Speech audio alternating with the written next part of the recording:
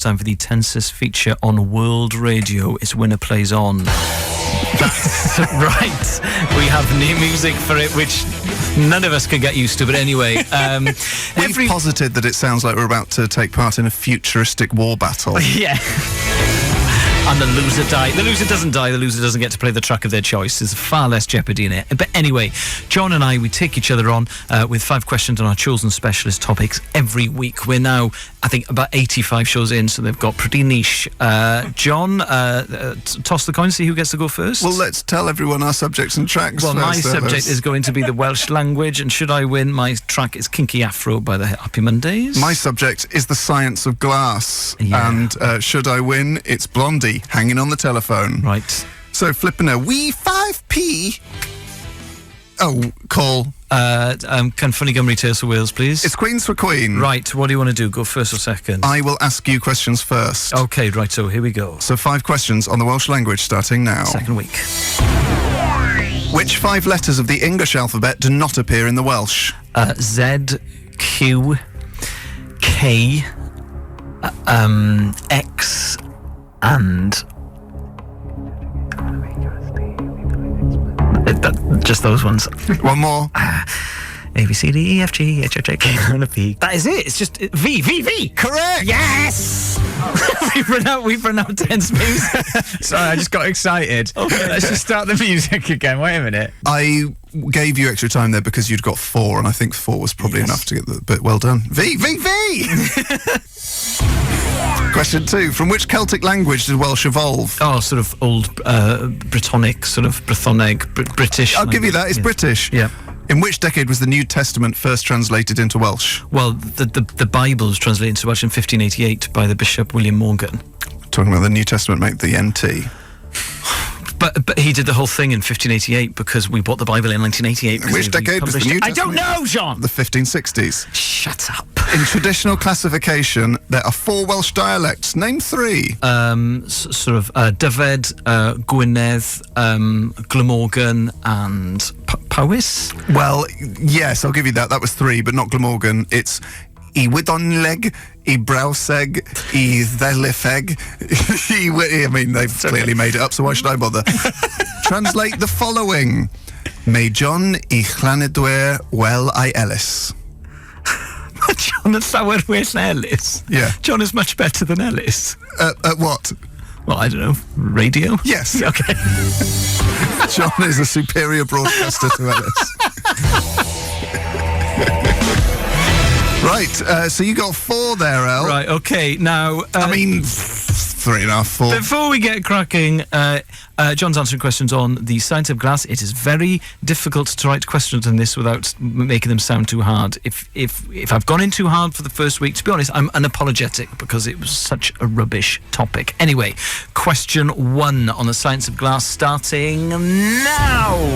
Glass is traditionally based on the chemical compound silica. How is silica more commonly known? Silicon. Sand. Oh, yeah. Question 2. What is the purpose of adding barium to glass? Makes it stronger. Well, it increases the refractive index. Yeah. I've got, I don't know, 1. I've got no idea if that's right or not. Thorium oxide gives glass a high refractive index and low dispersion and was formerly used in producing high-quality lenses.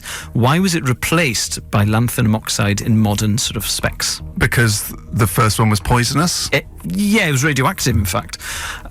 Question 4. What kind of extremely clear glass is used for fibre optic waveguides in communication networks?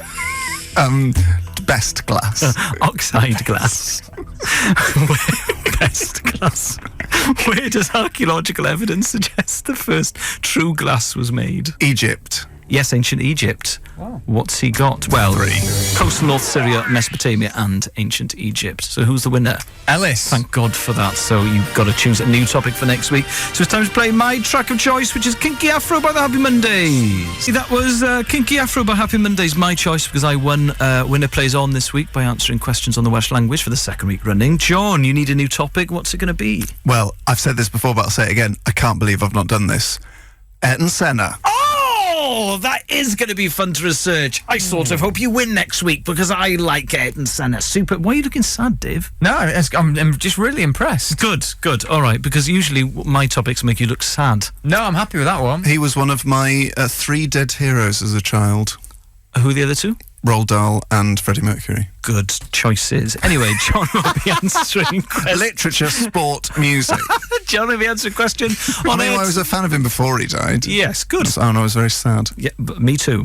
The same weekend as Roland Ratzenberger, and I think a lot of people forget that. He had a flag in his car that he was going to hold aloft when he won of Roland Ratzenberger's home country. Oh, well, that's one question I'm not going to use for next week. Anyway, well done to Senna and Roland Ratzenberger. It's time for the tensest feature on World Radio. It's Winner Plays On.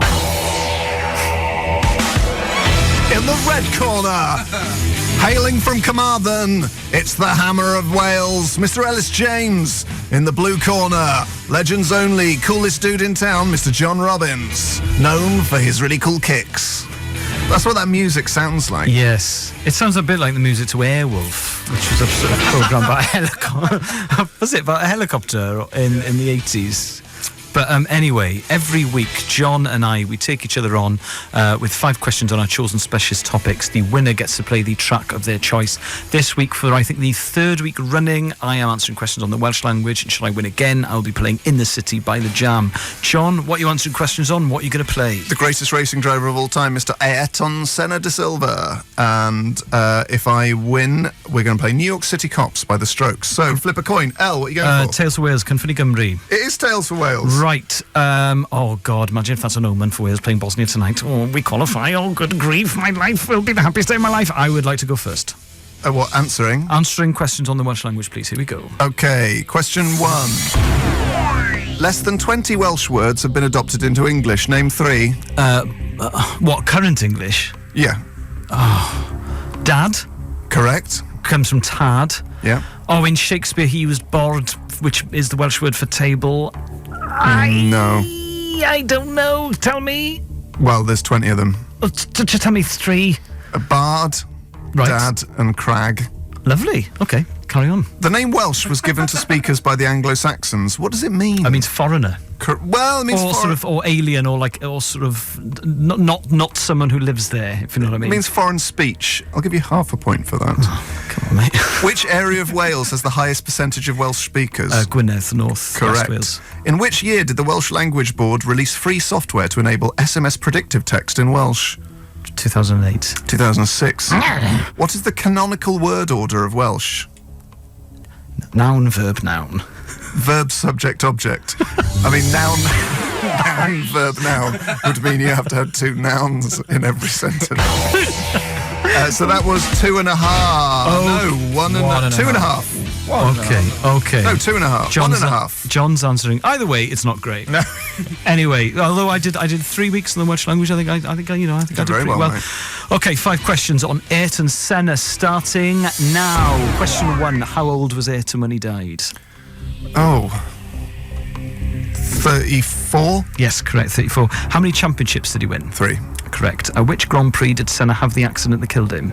It was Imola and San Marino. Correct. Bit of a dark question. Yeah. Name the first team Senna raced for. Tolman Hart. Correct. How many pole positions did Senna achieve in his career? 41. 65. Oh, it's 41 race wins! Oh dear. And That's all right, it's now full. the darkness of No, Robbins it's fine. comes. It's 41 race wins, 65 poles. Okay, so Robbins is the winner of this week's Winner Plays On. He gets to play the track of his choice. It's New York City Cops by the Strokes. By the Strokes. New York City Cops by the Strokes. My treat for winning Winner Plays On this week on the subject of Ayrton Senna. Elis, you've got to change topics. What's it going to be? I'm saying goodbye to the Welsh language. I'm saying hello to the Russian Revolution. Oh. Get your GCSE history textbooks out, guys. I know nothing about the Russian Revolution. Everything I know about it is based on the Woody Allen film Love and Death. Oh, right, okay. Well, I might watch that in revision then. Yeah. But if not, I'll probably just read one of my books on the Russian Revolution. Was Have a there great just time doing it. Was there just one Russian Revolution, so I don't get confused? Oh, well, I suppose there were 2 in the same year. Really? Yeah, I mean, it sort of happened twice, if you know what I mean. But anyway, the 1917 Russian Revolution, you can, it was February and then a couple of months later, I can't remember. But anyway, I need to do some revision. I might ask Tim Key for some questions. Why is he into the Russian Revolution? He's obsessed with Russia. I know he speaks a bit of Russian, but I didn't know he was obsessed by the Russian Revolution. But still, Well, Russian stuff. Get Tim on board. Will Great. do. Good, do that. It's now time for Winner Plays On, listeners. The intensest feature on British radio. That's right, every week, John and I, we take each other on with 5 questions on our chosen specialist subjects. The winner gets to play the track of their choice. John, it's the second week for him with Ayrton Senna. What are you going to play should you win? So Young by... Suede. Lovely stuff. I'll play The Killing Moon by Echo the Bunnymen. I answered questions on the Welsh language for 3 weeks, but now it's my turn to answer questions on the Russian Revolution. Boring. It's not boring. It's very, so very boring. So I'm going to flipping a £2 coin because I'm earning. L. Tales for Wales, Confetti Gymru, please. It's Queens for Queen. Righto. I'll ask you questions first, please. Okay. Right, 5 questions on the boring revolution. If it was boring, it wouldn't be on the GCSE history syllabus. Starting now. There were 2 revolutions in 1917. In which months did they begin? February and October. Correct. Following the revolution, Russia finally adopted the Gregorian calendar. Which had they been using until then? The Julian. Correct. Which 3 countries declared independence as a result of the revolution? Of Finland, Georgia, the Ukraine. No, none of those are correct. What were they? Estonia, Latvia and Lithuania. Interesting, okay. Interesting sort of relative term. What does the term Bolshevik mean? Oh, there were 2 types of... It was Bolsheviks and the Mensheviks. It's a type of communist. I don't know. It means one of the many or majority. Which major event leading to the revolution took place on the 22nd of January 1905? Oh, well, there was the 1905 Russian Revolution, and didn't the Tsar Nikolai die? No, I don't know. Tell me. Bloody Sunday. Interesting. Okay, you got 2. A strong start. 2 out of 5. Yeah, but tailed off. Unfortunately, my GCSE history notes are at my parents' house in the attic. Anyway, 5 questions, John, on Ayrton Senna, starting now. Question 1. In 1989 and 1990, Senna and Alain Prost had collisions at which Grand Prix? Collisions which would determine the eventual world champion. Japanese Grand Prix. Correct. How many pole positions did Senna hold in the 1988 season, breaking Nelson Piquet's record of 9 from 1984? 11. 13. Which British triple world champion did Senna stop speaking to after a controversial interview? Jackie Stewart. Correct. How many career wins did Senna have? 41. Correct. What was the last Grand Prix Senna won in 1993? Australian. Correct. 4. Yes. Not as interesting as the Russian I'm Revolution. so glad I don't have to read about the Russian Revolution ever again. Okay, well anyway, play a track. I'm going to play So Young by Suede. It's about the past. Irish blood, English heart. Quite the combo from Morrissey. But before then, you had So Young by Suede, which was my treat for winning Winner Plays On. Which means, Elis, you've got to choose a new topic for next week. What's it going to be? I'd like to study legendary Scottish footballer. What? Legendary Scottish footballer. Right. Kenny Dalglish's reference to the fact he's always mumbling. Vin got it. Yeah, but that's because you told me Kenny Dalglish earlier. It was good humour. It was good humour. Okay, Kenny Dalglish versus Ayrton Senna. Oh, it's a I bet they'd matchup. have got on. Do you think they would? Yes. Maybe not. Both very single-minded, although Senna would not have understood Kenny Dalglish. No. Imagine that. So I'll look forward to researching that for next week. You're listening to Elis James and John Robbins on Radio X, and now it's time for the Tenses feature on World Radio. It's Winner Plays On. That's right. Every week, John and I, we compete over 5 questions on our chosen specialist topics. The winner gets to play the track of their choice.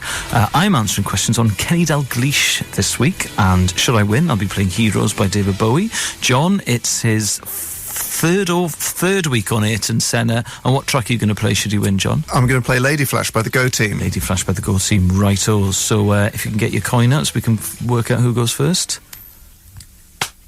Tales of Wales, please, Cynfynnu Gymru. It is Tales for Wales. I'd like to ask you questions first on Ayrton Senna then, please, John. Absolutely fine. Righto, okay. 5 questions on Ayrton Senna, starting now. Question 1, how many podiums did Senna achieve in his career? How many podiums? Yeah. 69. 80. Question 2, what was his first Grand Prix win? Portuguese. Yes, 1995. How many Grand Prix did Senna win with Lotus Renault? 4. Yes, correct. How many times did Senna win Monaco? 6. Correct. In 1994, Senna was finally able to join Williams. What was his reported salary in dollars? Per annum? Yeah. 2 million? 20 million. Really? So, Christmas Day. right. How many did Dave get? How many did 3. John get there? 3. Okay, I need to beat 3 on Kenny Dalglish. I'm ready, John. Okay. Ready. Question 1. How many goals did King Ken score for Liverpool? I don't know. You don't know? 118. Which manager signed Kenny Dalglish to Celtic? To Celtic Jockstein. Correct. Kenny wore the number 7 shirt at Liverpool. Who did he inherit it from? Kevin Keegan. Correct. In total, as both player and manager, how many times did Kenny Dalglish win a league title? What, at Liverpool or in total? In total. Of all the teams he managed or played for. I'll give you a bit of time on that. 9 at Liverpool, he won 4 at Celtic, that's 13. He won 1 with Blackburn, that's 15. He went back to Celtic, but he didn't win it then. He didn't win with Newcastle. He didn't win with Liverpool second time, about 15. 14. Your maths was correct as well. You just added it up wrong. Oh, story of my life. How much did Bob Paisley pay for Dalglish, a British transfer record at the time? £440,000. Correct! It's a tie. Oh. This is the tie music. I love it. So, as ever, we complete a tie-break off-air. Producer Dave, would you like to tell listeners what the question was? Oh, I'm so historically bad at these. Elis is the world's worst guesstimator. Now, as we were chatting about scams before, Yeah. what I've gone for is an article that was written in the Daily Telegraph in 2014, Yeah. stating how much money supermarkets lost per year. And that's so As a result of theft. As a result of shoplifting and theft, absolutely, John. So I got 2 figures from you two. I think Elis has got it right. What Okay. are the figures? So the figures are: Elis went for 140 million. Yeah, John, you went for 390 million. yeah. And the answer is 1.6 billion. So John wins. Robin's closest.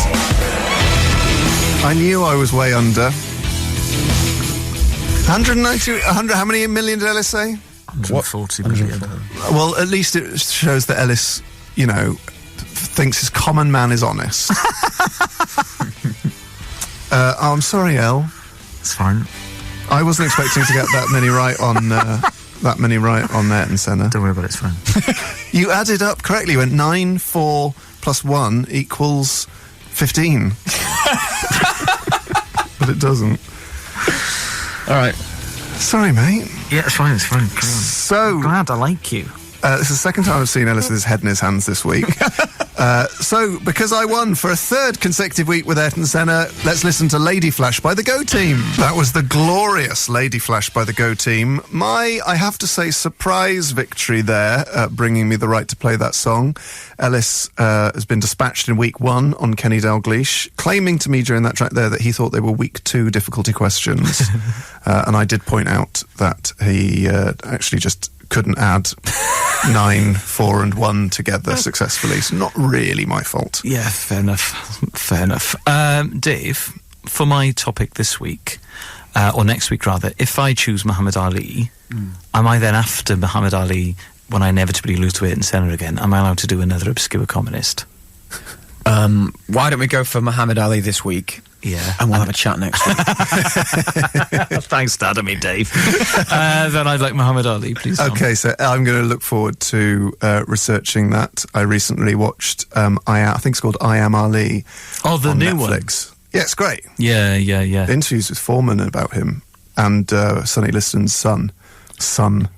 My girlfriend didn't think that George Foreman was a boxer. She just thought he was a grill guy. Oh, dear. That's a shame. I think a lot of people would think that, though. Yeah, I think a lot of people would. But not people in their 30s. Yeah, but I mean, he retired before she was born. But I still think it's amazing. But I can imagine lots of people think he's just a jolly bloke who sells grills, as opposed to one of the greatest heavyweight boxers of the 20th century. I guess the equivalent of someone thinking Roger Federer just makes clothes. Yes. Or another example. What's another example? Why don't we play a track? Or that rapper just makes headphones. Good example. Or Dion Dublin just plays the dube. That's his instrument that he invented. Yes. Or just presents Homes Under the Hammer. Yes. Thank you. Or that Dominic Littlewood just does TV about sort of cowboy builders, when in reality he ran his own successful business for a number of years before going on telly. Yeah, it's not like that, though. No, it's not like that. Go. Stop proving me wrong when I am wrong. Every week, John and I compete on 5 questions on chosen specialist topics. The winner gets to play the track of their choice. I'm answering questions on Muhammad Ali this week, and should I win, I'll get to play Here Comes Your Man by Pixies. John, what are you answering questions on? What are you going to play? Answering questions on Ayrton Senna for the fourth week. Yeah. So I'm a 3-time champion with Ayrton Senna, just as he was a 3-time champion of the World Championship. And I will be playing Street Spirit by Radiohead. Righto, okay. Have you got the coin ready? I have. It's a hefty pound. Okay, toss it, mate. Tales for Wales, Cynffoni Gymru. It is Tales for Wales, and it's a leak, mate. Oh, is it? Does It's it the Welsh play one. Louis Glad? Is it one of those ones? Yes, it does. Lovely stuff. Can I have it? No. Okay, all right, okay, fine. Just thought I'd ask. I'd like to ask you questions on Ayrton Senna then, please. He's got a little smirk on his face. I reckon he's gone really deep. No, I haven't actually. I haven't, particularly, Okay. bearing in mind it's the 4th week. Next week, it will be stuff about his brother and sister. His nephew Bruno. Okay. Questions on Ayrton Senna starting now. How many Grand Prix did Senna take part in? That's a good question. 143? 162. Senna signed with Tolman Hart in 1984. Who did he also test with prior to signing a contract with Tolman? Williams. And there are another 2? Yeah. Ferrari and McLaren. Williams, McLaren and Brabham. So I'm afraid I can't give you that. Name the FIA president who Senna believed had helped Alain Prost secure the 1989 world title following his disqualification after a push start doing the Japanese he's Grand that Prix. awful man in the Senna documentary. Yeah. Is it Flavio something? No. No, I can't It's remember. Jean-Marie Balestre. Yeah, awful man. Big glasses. Following his push start at Suzuka, who did Senna take the lead from only to later be disqualified? PK?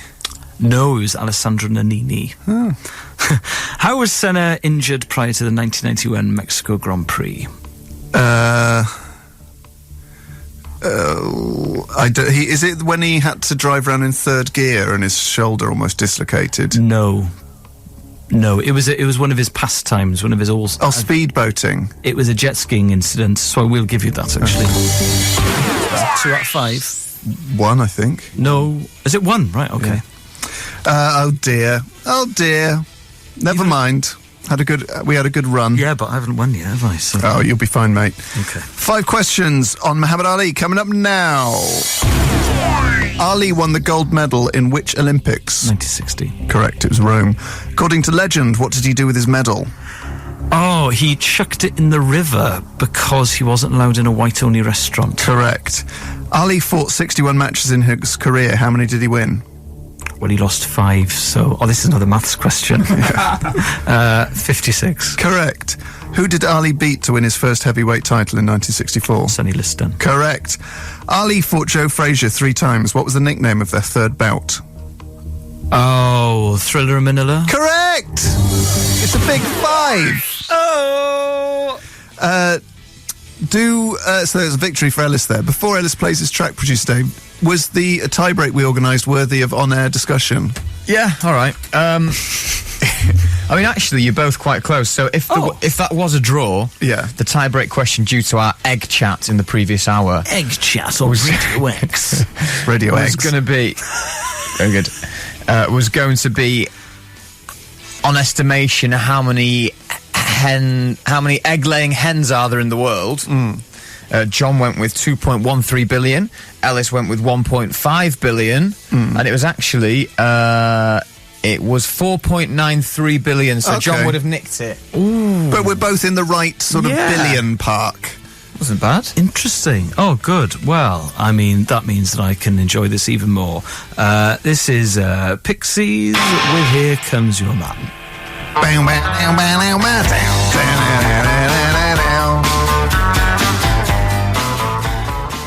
Here Comes Your Man by the Pixies. You listen to Ellis James and John Robbins on Radio X. The sweet taste of victory. I Win Winner plays on this week by answering questions on Muhammad Ali. So I'll be answering questions on him next week. John, you're going to have to change your topic. You had 4 great weeks with Ayrton Senna. What's it going to be?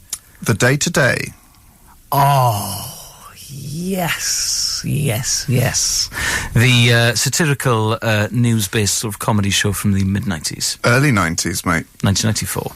I would say it's 1994, and I would say that is. Yeah, that well, is if you're right, that 90s. is the mid-90s. But you. so, yes. So great. Well, that'd be a lots of fun to research and ask questions on. I think it's one of the most iconic comedy shows, certainly of the 1990s. It's the best comedy show of the 1990s. Better than Partridge. Yes. Interesting. Well, better than season 1 of I'm Alan Park. Yeah, but what, the one from 97 in the Travel Tavern? Yeah, I think season 2's better. I'm one of the very few contrarians, but given that I am an expert and correct, that is the right point of view. I do think the Day-to-Day is better than the first series of I'm on Partridge in the Travel Tavern. It's very difficult to compare. They're very different sorts of shows. Like apples and oranges. Yeah. Great. Well, I mean, it's very difficult to compare an apple and orange. No, it's not. Yeah, They're it both is. round. One of them's orange. No, but they're different fruits, so you can't say, oh, that's a good orange, that's a bad apple. But by that so I extension, prefer- you would say you can compare apples and apples. Yes. But they're both apples. Yeah. So you'd say, well, I think Brayburn's better than a Pink Lady. Do you? What about Pippins? Do they even make those anymore?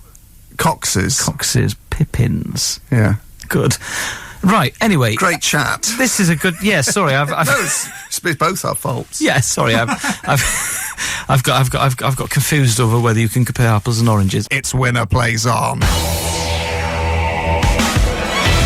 questions each, 2 specialist topics, 1 chosen track. This is the Battle Royale. Winner Plays On. Elis, what's your topic and track? Topic: Muhammad Ali. Track All Around the World by Oasis. Second week on Ali. My topic is the day-to-day. My track is Debaser by Pixies. I didn't ask for that. I asked for Gigantic. You asked for anything. Oh, Yes, did you I? did, actually. You did ask for We could change it. Do you want me to change it? Yeah, can I have Gigantic, please?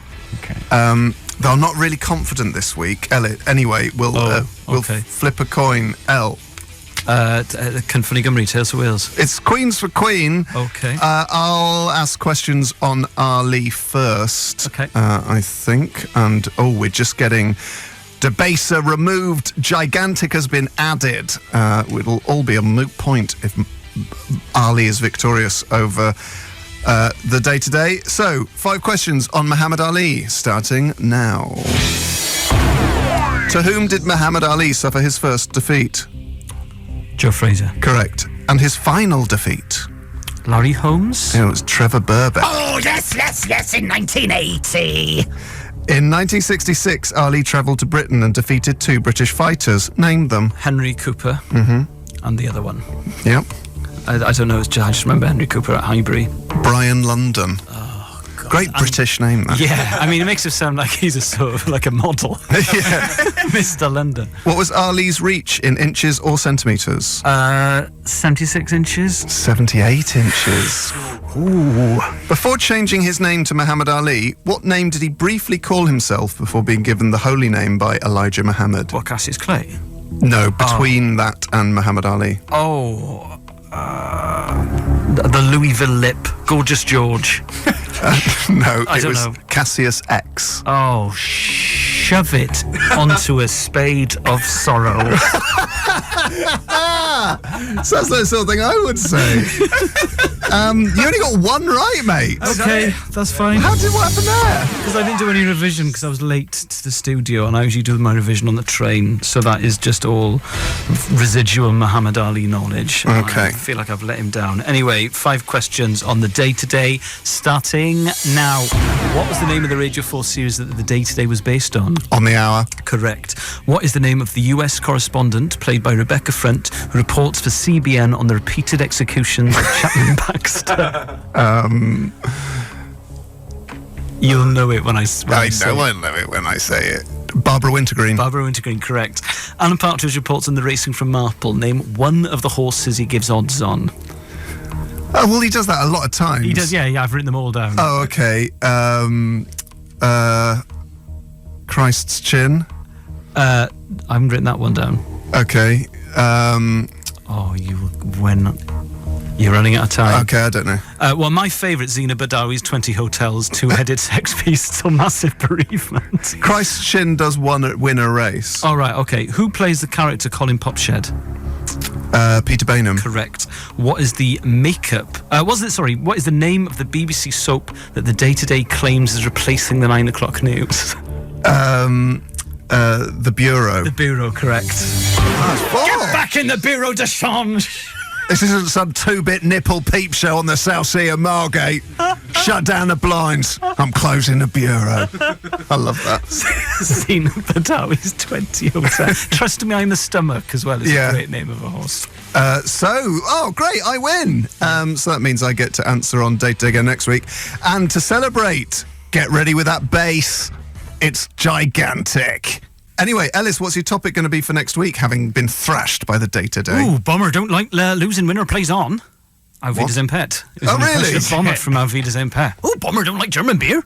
Okay. Oh, Bomber Man! I cannot wait. Praise You by Fatboy Slim. As that track was playing, I speculated to producer Dave that Fatboy Slim, Norman Cook, would be good fun in a pub situation, at which point Dave pointed out that he no longer drinks. So he just went, yeah, okay, well, maybe many years ago. However, that's not what I'm going to talk to you about. I'm going to talk to you about Winner Plays On. That's coming up next, the Tenses feature on sort of world radio.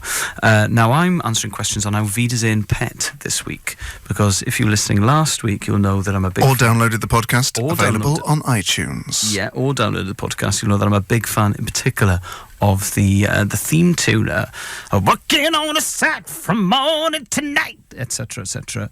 Now, friend of the show, Joe Bohr, a very good comedian, and he does a lot of TV warm-up as well. And a very promising young footballer. He is an excellent footballer. Oh, come on. We play Canadian football on He's got one hole in his game. What? That he doesn't ever pass the ball. He never passes, no. But when he is on the ball, Yes. He's got If nice you want a thighs. man to beat 3 midfielders and then run the ball into the corner flag and then lose it, he is your man. Yes. Oh, he does try speculative 40-yard sort of Gerrard Hollywood passes as well. But then occasionally. everyone does that at comedians football. Yes. But anyway, Joe is. I think he must have played at quite a high level when he was a kid. I think he must have done, because he's Yes. way better than the rest of us. But anyway, Joe Bohr met Tim Healy, who was in Auf Wiedersehen Pet last night at a gig. He's a fan of the show. He told Tim that I'm answering questions on Auf Wiedersehen Pet. Maybe Tim Healy misunderstood. I don't know. Because he left us this video. It's a threat. It's really, a threat. isn't it? Yeah, if you could play the clip, Dave. Hey, listen, Elson, John, right, I've got your names now, son, right? This doesn't stop, I'm telling you, the Geordie Mafia's going to be down there. Mr. Neil and all the boys. All right, short. That is a real-world threat from Ian Healy. Tim Healy. Tim Healy. You're having Ian an awful Healy's- day with names Ian today. Healy's I'm Ellis James. an Australian wicketkeeper. Tim Healy has threatened us with not only the Geordie Mafia, but also Jimmy Nail. And let me remind you that Jimmy Nail has crocodile shoes. Yes, although his wife is a Welsh speaker, so maybe I'd charm him with that. Oh, really? Yeah. How do you know that? He sent his kids to the Welsh school in London. Because she's from Llanelli, yeah. It's like a fact my mum has about London before I moved to London. But yeah, Are you going to send your kids to the Welsh school? It's the other side of London. It's as far away from where we live as possible. But, who knows? We've got a couple of years to decide. Oh, this has taken quite a serious turn now. Like loose women. Yeah. We'll be discussing the state versus private education debate up next. Well, that's not like loose women, is it? No, it's not. No, it would be. Oh God, I haven't watched it for years. It'd just be light flirting, and a very vague, broad strokes mention of current affairs. So, I've been banging it for. X. Elis James and John Robbins. Radio X. Woohoo, wow, indeed, Coldplay. That was Adventure of a Lifetime by CP. You're listening to EJ and JR on RX. Now it's time for WPO, where we P a chosen T and answer Q's on our S topic. For those of you not familiar with the feature, Elis and I compete to play a track of our choice over specialist topics. If you lose, you have to change topic for next week. Elis lost last week on Muhammad Ali, very surprisingly. And so it's the second week for the day-to-day, and Elis is answering questions on Auf Wiedersehen Pet. For those of you not familiar with Auf Wiedersehen Pet, it basically brings together all of Elis's key interests. Working class life, comedy and regional accents. Walking in the sun, drinking schnapps, having fun. That's my favorite. Oh, wow, Dave. Okay. Right, so let's toss a coin to see who gets to go first. Heads or tails, El? Tails for Wales, Cynfynnu Gymru, please. It's Queens for Queen. Right, so. I'll ask you questions on Auf Wiedersehen Pet first. Okay. Starting now. Who created Auf Wiedersehen Pet? Frank Rodham. Correct. Who played Brian Bomber Busbridge? Pat Roach. Correct. Oh, I was hoping you'd get those wrong. I really want to play my track this week. Yeah, I think my questions for you are too hard. Following a disagreement, what colour did they paint their shed? Brown. Yellow. What was the name of the Christmas special filmed in 2004? Oh, God. Bricks. Don't know. Au revoir. Right, okay. And who performed the theme songs Breaking Away and That's Living Alright? Joe Fagan, is that Correct. his name? Yes. That's three. Okay. Well done. I've got a horrible feeling that my questions are too hard. Ironically, bricks was the answer to a question that I didn't ask.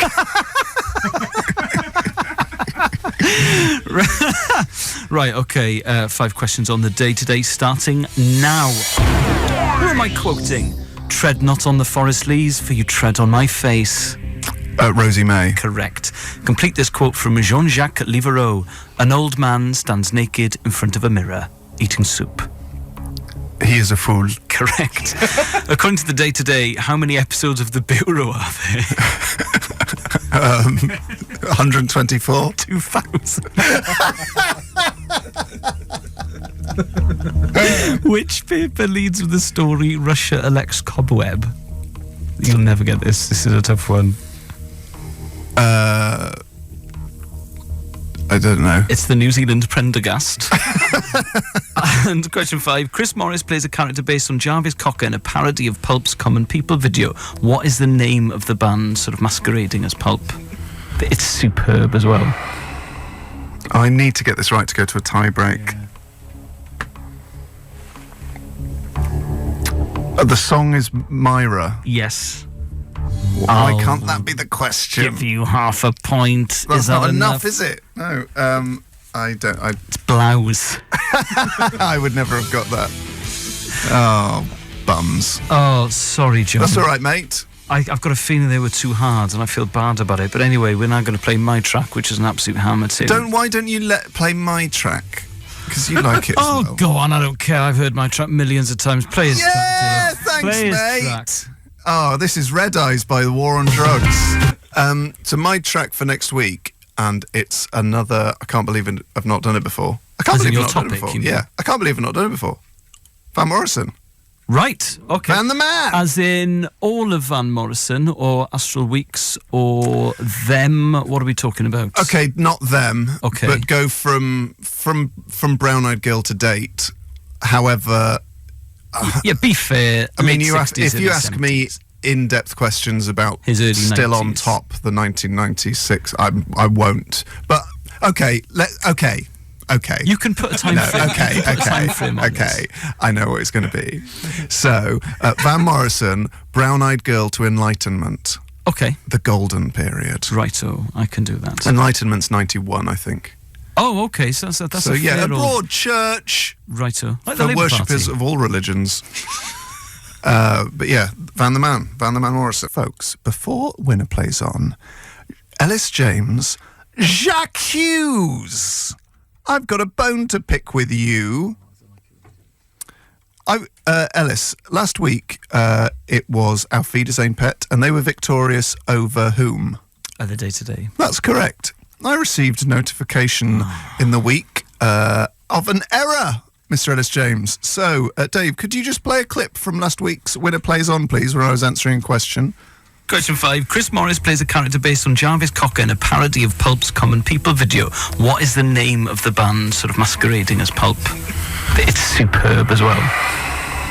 I need to get this right to go to a tie break. The question responsible for my downfall. The song is Myra. Yes. Why can't that be the question? Give you half a point. That's is that not enough, is it? No. I don't. Blouse. I would never have got that. How is that? How is that? Thanks for that, Dave. Oh, sorry, John. That's all right, mate. I've got a feeling they were too hard, and I feel bad about it. How is that wrong? Not only were they too hard, Ellis, they were Oh, it's too week 2. ill-informed. What was I answering questions on? The day-to-day. And on what series does the pulp parody band appear? Oh, it's Brassai. Correct. 1 point to Mr. Ellis James, which makes him victorious in the Who's the Worst competition. So just to clarify, folks, I was answering questions on the day-to-day. Ellis James, in a fit of pique, asked me a question on Brass Eye, which I had not revised and was not fair. Sorry, I'm very sorry. Luckily, if you remember, we played my chosen track anyway. Yeah. So, in a sense, justice was served live. And music was the winner. Ellis James and John Robbins. Radio X. Now it's time for one of the most competitive features on World Radio. It's Winner Plays On. That's right. Every week, John and I, we compete over chosen specialist subjects, over 5 questions, and the winner gets to play the track of their choice. I'm answering questions on Auf Wiedersehen Pet. John, what are you answering questions on? Mr. Van Morrison. 2 very, very different topics. Right, if you can get your coin out, toss a coin.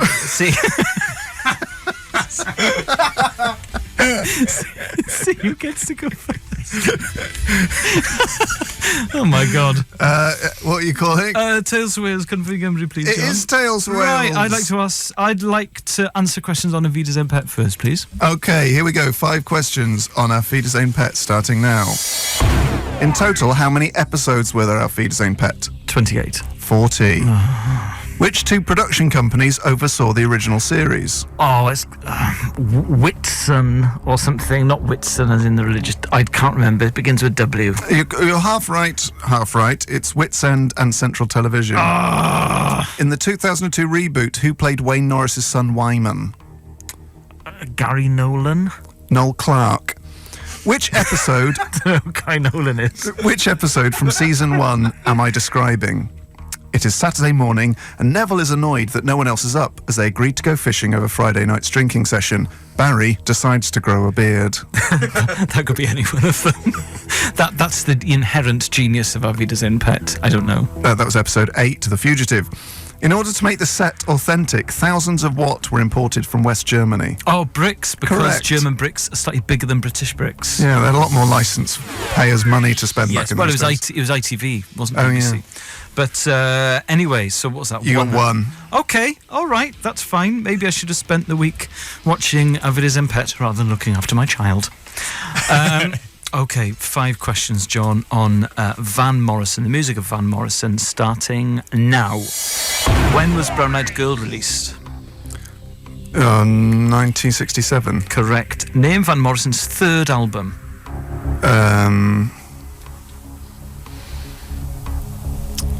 I can't believe I haven't got this, but I have got it. His Band and Street Choir. It's Moondance. No, it's his second album. No. Yes, it is. No, not Yes. according to his discography on Wikipedia. What's that saying is his first album? Well, I've got the questions. We'll have to check this later. Well, I'm going to check it because Moondance is his second album. On which album did the 1971 single Wild Night appear?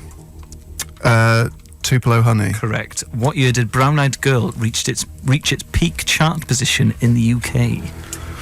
This is an amazing question. Amazing answer. 1974. 2013. It didn't chart at all in the UK until 2007, although it was a big hit in America. What is the song Orange Field named after? The school that Van Morrison went to. So, I mean, John is... I mean, he's roundly trounced me there. It's 3-1. Right, so you've claimed that Moondance was his third album. It's his second studio album. Blow in Your Mind was like a compilation of stuff. It wasn't an necessarily official Van Morrison release. Well, I mean, there's no need to call a steward's inquiry because you've won, but Yeah, there 3-1. is definitely a sour atmosphere in the studio. Hopefully we'll go some way to assuage that sour atmosphere by playing John's track of choice. Yes, this is Someday by The Strokes. That was my treat for winning Winner Plays On, where Van Morrison trounced Auf Wiedersehen Pet. 3.5-1, I think we've agreed during that track. So, Elis, you need to pick another topic for next week. What's it going to be? I can't believe we've been doing this show for almost 2 years and I haven't done it. The Simpsons. Oh, But lovely stuff. the glory period when it was the best programme ever made, so 91 to 97, 98. It's quite vague terms. It is quite vague. I'll find Well, out. up to season 10. Yeah, that's a good way of doing it. Up to Okay. season 10. First 10 seasons of The Simpsons. Also, Dave, without tiebreak, I'm dying to know, I think I might have been wildly wrong again. Oh, well, we need to Can you- bring the listeners into this huddle. So before, in order to save time, in case of a tie, before we play Winner Plays On, producer Dave will organise a tie break based sometimes around contemporary questions, other times general facts, and it's a guesstimation round essentially. And Elis historically is the world's worst guesstimator. I mean, like, that doesn't fully imply just how bad at guessing I am. I mean, it's unbelievable actually that how wrong I can get it. So, producer Dave, what was the question? The wettest month in the UK is October, with an average of how many millimetres of rain Yeah, was the question. across the whole month. Across the whole month. Okay, in the UK. in the UK. What's Ellis gone for? Alice has gone for 32 millimetres. Right, 32 millimetres, so 3 centimetres of rain falling in an entire month. Yeah. Okay. Yeah, what I have I immediately gone for? regret that. I think I'm probably low. 428 millimetres. Okay, so that's 42 centimetres. 42 cm What's of the rain. real? It feels like 71 millimetres. So Alice is closest. No, I don't believe it. I don't believe it, actually. I got one right. I don't believe it. I only teed you I up for that don't because I believe thought it. I was going to be amazingly wrong.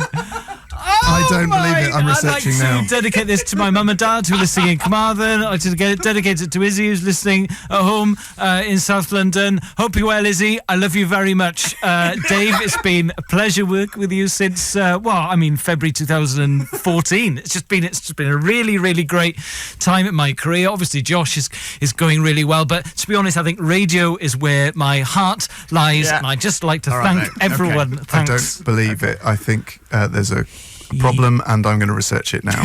John, And before then, I don't want to we be will- one of those people who says that they can see a person's aura, but I can see John's aura, and it is black. He is so angry. I'm actually going to think find we out should- something I that actually proves think I'm we right, because there's no way. This Okay, is- well, We've got music coming up from Franz Ferdinand and Catfish and the Bottlemen. I'm not sure if John's going to be coming back to broadcast. Time now for Tense Fun Quiz. Winner plays on. That's right. 5 questions, 2 topics, 2 songs, 1 toss of a coin, 1 winner. This is a bit of the show where me and Ellis compete to play a track we want to play. Ellis lost last week, so what's your topic for this week, Ellis? The Simpsons, which I love, but I haven't revised as much as I wish. Well, I haven't revised. Are you looking at the Wikipedia page now? No, I'm looking at your questions. Great. You shouldn't have flashed up that phone there, because we've established that I've got the best eyesight in the world. I might have scanned them all there.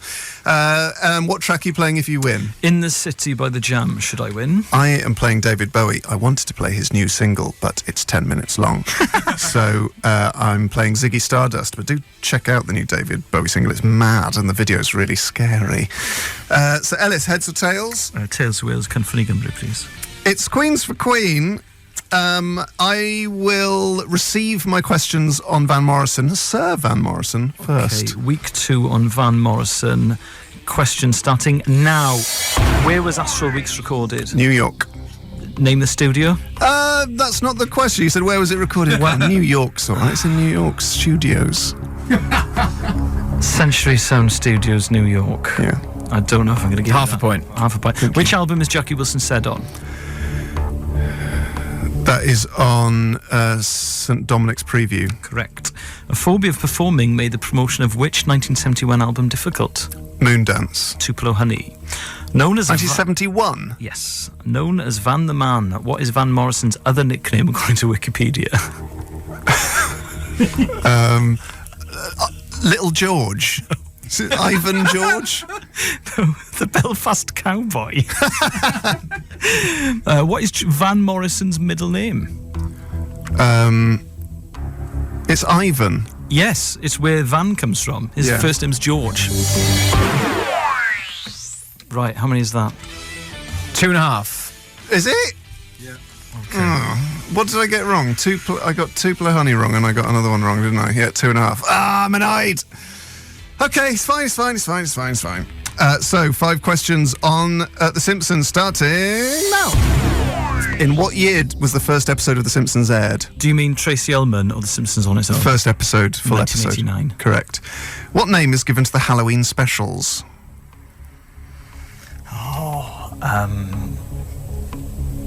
Simpsons House of Horror? Tree House of Horror. I did not know that. Fridge magnets. Says sand on it.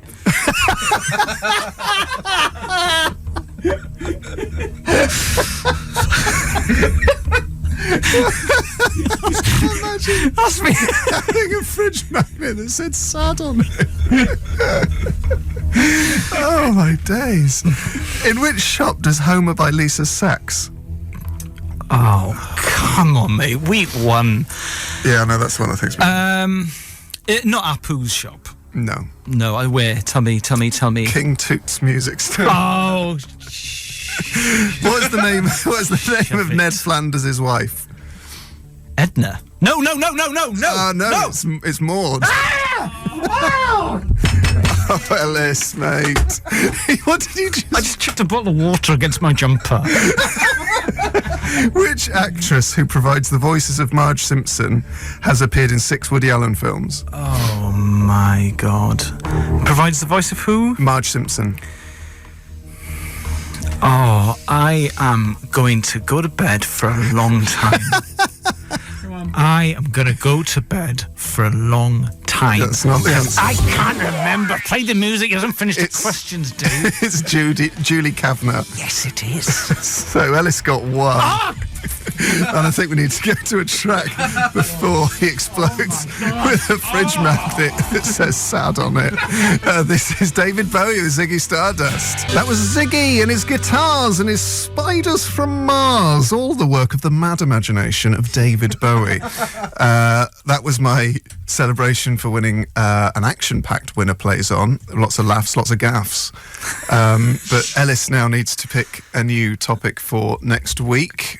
Can't wait to see Dave's face. I would like to do 1930s Everton goal machine Dixie Dean. Dixie Dean, the double D. they used to call Dave him. is thrilled about that. It was either that or the first £1,000 footballer, Alf Common, who went for £1,000 in 1905 from Sunderland to Middlesbrough, I think. I can't remember. That's a great name for an English Alf Common. footballer. My favourite footballer name's Bert Sproston. That's a good. No, what's happened to those surnames? No one's called stuff like that anymore. Bert Sproston. Bert Sproston, Nat Lofthouse. These are just the good old-fashioned names of yore. Anyway. If you know what's happened to the good old-fashioned names, do text in 83936 or tweet at Radio X. Or maybe you've got a good old-fashioned name. If you could have been a footballer in the 20s, do let us know. So Dixie Dean, please. Yes, Dixie Dean. I will revise Dixie Dean. And I hope you do, Ellis, to avoid a repeat of today's debacle. Yeah. But anyway, team... wasted The Simpsons. I could have done weeks on it. I love The Simpsons. I liked researching it, mate. I know when I hate researching Van Morrison. Why? Because it's hard. It's actually quite hard to write fair questions on Van Morrison. But you're 3 weeks in now, so next week I'm going to go deep. Deep into Van. Imagine that. We've got music coming up from MGMT and Noel Gallagher's Higher Think Bees. It's Winner Plays On. It's time for Elis and I to compete over our chosen topics, to play a track of our choice. Elis comes onto this on an almost Aston Villa-like run of form. He got such easy questions about The Simpsons wrong. Please don't. He got easy questions about... What was the other one you absolutely... Muhammad Ali. I didn't. Muhammad Ali. Oh, it's just been a... Simpsons. I think I let myself, and I let Matt Groening and the country down. Well done for pronouncing his name correctly. Yes. So- Why didn't you ask me that? Let's see if Elis can win for the first time in ages. His topic is Dixie Dean, the goal machine. Mine is Van Morrison for, I think, a third week. Yes. And if I win, I am playing November Rain by Guns N' Roses, all 8 minutes, 43 seconds of it. Elis, what's your track? McCalmont and Butler by... yes. Yes, by McCalmont and Butler. So you even got that question wrong. Yes, I You did. could have said McCalmont and Butler first. Right, heads or tails? Tears for Wales, Cynfynnu Gymru. It's Queen's for Queen.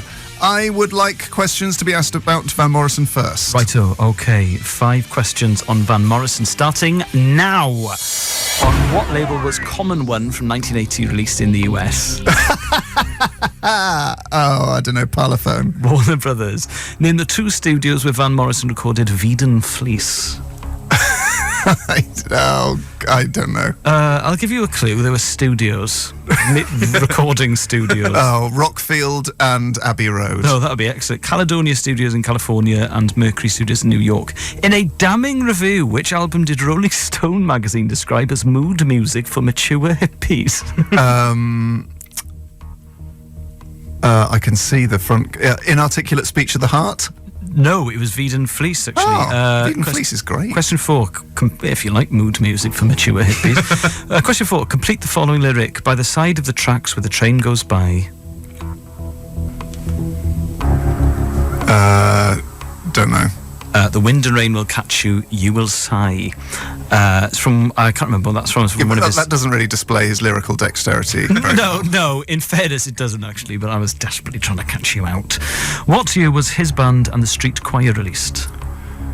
His band and street choir, 1972. 1970. Unlucky, mate. Absolutely right of you to go deep there. Well, all you need is one, Ellis. One. I'll be happy with one. It's the result that counts, not the performance. I hope I haven't gone too hard because you complained. Yes, you me too. complained about some of the hardness of the questions of late. So let's see. 5 questions on Dixie Dean starting now. Question 1. In the 1927-28 season, Dixie Dean scored 60 goals for Everton. What is a goal?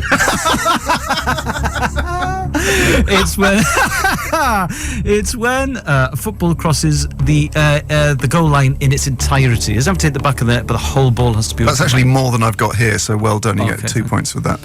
In what sport was Dean partaking when he achieved this feat? Was it A, football, B, paintball, or C, ballpoint pens? Football. It was football, Association correct. Football Soccer. Yeah, and which is more than I've got here, so you can have 2 points there as well. Question 3. Dixie Dean made his debut for Everton away at Highbury against which London-based team once managed by George Graham that have a tube stop named after them, which Thierry Henry may remember fondly, now known as the Gunners? That's correct, Elis. Arsenal. You get a point for that. A statue of Dixie Dean was erected outside which iconic sporting location? Goodison. Was it A, Goodison Park, B, Paul Parker Park, or C, Steve Redgrave's parking space? Goodison Park. It was Goodison Park. Well done, Elis. That was a tricky one there. Question 5. This is for a clean sweep. The vast majority of Dixie Dean's appearances were made on grass. What colour is grass? Green. It is green. Oh! Wow. Well. You finally researched. I mean, it's not my first Grand Slam quick clean sweep. That's 7, mate. You Yeah, got actually got 7 out of there 5 there. because your answers were It's so the first full. time I've got 7 out of 5.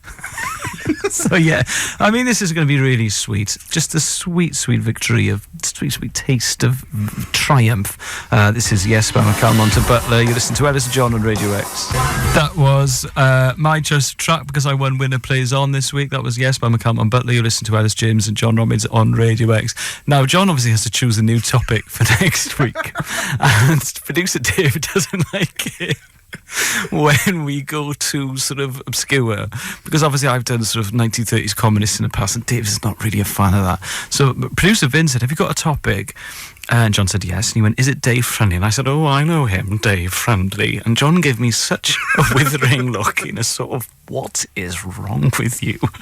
It was a fantastic facial slam. Well, just what it was. You said my friend Dave Friendly. Yeah, it was just really makes it like a joke a 5-year-old would make. I know, I can't It's the worst joke I've ever heard, but made me laugh more than some of the best. I can't quite believe that my brain thought it. My mouth said, "No, let's run with this. This is good. This will lighten the mood and the atmosphere in the studio." I've gone mad. Oh God! Oh, carry on. Tell us the topic.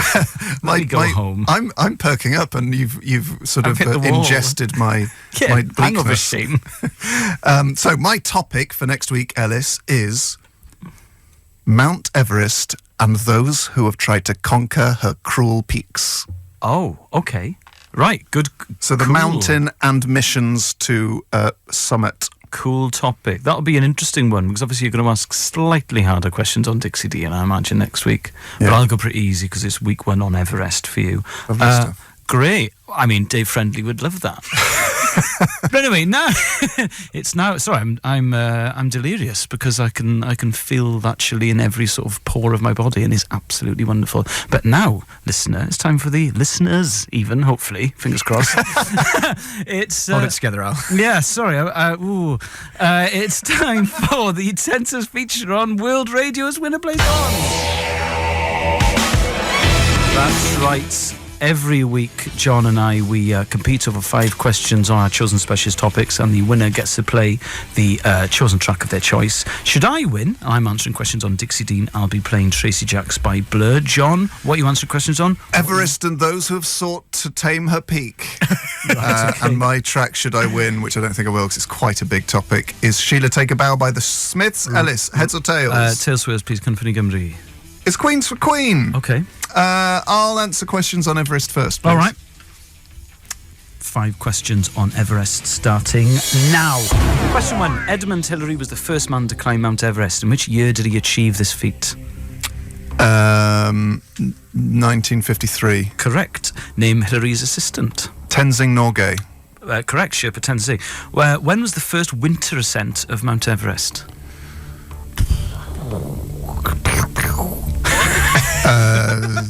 19... well, hang on. Winter ascent, what, they actually came back, or the first attempt? Well, they managed it. They actually came. Okay, 1979? 1980. When was the first attempt to climb Everest using bottled oxygen? 1924. Oh, 1922. Oh, John. The oldest woman to reach the summit achieved this feat in 2012. How old was she? This is incredible. 92. She was 73. Yeah, Oh. that's insane. 92. That is mental. Okay. Right. How many? So close. You were so close and so many. Only got 2. Right. Okay. 2. I'm ready, mate. Hit me. Okay, 5 questions on Dixie Dean. Where was Dixie Dean born? Oh, hold on. We need the tense music, John. Sorry. Here we go. Where was Dixie Dean born? Birkenhead. Correct. How many goals did Dean score for Everton in all competitions? 363. 377. Amazing, that. Dean scored 2 hat-tricks for England. Name either of the opponents. Scotland. No. With what team did Dean... Do I get a second go? No. With what team did Dean finish his career? Oh, God. It was an American team, I think. I can't remember. Ashton United. It wasn't an American team. So he's only got 1 so far. You Yeah. need this to draw. All right, mate. Dean had 2 jobs after retiring from football. What were they? He was a cleaner and a sort of... I'll sort of give you that. And he was like a Hoover salesman or something. No, He worked in a pub. he ran a pub called the Dublin Packet, and he was a porter for Littlewoods Pools. That's it. Wow. So I'll give you that, because Okay. that takes us to a tiebreak. Oh, no! So it's 2-all. No! And because we hand our tiebreak answers to producer Dave before the quiz, he's very excited about this, because I think Ellis's reputation for being a terrible guesstimator is not going to be changed today, producer D. Am I correct? Well, we'll find out. Let me just get the drone. Right. So I asked you both a tie-break question during the songs, separately. Yeah. So I've got an answer from both of you. The question was... John's the best. The question was, in what year was the first curry recipe published in English? Right. So that's the first ever curry recipe published in the language that is English. So, I mean, obviously, when you're looking to guesstimate this, you're thinking... England occupied India for an awful long time. Victorians were into sort of into curry spices. Yeah. So they would probably be around that time. So you're looking at the first ever Yeah. curry recipe that was published in English. Who shall I go to first? John, maybe give mine. Yeah, okay. Give mine. Well, the answer... We'll give... Yeah.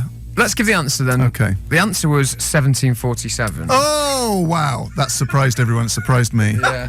John went for 1853. Oh, that's embarrassing. That is I'm embarrassing. a century out. I am embarrassed. That's quite far off. Oh, that is terrible. Elle, on the other hand, went for 1968. 1968. Shut up! Wow. The first curry recipe in English in 1968. Presumably, the curry houses that had existed in England until that time were just sort of using either guesswork or It was hearsay. or traditional And rumour. hearsay and- They were cooking them based on rumour. Rumour curries. You order a rumour curry and then you didn't know what to expect. Now, you said you misunderstood the I question. misunderstood the question because chicken tikka masala, the UK's national dish, that was invented much later than you'd think, and it was invented in England. It was invented in Leicester, I think, in the 60s or early 70s, and I got confused because I was thinking about chicken tikka masala because someone in Leicester said, "Where's the gravy?" and they'd come up with the sauce, and then it became very popular. So I was thinking about that and not curry. So I accept that I'm 2 centuries out. I think I'm just trying to check out when the first curry house in England. I think it was 1810. Oh, yeah. Well, I would have been vibing it like I do when I'm at home. For a century and a For half. a century and a half. It's a very difficult meal to pin down, curry. Well, what a treat, because I get to play my song, which is Sheila Takes a Bow by the Smiths. That was Sheila Takes a Bow by the Smiths, John's chosen track because he won Winner Plays On this week. Just to clear my name to an extent. Yes, I know that the first curry recipe in English was published in 1747, but chicken tikka masala was invented in 1971, and that is what confused me. I was actually only 3 years out because I said 1968. The fact is, curry is a broader thing than just chicken tikka masala. Someone's also pointed out on Twitter that were the first curry recipe to have been published in England in 1968, that would have made the creation of coronation chicken in 1952 a landmark achievement for all humanity. Yes, that's I love coronation chicken, the idea they just invented a dish to celebrate the Queen. It's not bad, actually. What was the last new food to be invented? Probably Nando's. But like, what was like the first most recent invented dish? It's funny though, because there are lots of things that people eat now quite normally that even 15 years ago were sort of very posh and weird. Like hummus is probably a good example of that. I've invented American hot dog mustard and ketchup on toast, which is exceptional. God. I mean, I mix those two things on hot dogs, but I would never... Lovely on toast in the morning. Oh, achafy. What? That's Welsh for... Oh, God. Is it? No, Was it's it? Welsh for that's disgusting. What's the word? Achafy. Ah. Oh, we had... Or if you're talking to a tiny little child, achapach. Lovely stuff. We're laughing and learning. So what's your topic going to be for next week, Elis?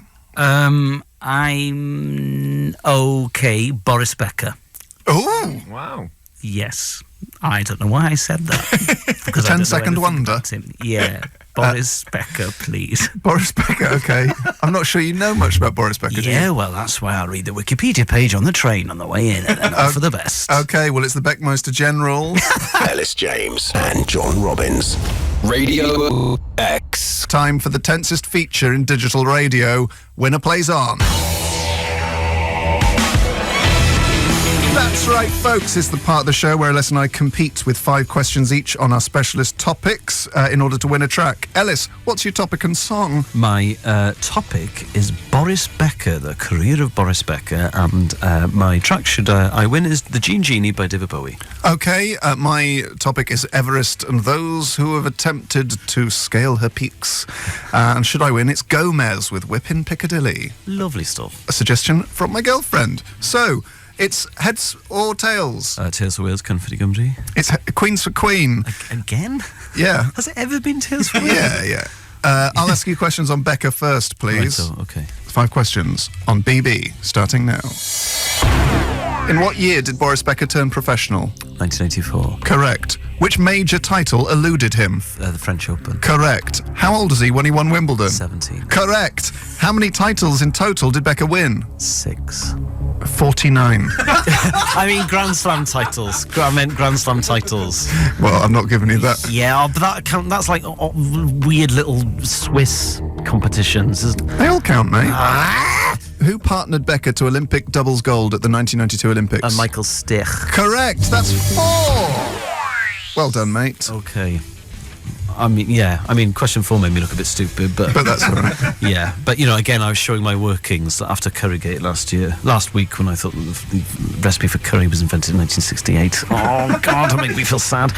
Right, John, 5 questions on Everest and those who have attempted to climb her peaks, starting now.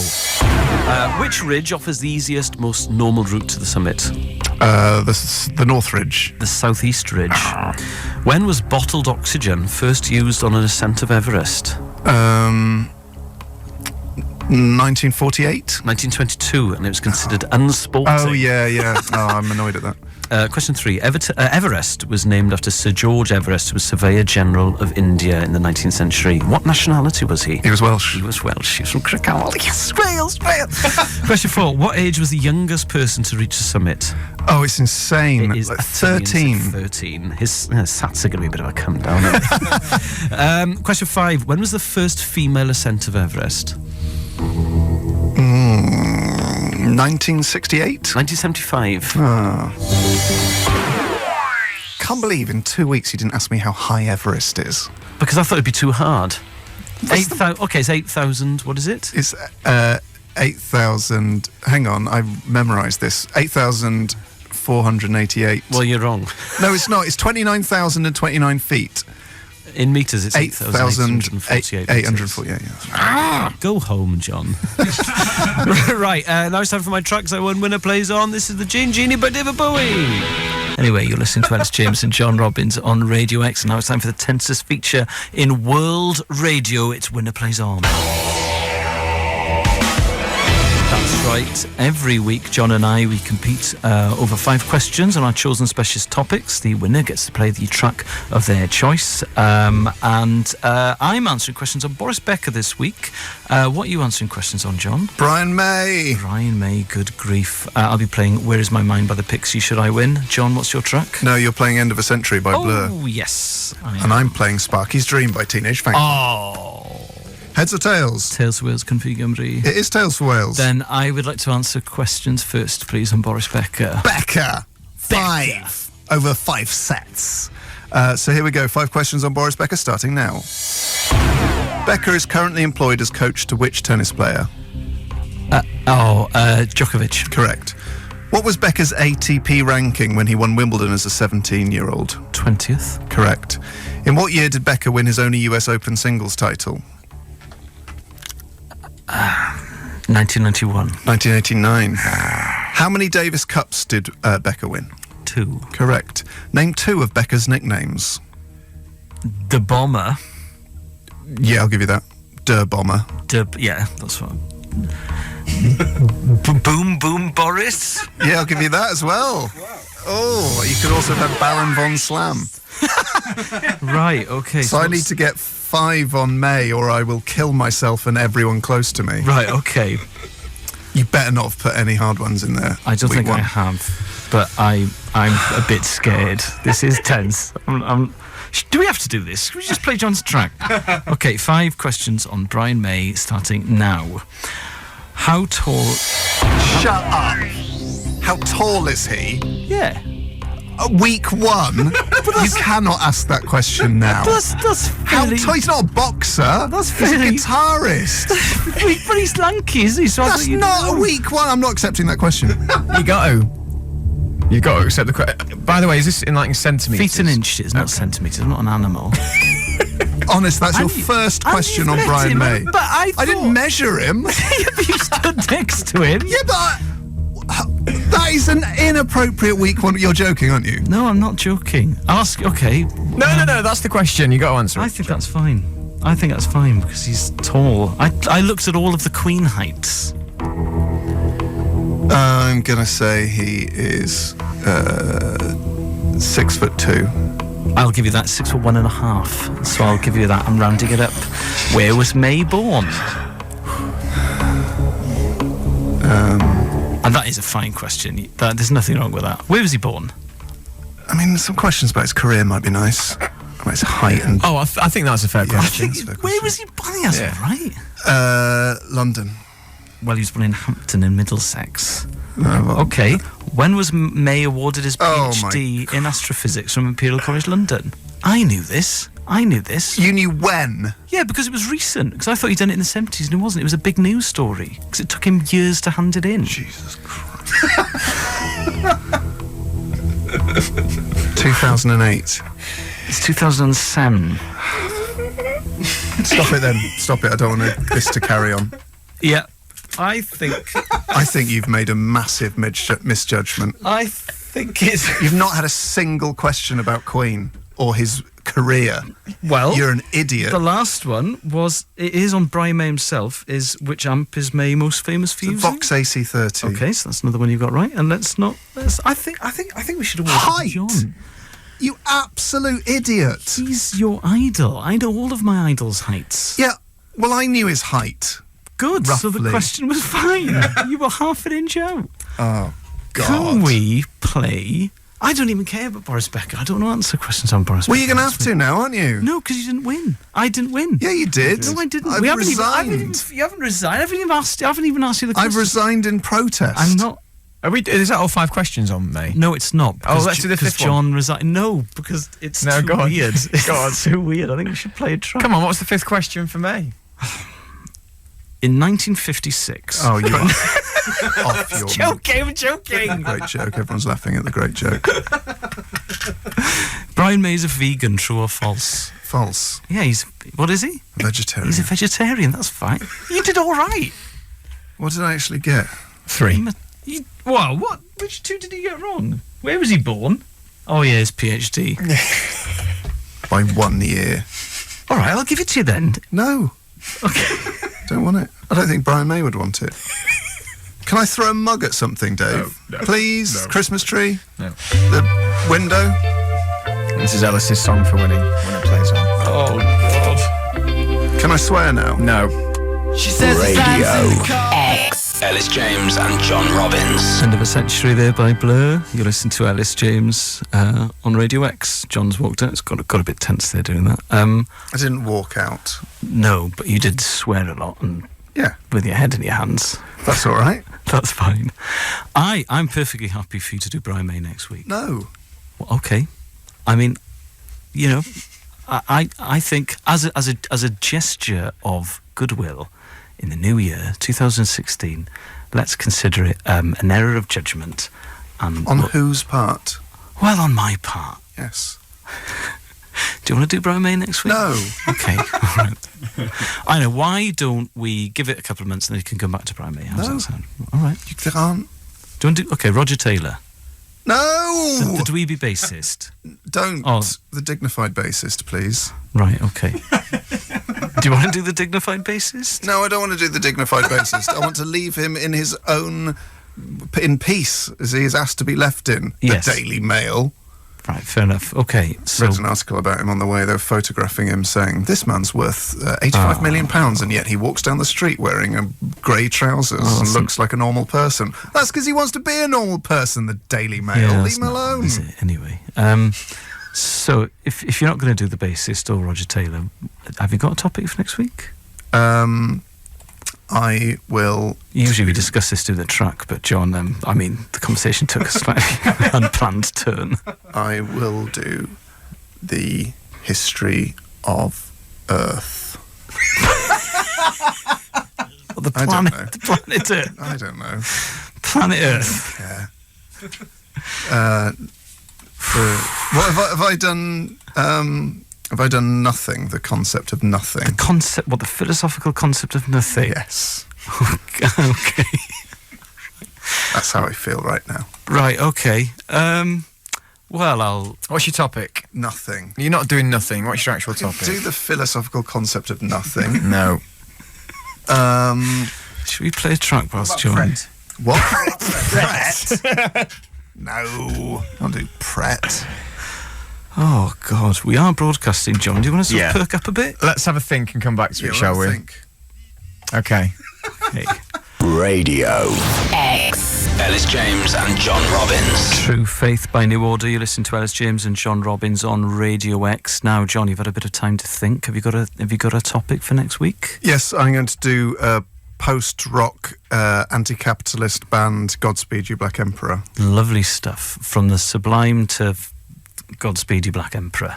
That's pretty sweet. That's good. I'll look forward to asking you questions on Godspeed You Black Emperor. And just for you, I'm absolutely not going to revise Boris Becker because I wish I hadn't revised him today. Good. Anyway, we had a clear out in our house in December, and I found, I don't know if you did this, I found a lot of diaries I used to keep from when I started out doing stand-up. So when you start out as a stand-up, you don't do a huge amount of gigs, you don't gig very, very often, so they all mean an awful lot, and they all feel very, very significant. So I used to write quite long diary entries after each show, seeing what I could learn, the things I would do different. Did you do that? No, I left that to the press.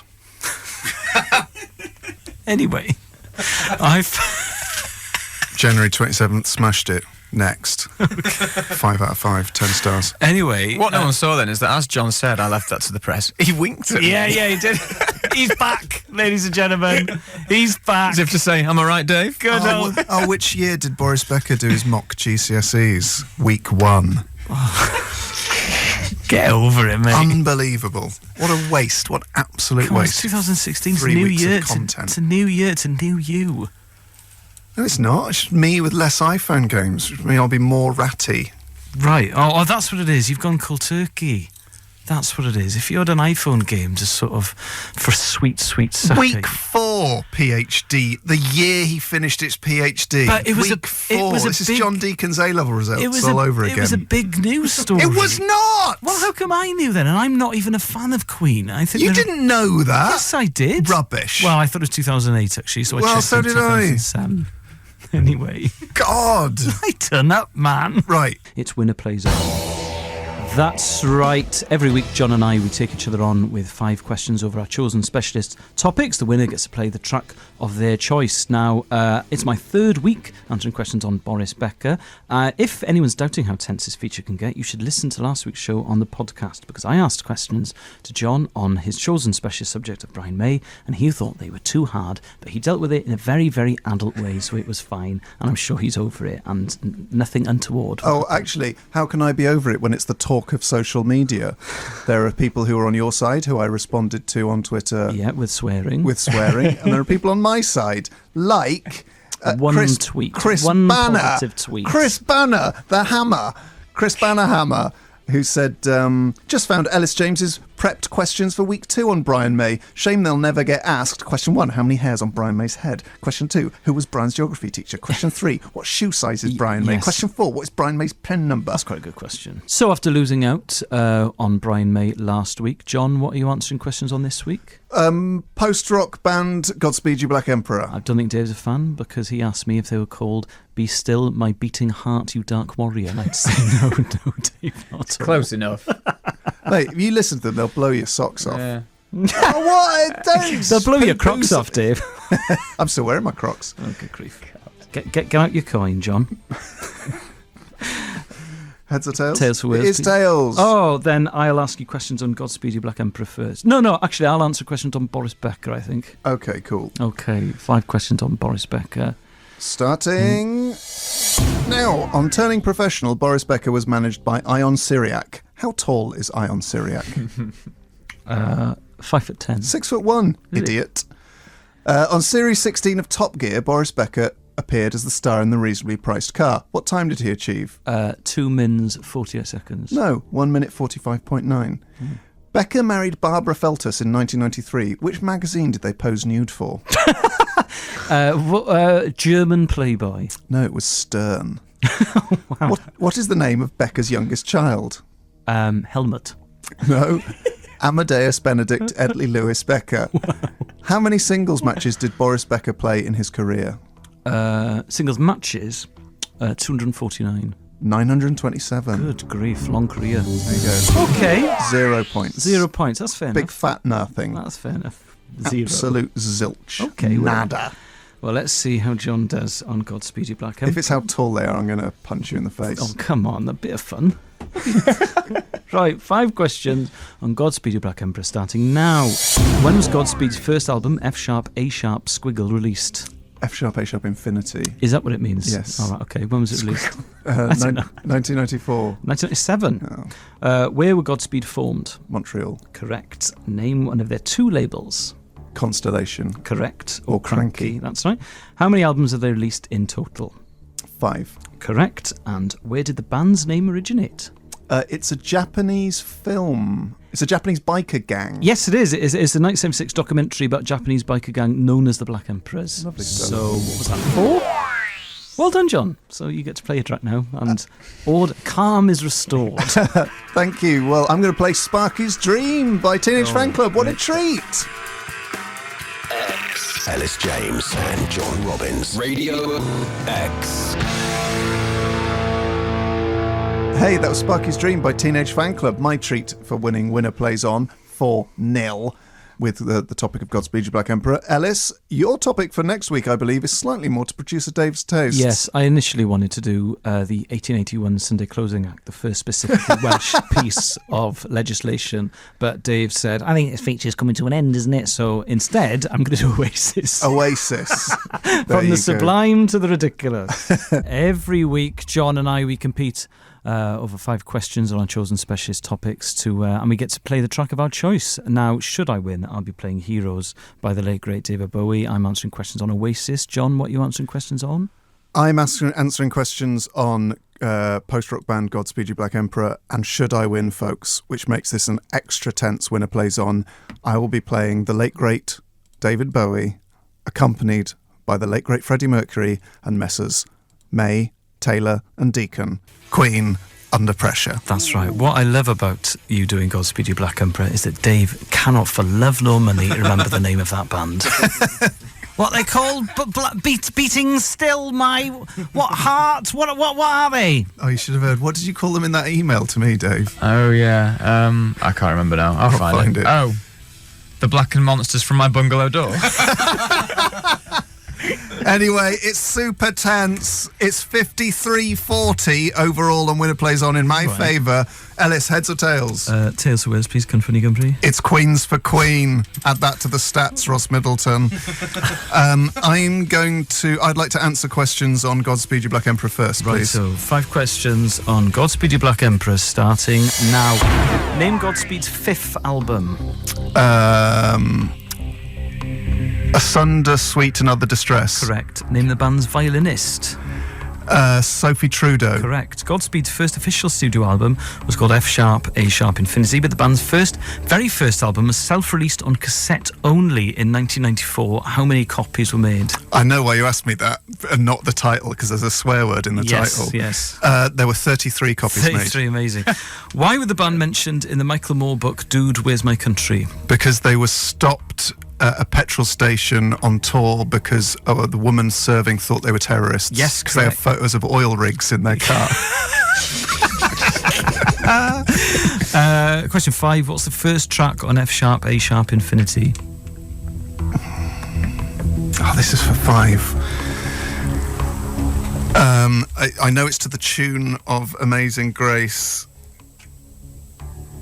I don't know. It's the Dead Flag Blues. Oh, that was the first song I ever heard of theirs. I didn't know that was first on the album. Right. 4 out of 5. Oh dear. I mean, it's obviously I've got to ask Ellis pretty reasonable questions on Oasis in order to make it fair. I haven't done any specific revision because my life has been my revision. But lordy, I really want to play Queen. Okay, here we go. 5 questions on Oasis starting now. What was Oasis's original name? The Rain. No, it was Pulse. In what year did it change to Oasis? 1992. It was 1990. No, the band hadn't formed in 1990. It changed to Oasis in 1990. Where are you getting these statistics from? The slogan, "Open Pore, Be Yourself Once More," first featured in an advert with which soap actor? Are we talking about Oasis the band? The band with Noel and Liam in it? Ah, you didn't make that clear. Oh, you absolute fridge. You complete fridge. I'll repeat the question. The slogan, "Open Pore, Be Yourself Once More," first featured in an advert with which soap actor? Leslie Grantham. It was Mike Reed. What was the name of the giant rubber duck that invaded a Japanese city in another of their adverts? Ichimo. No, it was Giant Rubber Duckzilla. Oasis has been available in the Ivory Coast since which year? 1998. No, 2013. Oh, really? Oh, Ellis, mate, 0. You complete coin. Everyone knows that Oasis was originally distributed as Pulse since 1966. Exactly, everyone knows that. Anyway, folks, it's 4-0 to Robbins there, which means an historic day. We get to listen in its entirety, with no interruptions, to Queen and David Bowie with Under Pressure. X. Ellis James and John Robbins. Radio X.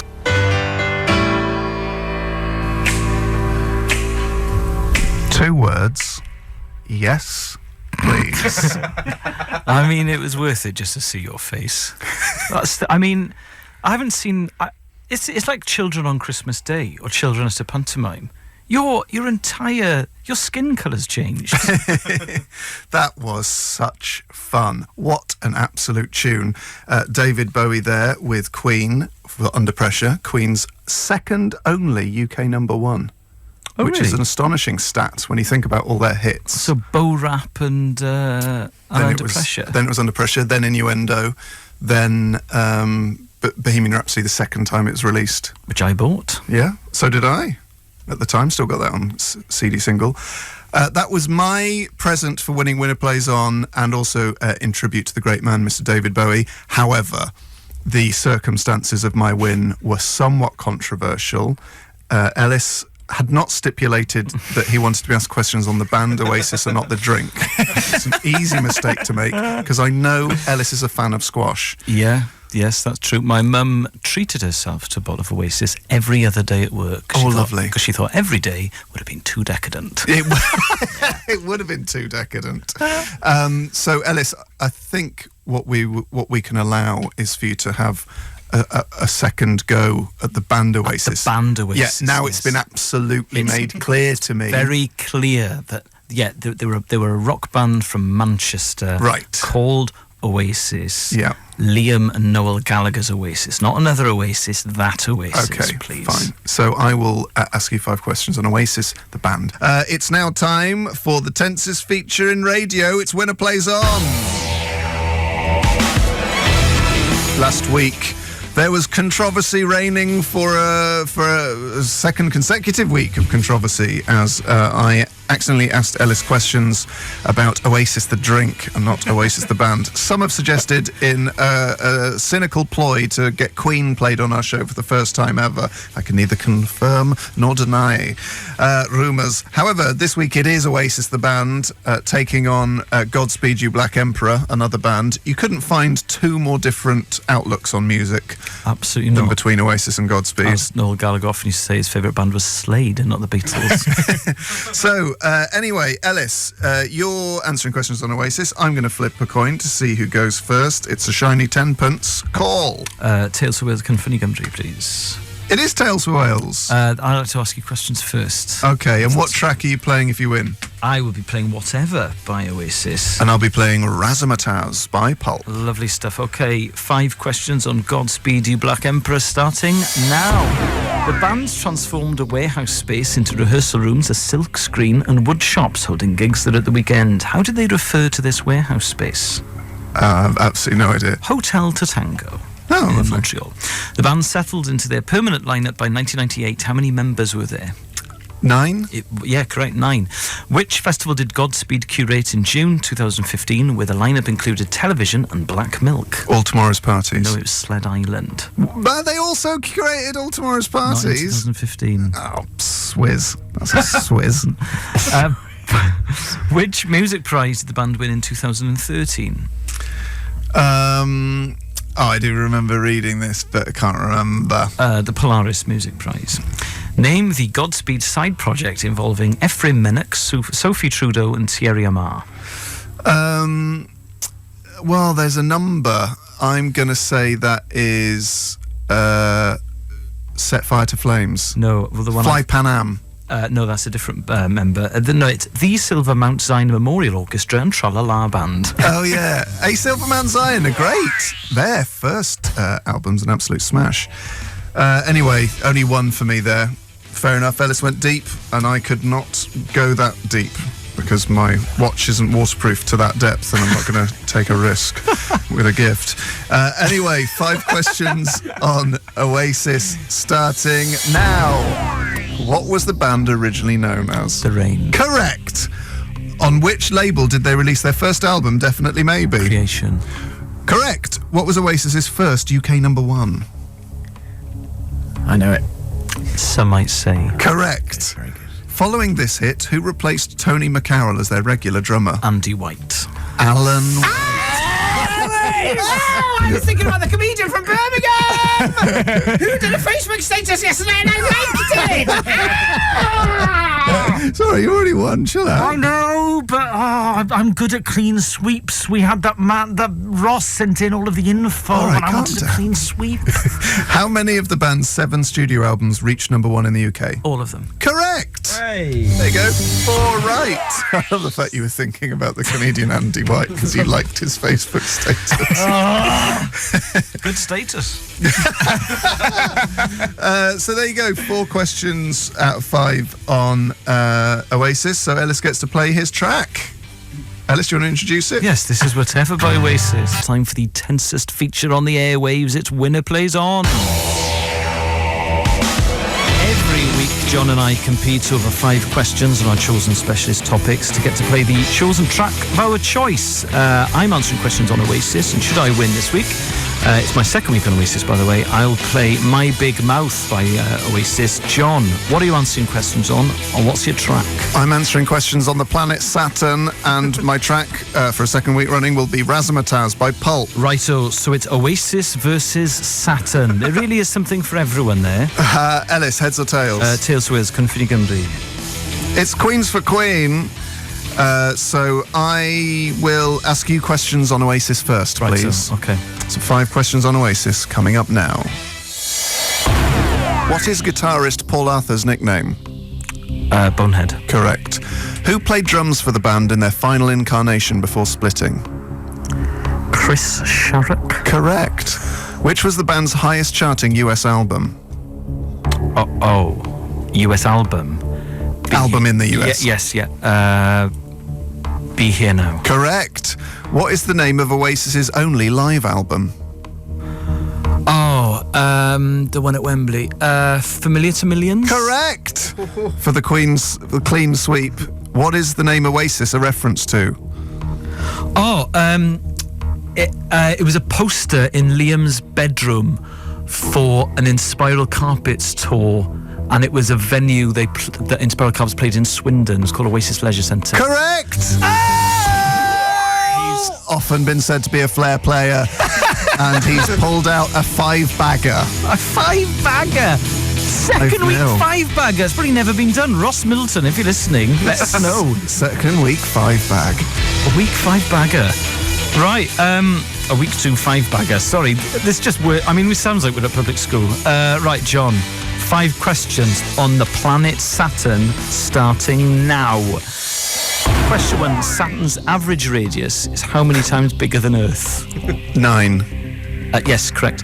How many planets in our solar system are closer to the Sun than Saturn? 5. Correct. Saturn has a prominent ring system made up of 3 discontinuous arcs, and how many main continuous rings? He's counting them on his fingers. 6. That's 9 I've got. Saturn has 62 moons. How many are officially named?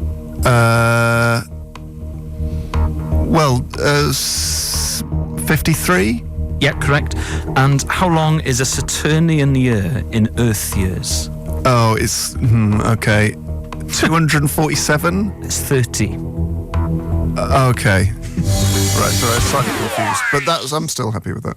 That's fine. I mean, So Saturn year is 30 Earth years? yeah. Okay. Okay, I'm just confused. It's 29.7, actually. Lovely stuff. But I rounded up. I thought that was fine. Anyway, week 3 for me at Oasis next week. This is My Big Mouth. Oasis victorious over Saturn. And, so did you enjoy that, Al? Thoroughly enjoyed it. Have you got a topic ready for next week? Yes, I do. The life and works of Mr. Geoffrey Chaucer. Wow, Chaucer versus Oasis. Only on Radio X. Only on Radio X. Although I bet you, when Oasis were huge in the mid-90s, there would have been some strained article in a broadsheet about Liam's sort of coarse language, comparing it to Chaucer or something. Probably. You know what I mean? It's sort of, swearing actually isn't a modern thing. It actually goes back to sort of the Canterbury Tales, if you can be bothered to look them up. Oh, bore off. Get a life. So, Get a life. That was X's Nose by Elle King. You're listening to Ellis James and John Robbins on Radio X, and now it's time for the tensest feature on World Radio. It's Winner Plays On.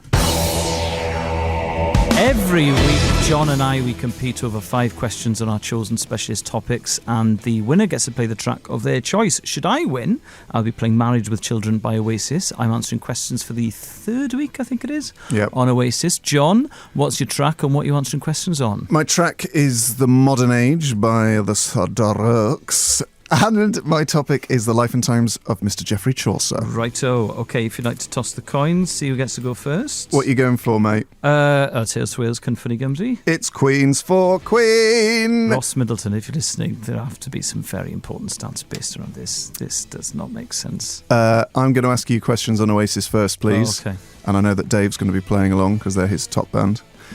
So, 5 questions on Oasis starting now. Which are the only 2 Oasis singles written by Liam Gallagher? Songbird. Correct. Little James. No, I'm out of time. What was Oasis' last ever live gig? Oh, my goodness me. It was in America, and I can't remember. Tell me. It was V Festival at Weston Park. Kissing Girls. Their 2005/6 World Tour was documented in a film by what name? It wasn't 10 Years of Noise and Confusion. Don't Tell the Truth? It was Lord, Don't Slow Me Down. Of course. How are you getting on so far, Dave? All right. Oh, how many have you got so far? They are hard. I didn't get out of time. I'm out of time because that was a Did you? tough one. What was Oasis' only compilation album to make UK number one?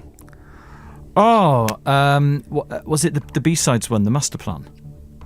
No, it was Time Flies. What was Oasis' only US top 10 hit?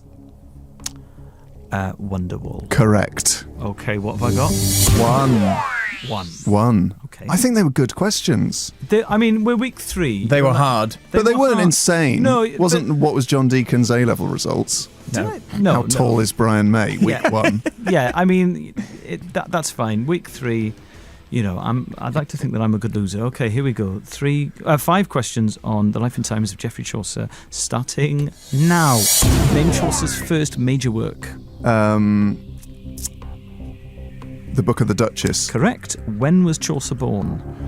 Well, opinions differ on this, but 1980. No, it was 1343. Correct. How many stories are there in A Canterbury Tales? 24. Correct. Whose shrine are the pilgrims going to visit in A Canterbury Tales? Thomas Becket. Correct. Chaucer was captured during the 100 Years' War. What ransom did Edward III have to pay to secure his release? £16. It was £16. Correct. It's 5. 5 on Chaucer. Oh, Melvin Bragg, if you're listening, there's a new guy in town. No, if you're listening, Melvin Bragg, I'm a big fan of all your output. I just think you need to, sometimes you're a bit hard on the women.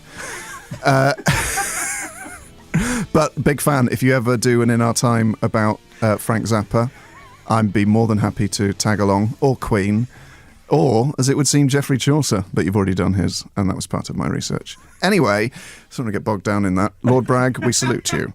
That was The Strokes with The Modern Age. You're listening to Radio X with Elis James and John Robbins, and we're listening to The Strokes because I won Winner Plays On, because I'm the best. And I scored 5, and Ellis scored 1, so it wasn't a complete whitewash. No. So Chaucer reigns for another week, and who's he going to be up against next week, Ellis? Patron saint of Wales, St David. St David, the patron saint of Wales. And a 5-star hotel in Cardiff Bay. But that's not included in the... No, don't ask me questions about the hotel. Okay. Like the length of the pool and all that sort of stuff. And what was the subject you wanted to do first, but which was turned down? I wanted, because I'm reading a book, Soccer and Society, South Wales, 1900 to 1939. I wanted to Up to your neck in it, mate. Yeah, I wanted to do Lovell's Athletic, who were a works team or a professional side pre-war. They were a toffee factory in Newport. Because I now know a lot about Lovell's Athletic. Sorry, I zoned out about halfway through that sentence. So that's fine. But I'm not going to do a works. I'm not going to do a toffee factory's football team from before the war, because that's too hard. But isn't that why they call Everton the Toffees? Or is that 'cause the Everton mints are from there? I don't know. Good question. And now it's time for... What do we call this feature again? Winner Plays On! That's right. Ellis and I tussling, bucking like two stags in the fenlands. Who's going to win the right to mate with that sweet doe? Either's fine. But this week it is Chaucer versus St. David, the patron saint of, well, I don't want to spoil the surprise in case that's one of the questions. Ellis, if you win, what track are you playing? Ever Fallen in Love by the Buzzcocks. Yes, please. I'll be playing Perfect Day by Lou Reed. Ooh. Two absolute belters. Ellis, heads or tails? Tails for Wales, please. Cynffoni Gymru. It is Tails for Wales. I would like to ask you questions first, then, on Chaucer. And also, it is the Welsh Tales, which features their national vegetable, which I won't tell you in case it spoils the surprise of some of your questions. Stuff. Okay, 5 questions on the life and works of Geoffrey Chaucer, starting now. It's thought that Chaucer was the first English poet to use iambic pentameter. In which of his works did he use it for the first time? I'll say the Parliament of Fowls. The Legend of Good Women. From where did the pilgrims set off on their journey in A Canterbury Tales? A tavern in London. It was definitely a London tavern. Yes. Did you say the name of the tavern? The name in the area. There is a blue plaque there. Is it in Clerkenwell? No, it's in Southwark. I'll give you half a mark, though. It's the Tabard Inn in Southwark. Yeah, that's it. In the general prologue of A Canterbury Tales, how many pilgrims are introduced? Ooh. Well, he did intend for all of them to quite each other twice. Yes. I'm going to say there were 18. There was 30. Oh, I would have been very long. Yeah. Isn't there some theory that he didn't actually finish A Canterbury Tales? He didn't. Right. Well, okay. he did, but he didn't. It wasn't as long as he had hoped. Okay, Geoffrey Chaucer's son Thomas went on to have a very illustrious career. What was it? He did some amazing things, his boy. Any of the I will take any of the illustrious things that he Was did. he Prime Minister? Not quite. Is that your final answer? He was sort of private secretary to the Prime Minister or something. He was chief butler to 4 kings. And an envoy to France and speaker in the House of Commons. Which king, and you're going to like this, John, granted Chaucer a gallon of wine daily for the rest of his life? Let me... William. Edward III, I'm afraid. Okay. Only half a point there. Sorry, It's all right, man. I'm not sure if they were hard or not, because... No, they were reasonably I priced. don't know anything about Geoffrey Chaucer, right? Nor as it turns out do I. Actually, that's second week. Come on, John. Yeah. Be kind to yourself. That's your motto. So, 5 questions on St. David, starting now. Most of our information on St. David comes from which 11th century hagiography? I don't know. The Boced Dewi. For what miracle is David most famously known? He made a sort of a hill rise up in Llanddewi Brefi when he was preaching, and then a dove landed on his shoulder. Absolutely bang right. What makes up the flag of St. David? A yellow cross on black background. Correct. In what year was St. David officially recognised by the Pope? Oh, the 12th century, 11 something, but I don't know when. 1129. 1120. Oh, Shame and sugar. Into my bag of treats. Where is St. David buried? St. David, the place, the St. David. Where in St. David? St. David's Cathedral. That's right. St. David is buried in St. David's Cathedral in St. David. So a lot of fans of his out there. That's a strong win for Elis. So we get to play Elis's track. Well done, mate. Ever Fallen in Love by the Buzzcocks. Take it away. What a tune this is. Ever Fallen in Love by the Buzzcocks. You listen to Ellis James and John Robbins on Radio X. That was my treat because I won Winner Plays On this week. Next week, I'll be answering questions again on St. David. Week 2 on the patron saint of Wales. John, do you have a topic? Yeah. Do you need some more time to think about it? No, actually, I know exactly what it is, and I'm going to tell you what my new topic is right now. Okay. After we have talked about what's really going on. Yeah. Yeah, for crying out loud. I mean, it's a big, bad world out there. Putin, sort of other bad stuff. It's an absolute nightmare. And why don't the bigwigs, the suits, the execs, the people who are enthralled to the big oil companies, why don't they, for crying out loud, why don't they just make things change? Why don't we just speak a bit of truth to power? Why are people so frightened of the status quo being destroyed? Why are so people frightened of status quo being destroyed? Yeah. The establishment is white, middle class. Middle class, yeah. Actually, the middle class. Are they the middle class, Vin? Or are they the middle class? Nice. Exactly. So, I will do next time we do this. Yes. The Town, Abbey and Tor of Glastonbury. Okay. Glastonbury, the Town, Abbey and Tor. Righto. Okay. Also, folks, it's time for some romantic news. So not the festival. No. Okay.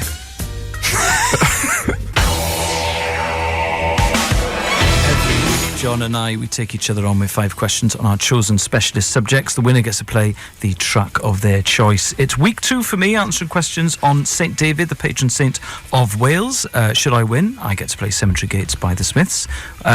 John, what's your topic and what are you going to play? Alice, we have more pressing problems because due to the ineptitude, and I do use that word advisedly, of Hilton Hotel's Wi-Fi, I saved my questions in my drafts folder because they wouldn't send, and I neglected to then access them in my drafts folder and send them. I've just realised now, and I'm attempting to rectify because I think I can remember what my questions are because I'm great at things like that.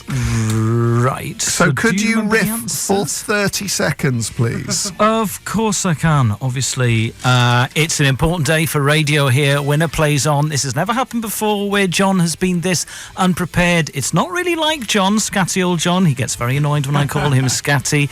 But John, he's now accessing his fingers up. No, keep going. His fingers down. I'm going to continue riffing. Dave, what's married life like? Is it nice? It's rewarding. Is it? Yeah, it's good fun. Are you saying this because Hannah's listening? No, she's not. She's in Berlin, so I can say what I want. But Oh, go on then, spill the beans, man.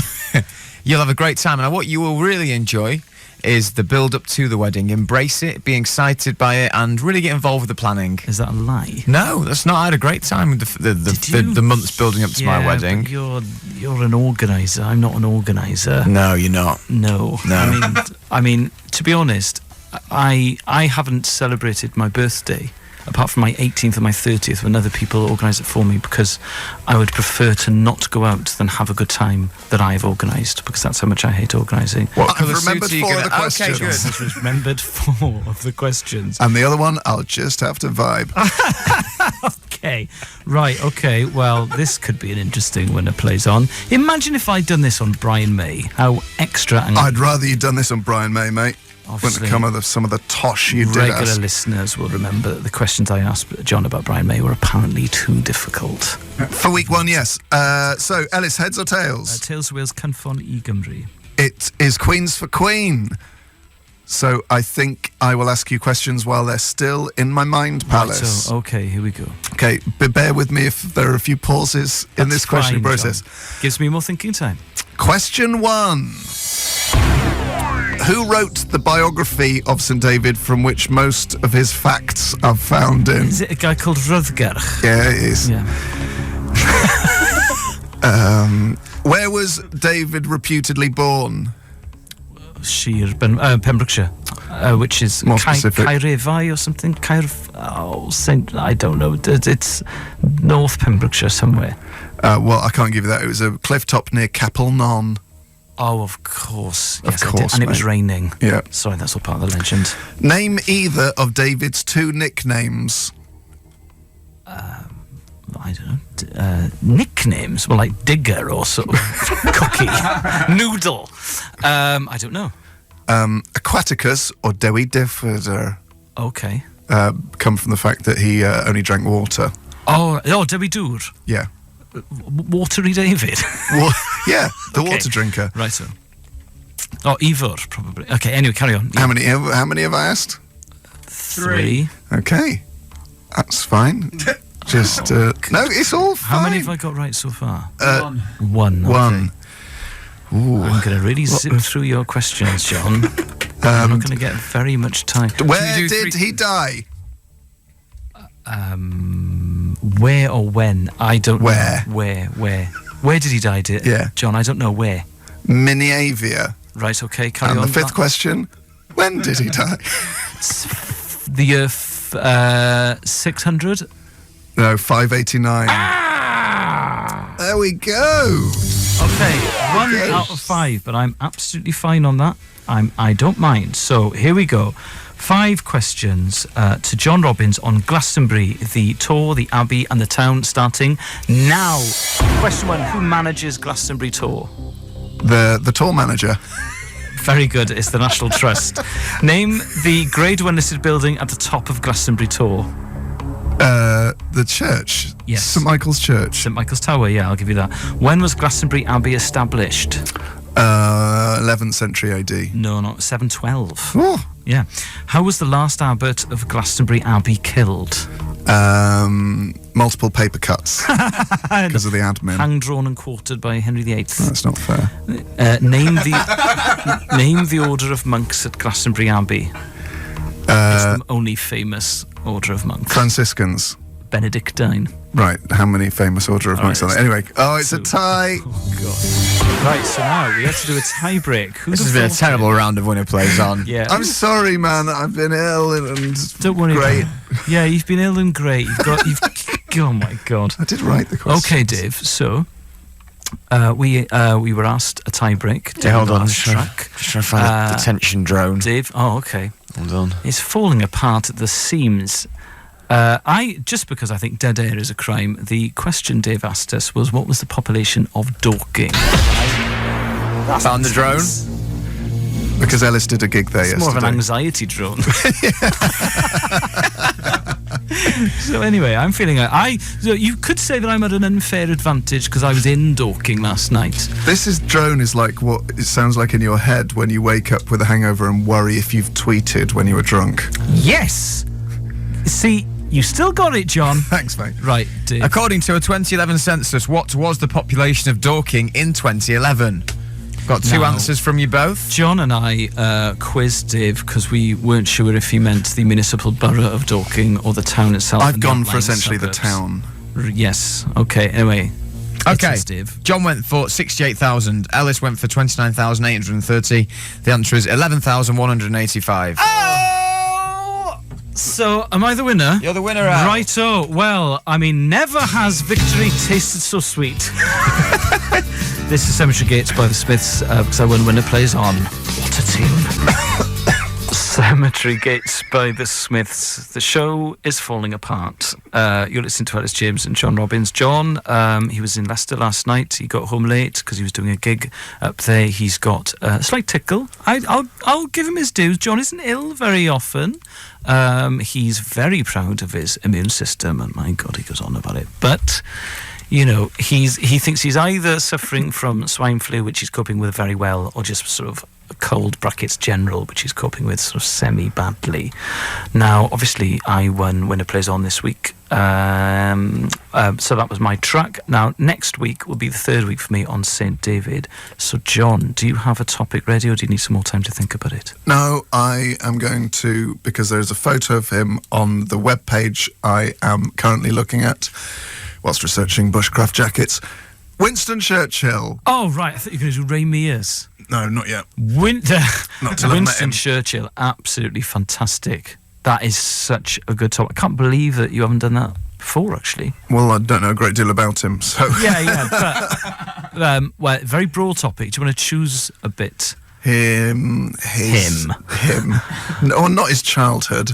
Okay, the political career of Winston Churchill. How about that? Yes. All right, then. Okay, the political career of Winston Churchill. Now it's time for the tensest feature on British Radio. It's Winner Plays On. Every week, John and I, we take each other on with 5 questions over our chosen specialist subjects. The winner gets to play the track of their choice. Should I win, I'll be playing Going Out by Supergrass. I'm answering questions on the patron saint of Wales, St. David, for the 3rd week.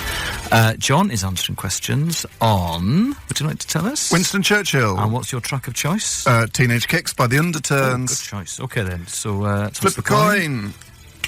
Tales for Wales, Cynffony Gymru. It is Tales for Wales. Then I'd like to ask you questions first, if that's okay. Oh, God. Okay. Okay, here we go. 5 questions on Winston Churchill, starting now. Name one of the wars in which Winston Churchill saw active service as a soldier. Boer and First World. Yep, correct. When you also could have had British India and the Sudan. Question 2. When was Churchill Prime Minister for the 2nd time?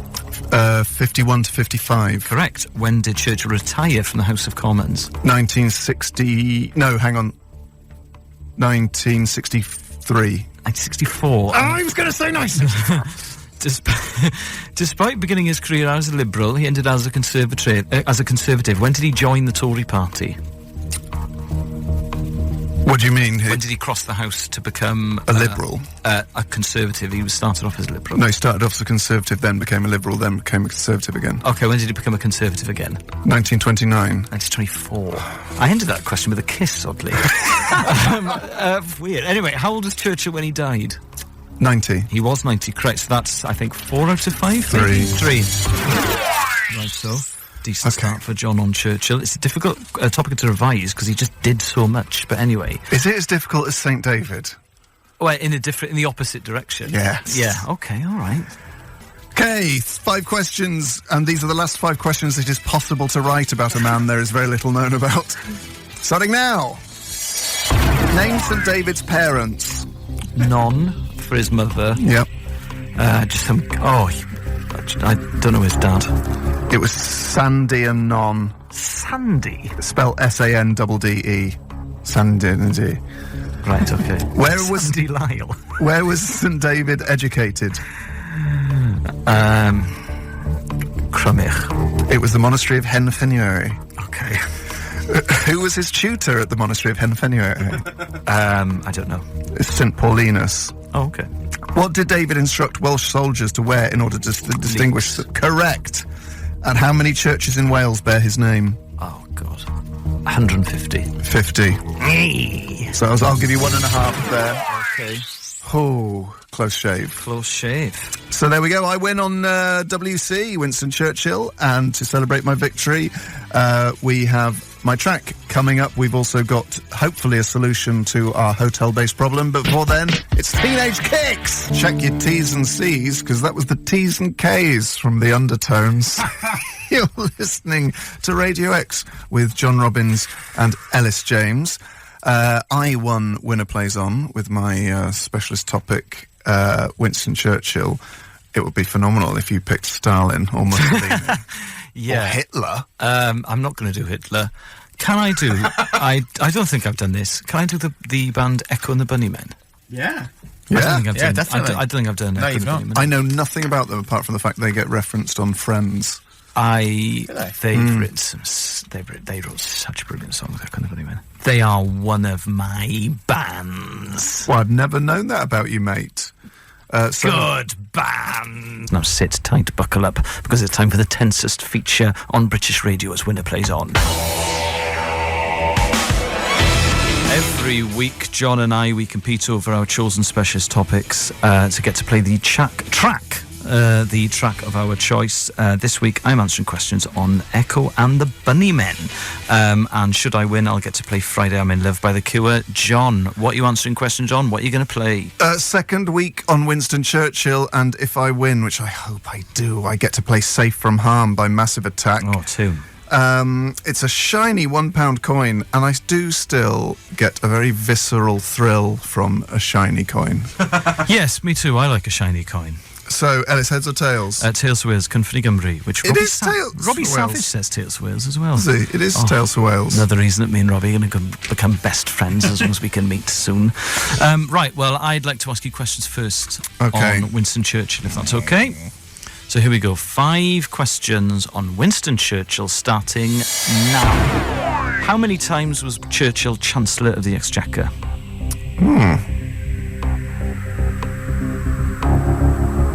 Once, correct. 1924 to 1929. Question 2. Under which Prime Minister did Churchill serve as Secretary of State for War?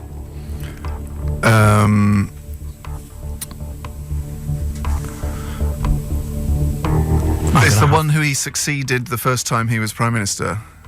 Well, under which he was Secretary of State for War, so who was Prime Minister at the time? I'm going to have to hurry, I'm afraid. I'm going to have to hurry. Baldwin. Lloyd George, Oh. who was a Welsh speaker. Name one of the 5 constituencies Churchill served as an MP. Oldham. Correct.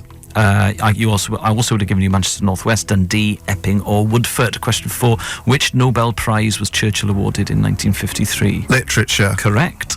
And question 5. Which school did Churchill attend from the age of 13? Harrow. Guess correct. Oh! So what's that? That's 4. 4 out of 5. Well, I've got my work cut out then. There are a number of guesses there. Good questions, though. Yeah, I've already started writing questions for week 3, so I'm not very confident on Echo and the Bunnymen, but still, here we go. 5 questions on Echo and Bunnyman. What was the original 4-piece lineup of the band? Oh, Will Sargent, Ian McCulloch, obviously, Pete DeFreitas, and Les Patterson. Correct. Who sounds like a Coronation Street character. In 1978, the band made their first live appearance at which venue? Oh, was it Eric's in Liverpool? Correct. Which is now Cream. In 1997, the original lineup reformed and released which album? Oh, the one with Nothing Ever Lasts Forever. 1997, Evergreen. Correct. Which was the band's first top 20 single?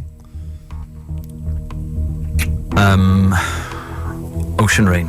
The Back of Love. Oh, Shoes. Up omelets. On what label was their first single, The Pictures on My Wall, released? Their first single. It was that Liverpool label. Zoo? Correct. Oh, what's that? Is that a tiebreak? Yeah, it's a tiebreak. Oh! Oh, no. Okay. I really want to hear Safe from Harm. 4-4. So 4-4. Very strong results there. So we need to go to a tiebreak. Dave.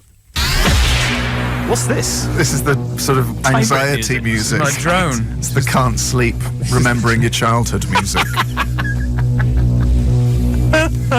Okay. Please. So- I think I'm going to have a panic attack, Dave.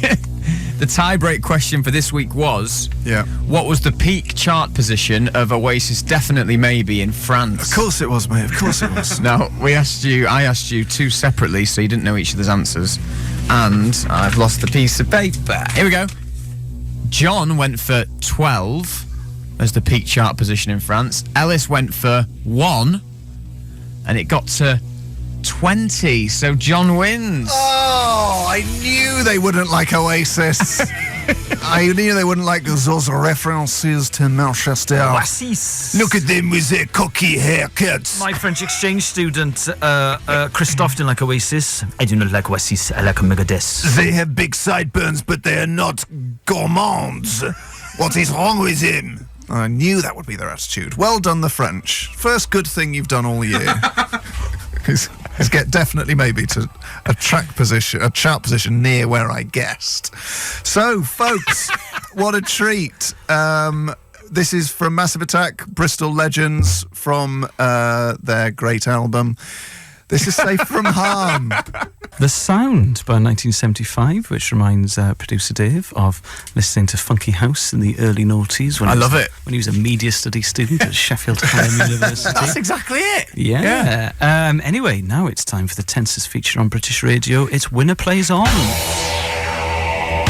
Every week, John and I, we compete over our chosen specialist topics, and the winner gets to play the track of their choice. So my track, Should I Win, is Penny Lane by the Beatles. I'm answering questions on Jonathan Davis, the rugby player, the 1980s rugby player, not the modern one.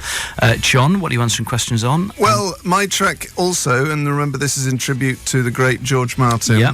who passed away sadly this week, is another Beatles track, a better Beatles track. It's called Don't Let Me Down. Okay, and John's answering questions on Winston Churchill for the third week, so the questions are going to get slightly deeper. Heads or tails out? Tails for Wales, Cynfynny Gymru, please. It's Queens for Queen. Okay, what would you like to do then? I'll ask you questions on Jonathan Davis Right, first. so, okay, here we go. Okay, 5 questions on Jonathan Davis. Now, where was Jonathan Davis born? Trimsaran. Correct. What is his nickname? Jiffy. Correct. Which was the first rugby league team Davis played for? Rugby League. Yeah. Widnes. Correct. How many points in total did Davis score for Wales? Oh, no idea. 81. Is that all? Yeah. Oh, okay. And he scored 5 tries for Wales. Well, that's if... No, I I'm mean, sure there's that's problems right. with his Wikipedia page. a rugby league fan has removed all of the rugby union okay. stats. Who did Davis play for when returning to rugby union in 1995? Cardiff. Correct. Oh, okay. 4 out of 5. He. 4 out of 5. Oh. Any German listeners listening? It's 4 out of 5. Right. Okay, John. Here in the Jugendzentrum, the youth centre. 5 questions on Winston Churchill, starting now. An amateur bricklayer, why was Winston Churchill expelled from the Amalgamated Union of Building Trade Workers? Well, I know his bricklaying was awful. He used to do it at Chartswood, and they would have to redo it after he'd done it. Yeah, it was how you'd unwind. He'd lay bricks. For bricklaying drunk. No, for his membership of the Conservative Party. Complete this quote. You have enemies, good. Night. Clementine. Don't have bad dreams. No, you have enemies, good. It means you've stood up for something sometime in your life. Fair enough. Reminds me of you. Question 3. As Chancellor under Baldwin, during the 1925 budget, Churchill controversially returned sterling to its pre-war parity with what? The gold standard. That correct. Caused deflationary pressures on the pound. Question 4. During which war did Churchill escape from POW camp by jumping over a wall, hiding down a mine shaft, and then burying himself in a consignment of wool that was heading to Mozambique? The Boer War. Correct. Which role was appointed to Churchill in Chamberlain's war cabinet the day Britain declared war with Germany in September 1969? Hang on, say that again. Which role was he given in Chamberlain's war cabinet immediately after war was First Lord of the Admiralty. Correct. So what's that? 3? Ooh. So is it 4-3? Yeah. Oh, okay. Well, then I get to play Penny Lane by the Beatles, which is an absolute banger of a tune. And John will have to come up with his topic for next week. But anyway, enjoy this tribute to George Martin. We'll be back in a couple of minutes. I thoroughly enjoyed that. Penny Lane by the Beatles. You're listening to Elis James and John Robbins on Radio X. I got to play Penny Lane as I won Winner Plays On this week by answering questions on Jonathan Davis. John did very well with Winston Churchill. 3 weeks, but do you know what you're going to be answering questions on next week? Yes, I'm going to be answering questions on Captain Beefheart. Have we not done Captain Beefheart before? No. Oh, hello! Great. Well, that'll be a lot of fun to research and write questions on. Okay, great. Captain Beefheart, beefy. How come you're allowed to do Captain Beefheart and I'm not allowed to do obscure communists? Oh, I get it. You have done obscure communists. Yes, but I want to do more. But I get it. It's because you didn't tell Dave, so Dave had to go with it because he's been cuckolded. Don't get me started. What? Captain Beefheart is a perfectly legitimate topic and should be on everyone's reading list. Yeah, he's not on the XFM playlist, the Radio X playlist. Oh dear, you're covering yourself in glory here, mate. Yeah, let it go. I tell you what. Electricity or Zigzag Wanderer would really fit on Radio X. Zigzag Wanderer. Zigzag Wanderer. That is an absolute belter of a tune. I'd love it, Dave, if you were the sort of renegade that would just whack it on now and to hell with the consequences. Folks, it's time for Winner Plays On. We've had an email in about Winner Plays On. It's from Ed. He says, please could you explain what is meant by the second sentence that Elis utters after the coin toss before Winner Plays On? Tails for Wales, please. Come funny gumly. He wants to know what that means. It's Cun funny gumry, which means tails for Wales in Welsh. So Elis is giving both translations, and that's from Ed, a retro oneer backwards, retro oneer forwards, and world record holder for fastest attainment of retro oneer backwards with 16 days. 16 days, 100 podcasts in 16 days. Well, it depends when he's listening from. If it's from one day, then it doesn't suggest he's from week one. It doesn't suggest he's a fan. Couple of minutes a day. Anyway, Elis, the aforementioned Toincos is... Toincos! It's time for a Toincos. Oh, dear. Oh, you idiot! It's the coin toss. Elis, hit me. Tails for Wales, Cun funny gumry. Can you play Come Funny Gumly? Can you say that? Yes, Cun funny gumly. It's Queens for Queen. Okay. I'm going to ask you questions on Jonathan Davis first, please. What track are you playing if you win? I will be playing 20th Century Boy by T-Rex. Ooh, and I, for a second week, will attempt to get the Beatles, Don't Let Me Down, out on the airwaves. So, 5 questions on Jonathan Davis, starting now. Name either of the Australian rugby league teams Davis played for. Canterbury?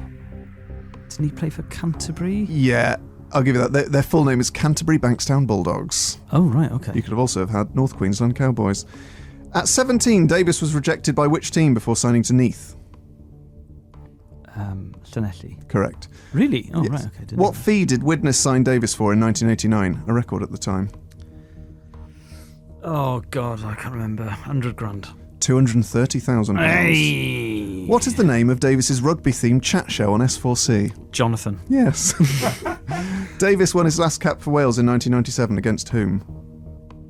Romania.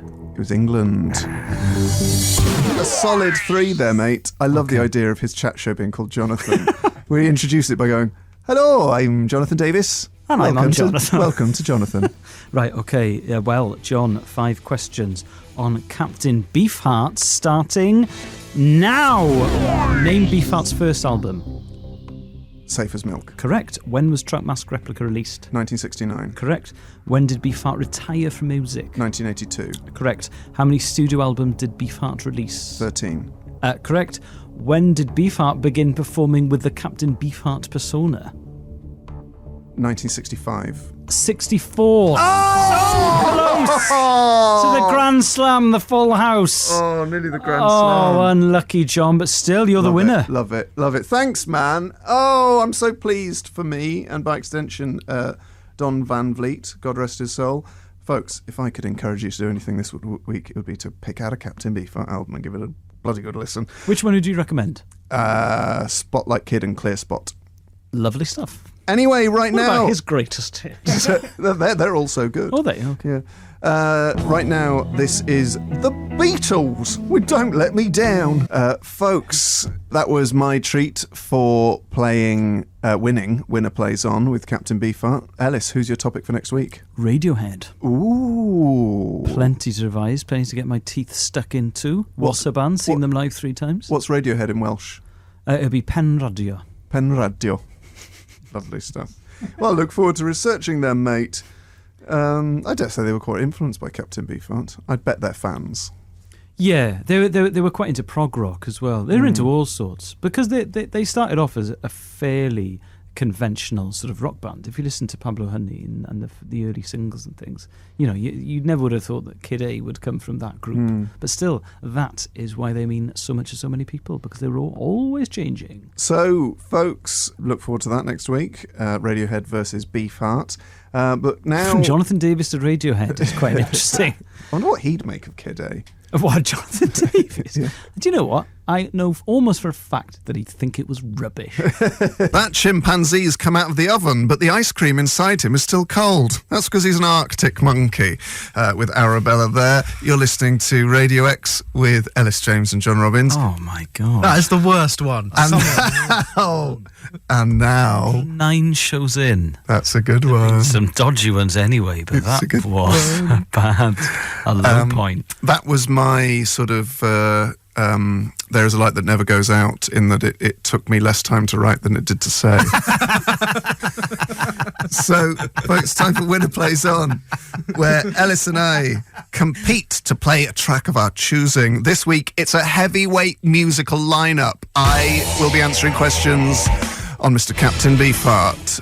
Elis on Radiohead. We'll flip a coin to see who goes first. What track are you playing if you win, Elis? A Debaser by the Pixies. It's a tune. My track is, frankly, Mr. Shankly by the Smiths. 2 big tunes. It's a double heavyweight lineup. Yes. Heads or tails, El? Tails or Wales, can Funny Gumby, please? It's Queens for Queen! I would like to ask you questions first, please. Okay. 5 questions on Radiohead coming up now. So change the music then. Yes. What was the band's original name? On a Friday. Correct. What is Radiohead's highest charting single?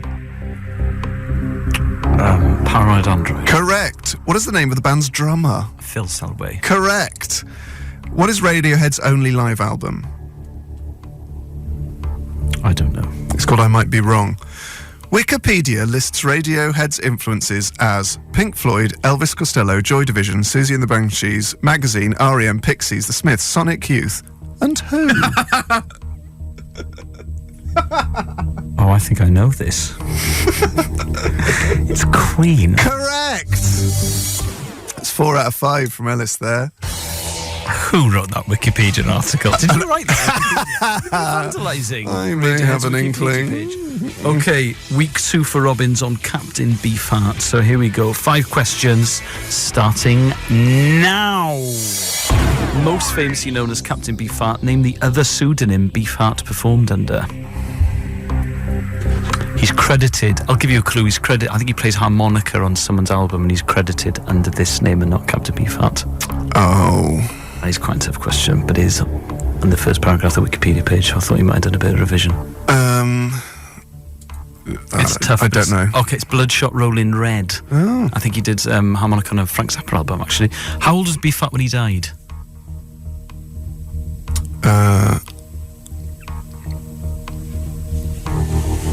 67? 69. What was Beef Fat's birth name? Don Glenn Vliet. Correct, he changed it to Don Van Vliet by Deed Poll, which is the only album formerly credited solely to Captain Beefheart. And not Captain Beefheart and the Magic Band. Oh, that's a good question. Oh, I feel bad, I think these questions are too hard. They are very hard. Sorry, John. Oh, God, I feel bad. Blue Jeans and Moonbeams. No, Spotlight Kid. Oh, I was going to say that. When was the album Clear Spot released? 1979. 1972. Yeah. John, I felt like gone in too deep even on week 2. We're going to have an inquest now. We're going to have a post-mortem during Debaser. Oh, God, it's a bittersweet victory. That's all right. Oh, John. I love you, John. Thanks, mate. Great tune. What a tune. Debaser by the Pixies. That's put a spring in my step. What a wonderful track. That was my choice. I got to play because I won Winner Plays On this week by answering questions on Radiohead, beating John, who was answering questions on Captain Beefheart. I feel a little bit guilty because I think my questions were too hard, but he's taken it with good grace. The good grace we associate with John Robbins. Have you got a topic for next week, John? Yes, I do. And it's sort of part of a theme for me today because it ties in with my Keep It Sessions choice, which if you download the podcast, you get to hear tracks of me and Elis's DNA, I would say. So my topic for next week will be singer-songwriter Nico Case. Ooh, great. Who's amazed you haven't done that before. Actually. She's got an album coming out. It's a sort of a female supergroup. I shouldn't need to qualify that. It's a supergroup. Okay. And it's Nico Case, KD Lang and Laura Veers. Oh, wow. And I tweeted about it and KD Lang replied to my tweet, and then so did Nico Case in the same 30 seconds. And I was on the train to Lewisham and part of me exploded. Not in a...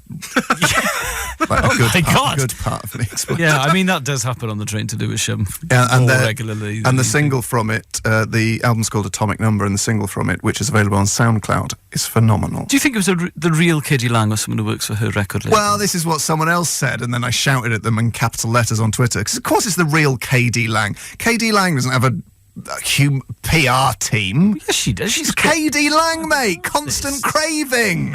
Has always been. She's quite a big artist. How many followers does KD Lang have? Loads, because she's an absolute mega. So it's probably not her doing her. It is. Shut up. She's got ballads to write. She is definitely her. I know for a fact it's definitely Nico Case, because she has a sort of a lovely back and forth with Rob Delaney, who I both follow and kind of want to be in their friendships. Yeah, well, I think that's more plausible that you get to know Rob. You must have done gigs with Rob. Yeah. I have, and he's nice to me. Yeah, he's nice, yeah. He's a very nice guy. Anyway. He's a very nice man. He's a very nice man. He's a very nice... That's the AA advert from the 80s. Yeah, very, very, very, very, very nice man. Yeah, Vin doesn't remember that because Vin is 9. It's time for Tense regular quiz feature, Winner Plays On. For many years now, Elis and I have been battling head-to-head on a weekly basis to decide who is king of the coins. We ask each other 5 questions on special topics. The loser has to pick a new topic. The winner gets to play a track of his choice. Elis, what's your track? Stereotypes by Blur. Mine is Disco 2000 by Common People. What have I given you? You've given me Common People. And what do you want? Disco 2000. All right, we'll play that. We'll go for that. Mine is Disco 2000 by Pulp. Elis, heads or tails? Tails to Wales, Cyn Funny Gymru, please. It's Queens for Queen. Again? Yeah. Okay. I will ask you questions on Radiohead first. Okay. One of which really made me laugh. Right, okay. 5 questions on Radiohead coming up now. What is the name of the artist who has designed all of Radiohead's album covers? Oh, God, he's done it for years and I can't remember. Tell me. Stanley Donwood. Good old Stanley Donwood. At which school did the band meet? Abingdon School in Oxfordshire, it's a private school. Correct. Name 2 of the 5 singles taken from In Rainbows. Oh, dear. No, move on. Pass. I can't remember. Okay, I haven't done enough revision, John. that's all right. What is the name of Radiohead's upcoming album? Oh, God, I don't know. My door's got conjunctivitis. It's not that. I mean, that's my excuse. I mean, it sounds like the sort of thing they might put out. I don't know, John. It's called Negative Space. Now, this is the question that really made me laugh. Okay. On what format is it rumoured to be released? Not something nuts like mini disc or laser disc or. It's not mini disc, is it? No. Laser disc. No. It's going to be released on an app in the Oculus Rift virtual reality headset. Which is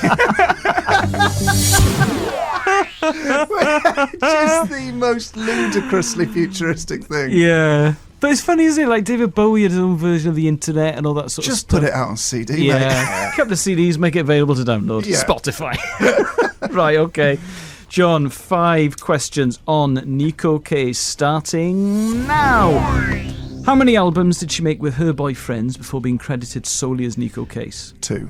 Correct. When was Fox Confessor Brings the Flood released? 2004. 6. Oh, you nearly said 6.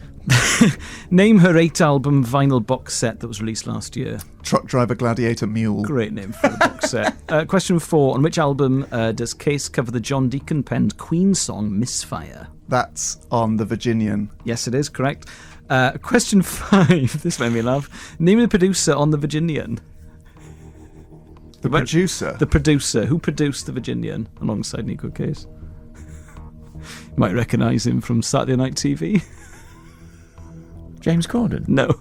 Anton Deck? No, Brian Connolly. Not that. Not that. I'm guessing not that Brian Connolly. Was It that would be- 5? that was 5. Oh, It would I be got 3. Absolutely amazing if that had been the Brian Connolly. Anyway, fair enough. John, you know, I'd had a fairly good run with Radiohead. So In 1 week. all right then. Okay. It's nice You to had an win. absolute nightmare, Nice mate. to win from time to Have time. a word. That was 3 questions right on Nico Case. Do check out her new album, Atomic Number, with Katie Lang and Laura Veers. But for me, now, my track for winning is Disco 2000 by Pulp. That was Disco 2000 by Pulp. I remember listening to the top 40 when I was about 14, and I had a cassette held on pause record for when Disco 2000 was played, and it kept getting further into the top 40, and I thought, I can't wait, they've made number one, and it wasn't out till the next week. So I'd listen through all that bloody stuff. Oh, yeah. Anyway, absolute tune, All that mate. doggerel. Yeah. But Ellis, you lost, so you need a topic for next week. From the sublime to the ridiculous, Robbie Savage. Oh, good. I am very, very fond of Robbie Savage, and I know that is occasionally an unpopular opinion. He tells it like it is. He does tell it like he's the king of Twitter banter, self-styled. I mean, that's how he refers to himself in his autobiography, which I've just read. I mean, he's good. He's good sort of value, but I don't actually really ever agree with anything he says. No, I just think I didn't realise I was patriotic until people started criticising Robbie Savage on Twitter, and it really got my back up. I love it when John Terry stuck the boot in with him. That was so good. But then when Robbie Savage says things like, yeah, I come in for a lot of stick at Twitter, but, you know, this is a direct quote from his book, but I am me. I'm going to be the guy in the Dolce & Gabbana shirt, the waistcoat, the handkerchief. That's me, and it's never going to change. But like his qualification is being in the worst ever Premier League team. Yes, well, he was, and he played for Leicester. He won a league. Well, I mean, these are all potential questions, but Yeah. let's leave Robbie Savage to next week, John. Okay then, Robbie Savage for next week. We'll be taking on Nico Case. She would absolutely batter him, by the way. What a funny sentence. Robbie Savage taking on Nico Case. From country noir to a man with a bad haircut. So, we've got more great music coming up from Arctic Monkeys, Suede, New Order. Ho ho! Stick around. Bye. Bye, everyone. Now it's time for a sullied winner plays on. Every week, John and we compete over 5 questions on our chosen specialist topics, and the winner gets to play the track of their choice. It's been one of my favourite features since we started on Radio X, then XFM, of course, in 2014. However, 2 years... Other way around, mate. Yes, but you know what I mean. We're on Radio X. It used to be XFM. We're both great. Anyway, 2 years in to what has always been a very competitive, tensely fought out feature, sometimes well matched, other times not always so. It's my first call for a steward's inquiry. Oh, that's rich. So Maygate, Farthingate, serial killers of the UK fiasco. However, the one thing that differentiates my call for a steward's inquiry to Maygate, Farthingate, stewards of British serial killers gate, is that at least the questions I asked were genuine. That's not Real questions that were all right, too get to the point. hard. Get to the point you're trying to make. Now, John beat me. Last week was Radiohead versus Nico Case, and I lost. I got trounced on Radiohead. But we found out this week from lots of texts and tweets that two of the questions John asked were April Fools. So I don't know if you'd like to play the track from the clip from last week, Vin. What is the name of Radiohead's upcoming album? Oh, God, I don't know. My door's got conjunctivitis. It's not that. I mean, that's my excuse. I mean, it sounds like the sort of thing they might put in. I don't know, John. It's called Negative Space. On what format is it rumoured to be released? Not something nuts like mini disc or laser disc or... No. It's going to be released on an app in the Oculus Rift virtual reality headset. Which is the most ludicrously futuristic thing. Yeah. A couple of CDs, make it available to download. Yeah. Spotify. I will admit I was... The Oculus Rift virtual reality headset. In my defence, I said rumoured. It was a rumour. It was an April Fool. And I hate April Fools, and I hate anyone that does them, because if you just call it National Lying Day, it's misinformation, and it's so tedious. Yes, I also detest April. Oh, every year the BBC website, 10 things that sound like an April Fool but actually aren't. Well, let's just make it more clear by not having April Fools and just dealing in facts. Yes. Oh dear. David Cameron's joined the Socialist Worker Party, April Fools. Oh, shut up. Shut your noise, you idiot. Apologise for those two errors, though one of them I maintain, I did say rumoured. It was a rumour, so that's factual. But that's still a very difficult question, even a rumoured... Well, if you'd Googled Radiohead that morning on the train, it would have been the top hit. Oculus Rift virtual reality headset. It was in a lot of music news. Anyway, a lot of eagle-eared listeners spotted those two mistakes. No one spotted the biggest mistake I made last week on the show, which was referring to Neil Diamond's song Forever in Blue Jeans as Reverend Blue Jeans. And I'd listened to it 3 times in my car, thinking it was about a cool vicar. Whereas it's just about a guy who's not going to stop wearing blue jeans. Oh dear. Well, anyway, I don't mind. I'm let it go. I've accepted last week's defeat with good grace. Now it's time to take on John for a second week on Nico Case. Third week. I'll be answering questions on Robbie Savage. Hopefully John hasn't done all of his Robbie Savage revision on the Daily Mash. So, heads or tails, Elis? Tails, where's Confetti Gumsy, please? It's Queens for Queen. Okay. I will ask you questions on Robbie Savage first. What track are you playing if you win? McCommon and Butler, yes. Oh, nice. I am playing Pixies, Debaser. So, 5 questions on Robbie Savage starting now. Are you playing Smashing Pumpkins? Yes. What track? Disarm. Oh. I got confused because they both begin with a D. Smashing Pumpkins, Disarm. So, Debaser. Oh, God, I've gone mad. So, 5 questions on Robbie Savage starting now. For which team did Robbie make his senior debut? Leicester. Crewe Alexandra. God, my God. I read his autobiography this week. Who reads that? For whom did Robbie sign from Crewe? Man United. Leicester. No, I meant he went from Man United to Crewe. That is what I For meant. whom did Robbie sign from Crewe? How many goals did Savage score for Wales? 2. Yes. For which club did Savage have his best goals per game ratio? Oh, Birmingham City. Correct. Robbie Savage has the dubious honour of receiving the most yellow cards of anyone in the Premier League. Who was the first player to surpass him? Lee Bowyer. Correct. Oh! from the jaws of defeat, mate. I You got were there. you got 3. You were about to have a bit of a meltdown there, Yeah. weren't you? Fine, Dad's good. It's like he's just been born. Dad's good, don't worry about it. Okay. 5 questions on Nico Case, starting now. Name 2 of the 6 labels Case is associated with. Auntie Yep. and slippers. That's not a no.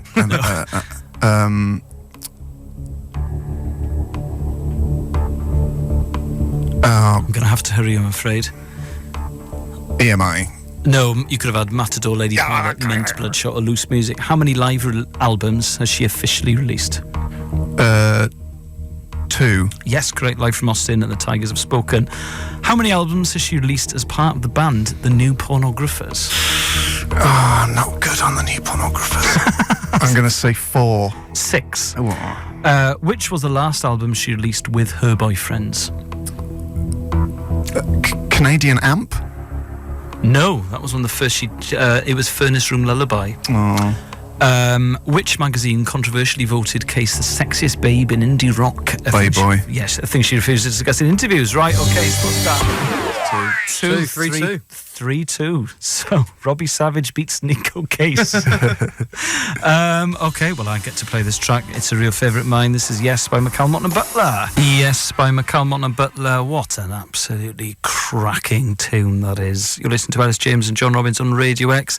John obviously needs to choose another topic for next week's Winner Plays On. John, what are you thinking? Well, against my better judgment, because I am scared, I'll do Frank Zappa. Which I've put off for 2 years because there is too much to learn. Yeah. All right. Well, obviously, week 1, I'll go easy. I feel sad now. Oh dear. It's just something I've always had as an option, but it's just, there's so much stuff. I tell you one thing, wouldn't it be weird if Robbie Savage beat Frank Zappa at anything, apart from football? Yeah. You know, Savage was almost definitely a better footballer than Frank Zappa. It would be strange if Savage beat anyone at anything other than football. Has he got any other skills? He's certainly got his own style. Right. He discusses it in his book. He's like, listen, if you go into any pub in the UK and ask 10 guys what they think of Robbie Savage, 5 are going to hate me, 5 are going to think, I wish you played for my team. Some people What, really? Some people don't like the fact that I drive a Lambo, but also... He's a borderline awful person, isn't he? Also, I'm very, very fond of Robbie Savage. I love Robbie Savage, but he'll say things like, in his book, I might not have been into gambling like Keith Gillespie, but one thing I certainly was into was sunbeds. It was a passion of mine. In fact, the only person at the Man United squad at the same time as me who wasn't into sunbeds was Paul Scholes. Someone has texted in on 83936 that he would beat Frank Zappa at having beautiful hair. That is not true. Frank Zappa's hair is like his kind of logo. I'm trying to think about... there's so many great quotes in that Robbie Savage book. It really is worth reading. Savage, in his own words. He says, people are always going to criticise me for having opinions. They're also going to criticise me for my style. Armani shirt, jacket, waistcoat, handkerchief. But that's what people who dress badly and have ridiculous opinions say. It's time for Winner Plays On. On into this vibe, mate. Really grooving down. Ready for some general knowledge. Actually, it couldn't be further from general knowledge. It's Robbie Savage versus Frank Zappa. So, Elis, if you win with Savage for a second week, what's your track? It's God Save the Queen by the Sex Pistols. Okay, and my track, if I win with Mr. Frank Zappa, is Waterloo Sunset by the Kinks. Heads or tails? Tails for Heads. Funnigan. Heads or tails, even. It's Queens for Queen again. Okay. I'll ask you questions on Savage first. Righto. So here you go, 5 questions on Robbie Savage starting now. Following which season did Robbie retire? 06 or 07? 10-11. Really? Who was Savage's dancing partner when he competed on Strictly Come Dancing? Oh, it's not another footballer, is it? It's like a No. real dance. No, I don't watch it. But why would anyone watch it? I thought he'd have talked about it in his autobiography. His autobiography came out before that. Oh, sorry. It's all right. It's Ola Jordan. Never heard of him. What was Savage's career total of club goals in all competitions? 48. Oh, it's 41. I once accepted 42. For which MLS team did Savage consider playing following his retirement in England? Oh God, I can't remember, but I read about it on Wikipedia. New York Cosmos. It was Vancouver Whitecaps. Haven't existed since the 70s. Which university gave Savage an honorary fellowship? Oh, Glyndŵr University in Wrexham. Yes, Glyndŵr University, which we both gigged at. Yes. How many is that? 1. Right, never mind. Sorry, Robbie. Okay, John. 5 questions on your hero, Frank Zappa, starting now. Name Zappa's 1966 debut album. Freak Out. Correct. How many albums did Zappa release during his lifetime? 61. 62. What year did Zappa die? 1993. Correct. Which 1968 Zappa album's famous for satirising hippie culture, left and right-wing politics, and the Beatles' Sgt. Pepper's Lonely Hearts Club Band? We're only in it for the money. Correct. What is the name of the 6-volume collection of Zappa's live recordings? Beat the Boots. No, it's You Can't Do That on Stage Anymore. Well, there's also one called Beat the Boots. But are there 6 volumes of Beat the Boots? I'll Google it, mate. Well, I mean, you've won anyway. But I've got a feeling it's going to be bittersweet. Despite winning, John doesn't look happy with his total of 3 out of 5, even though he roundly hammered Robbie Savage. There's 8, so fair enough. Good. Okay. Those questions took me a long time. They were good. Okay. Good questions, mate. Not too hard? No, Beat the Boots. So there were so many bootleg recordings of Frank Zappa gigs that he was unhappy with the quality of, that he mastered them and released them as a box set called Beat the Boots. Fair play. I should have known You Can't Do That on Stage Anymore. They are phenomenal. Yeah, 88 to sort of 93 they came out. You Can't Do That on Stage Anymore. Yeah. I was going to phrase that question slightly differently, but I thought it was too hard. That's fine. I was scared that you'd have a breakdown on air like you did with Brian May. But anyway, I think we got away with that, listener. I'd love to have a breakdown on air with Brian May. And he's presenting an exhibition about crinoline. He's a Renaissance man. Polymath. Yeah, he is in a mad way about badgers, astronomy, crinoline, and rock, and riffs. Victorian holograms. And what? Victorian holograms, stereoscopes. Brian May's into that, is he? Yeah. You don't get this on any other station. No. Anyway. I mean, maybe for good reason. Play a track. So, to celebrate me winning, this is the Kinks with Waterloo Sunset. The Kinks there with their tribute to Admiral Wellington. Admiral Wellington, he wasn't Admiral. What was he? Duke of Wellington. Doesn't really work if you mess it up, does it? It was a song about the part of London. Elis, you've got to pick a topic for next week to take on the might of Frank Zappa. The River Nile. Okay. The River Nile. What an exciting... That'll be fun to research. Maybe I'll watch a documentary about it and get obsessed with it. Such a last-minute choice. Yeah, the River Nile. I knew one fact about it when I was about 8, so I hope to dust that off. Well, look forward to hearing that next week. Do some research on the River Nile on the train on the way into the show. Zappa versus the Nile. Sounds like an album he'd have done. Yeah. Winner plays on.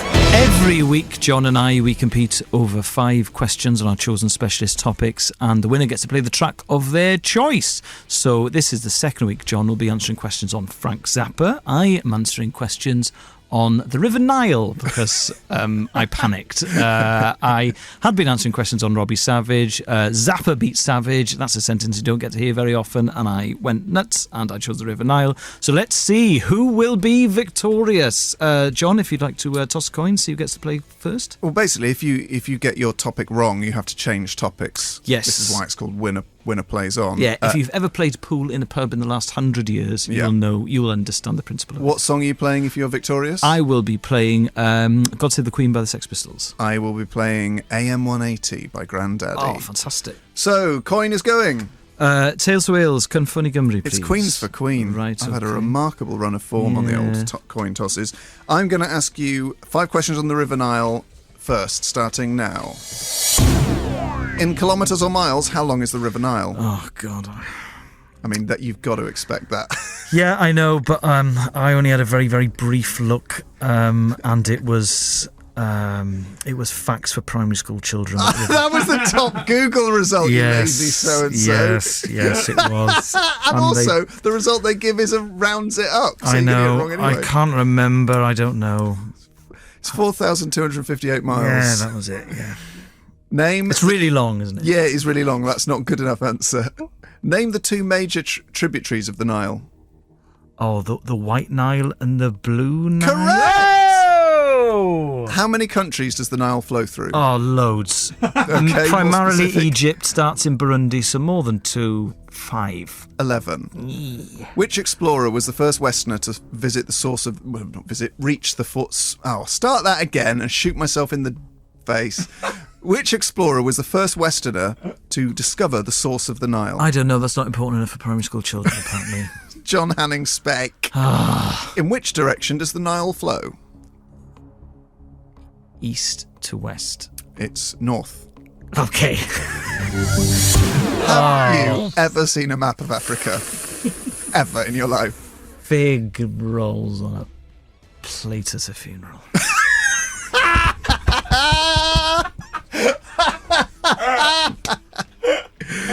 Oh, good lord. Oh, dear. Right. Okay, so you got one right. Okay. So 5 questions on Frank Zappa for me now. Okay. Starting now. Question 1. On Dweezil Zappa's birth certificate, what did Frank put down for religion? No idea. Musician. Oh, nice. Question 2. Name Zappa's second album. Well, as in his... Second released album, so Freak Out would be number 1. Yes, absolutely free. Correct. Question 3. When was We're Only In It For The Money released? 1967? 68. Name one of the 2 record labels Zappa formed in the late 60s with his business partner, manager Herb Cohen. Well, there was Straight or Bizarre. Yeah, correct. Question 5. From which album does the single Peaches and Regalia come? Hot Rats. Correct. So what's that? 4 out of 5? 3. 3 out of 5. It's a trouncing for the River Nile. Who'd have thought it? God. Oh, okay, John. Congratulations. They initially, when he went to christen Dweezil, they wouldn't allow them to call him Dweezil. So they had Yes. to change it afterwards. I read that. And I think it was at Dweezil's behest. I think he was wanted it back. Yeah, Yeah. when he was 5. As they did a ID poll. So, in order to celebrate Zappa's victory over the Nile, conquering that expanse, this is Grandaddy with AM 180. That was a fantastic Grandaddy with AM 180. I used to play that loud in the bar at uni. So, Elis has lost. You need a new topic, Elis. What's it going to be? John Hartson Hartson. versus Zappa. Hartson versus Zappa, Clash of the Titans. So look forward to that next week. You're listening to Radio X with Elis James and John Robbins here till 4.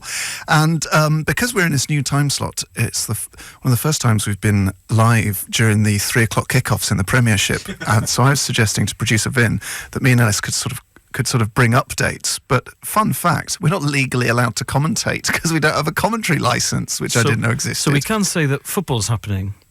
But Yeah, we we can't can't say tell you what- what's happening. I can't say what's happening. There is football. Football is all around us. However, one competition we can get our teeth into is Winner Plays On. It's the tensest feature in radio. I can't tell you whether there's just been a goal.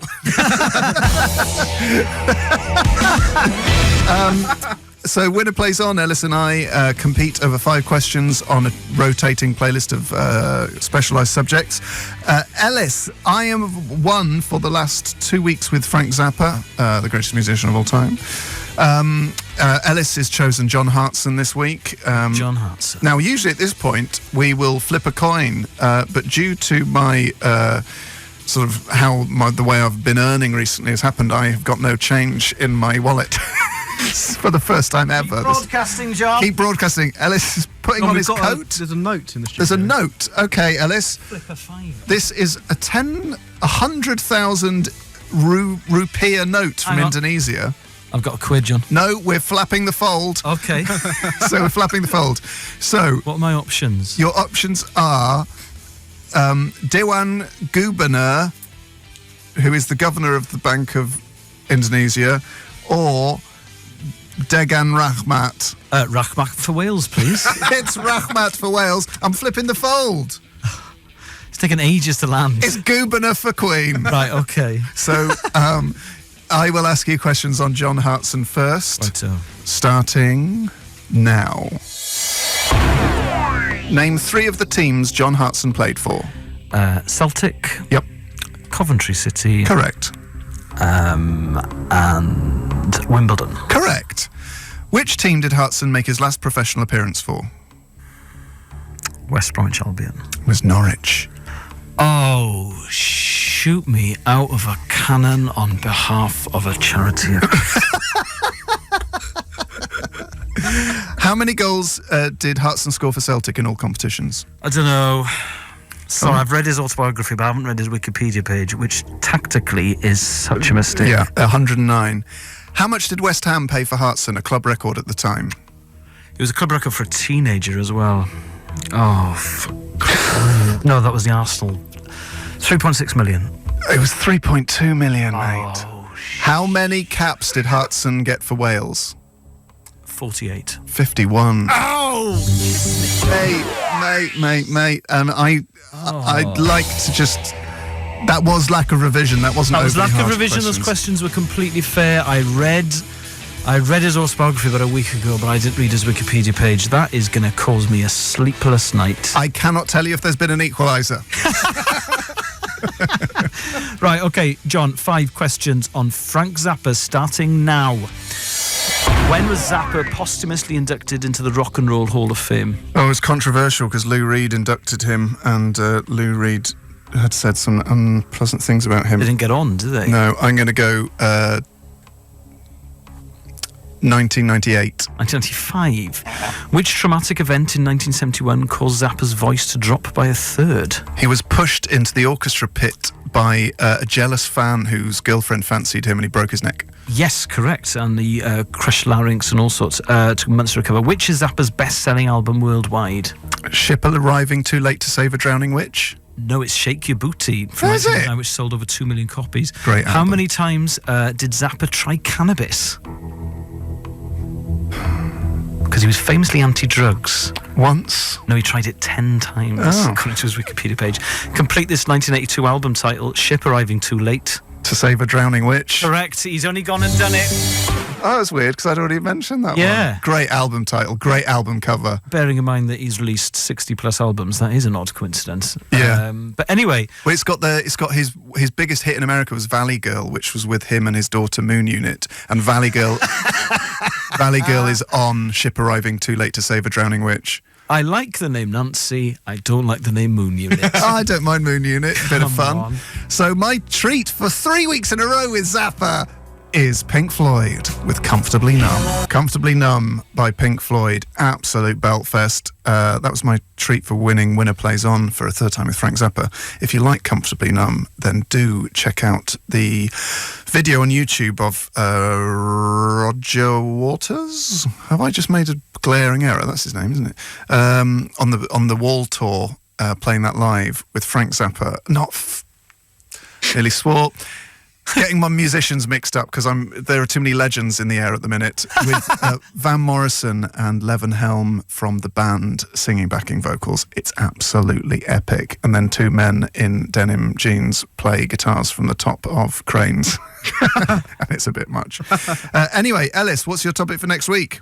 American indie superstars Pavement. Oh, Pavement versus Zappa. Oh, I've got one question lined up already. So tune in for that next week. They were so great. Yes, Pavement were absolutely top. I would really like them to get into financial trouble so they do another reunion tour. Because I didn't get to see them in 2010 because I was doing gigs I was doing gigs so I couldn't go. And a friend of the show, Matthew Crosby from Pappy's, burst into tears when they walked on stage at the Brixton Academy. Well, you've gone to the wrong gig. No, he found it very moving. This isn't Engelbert Humperdinck. That's £3 down the drain. Do please release me! Could cut the atmosphere with a knife in the studio because we're about to have the tensest feature on British radio. That's right, it's Winner Plays On. Every week, John and I, we compete over 5 questions on our chosen specialist topics to get to play the track of our choice. And it's a battle royale, ladies and gentlemen, because this week I'm answering questions on pavement and John is answering questions for the 4th week running on Frank Zappa. Now, should I win, I will play She Bangs the Drums by the Stone Roses. John, what's your track of choice? We Will Rock You by Queen. Right, If Elis wins, can we play it as well? in a complete insult to the Radio X playlists. We'll be playing Queen for the first time in history because John has... It's not the first time in history. We played Queen twice before. Okay. Played Under Pressure, and we also played Under Pressure another time. But John, open brackets, quite camply, close brackets, put his foot down. So, as it's his birthday week, he gets to play We Will Rock You, should he win this week's edition of Winner Plays On. So, John's, get your coin out. What are you calling? Tales of Wales, Cynffony Gymru. It's Queens for Queen. It always is. It always Probability is. is an evil mare. So, Elis, I will ask you questions on pavement first, please. Right, so... So, 5 questions on pavement, starting now. Which was Pavement's best-selling album? Crooked Rain, Crooked Rain. Correct. Which member's eccentric behaviour led to him departing the band after handing out cabbage and potatoes to fans at a gig? Oh, the first drummer, Gary Young. Correct. What was Pavement's highest-charting UK single? Cut Your Hair? Carrot Rope. Oh, Which collaborate with me. Which compilation was released to coincide with their reunion?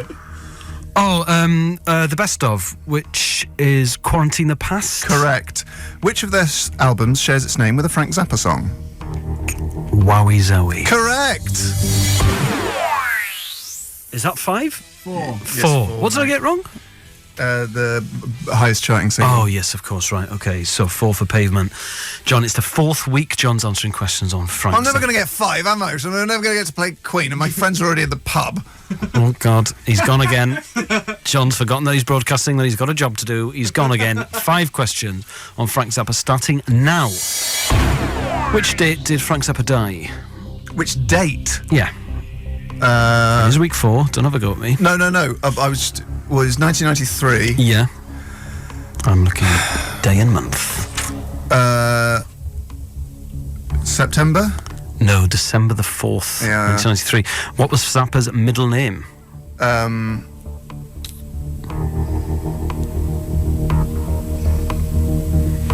He didn't have one. No, he did. It's Vincent. Frank Oh, Vincent. I knew that! Frank Vincent I knew Zappa. it! Okay. Come on, John. Christ! Go on, right. Where did Rolling Stone rank him on their list of the 100 greatest artists of all time? Artists or guitarists? Artists. I do know the guitarists. 40? 71. Where was he? Great. For a bonus point, where was he guitarist? 19, I think. 22. Question 4. Name the first release on his own Barking Pumpkin Records.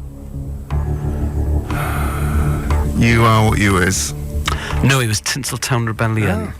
Great album. Great Question 5. When did Steve Vai join Zappa's touring band? album. 1984? 1980. In the fall, or the correct word, the autumn of 1980. So, there's no sort of no disrespect to Frank Zappa. You've done really well with him over the last 4 weeks. You've done him proud. But as it's John's birthday, I would like to play Queen. Please. Oh, that's nice, Elis. I'd like to play Queen. Thank you. The lads! It was a cold day when they filmed and Freddie was drinking vodka. Queen, We Will Rock You. You should see the smile on his face. Just putting everyone else in the shade and leaving them there as they bask in rays of solar glory. He's like the cat that got the cream. You should have seen him. They filmed it on Roger's estate in the snow, and Freddie was wearing a big fur coat. On his Ford Escort estate?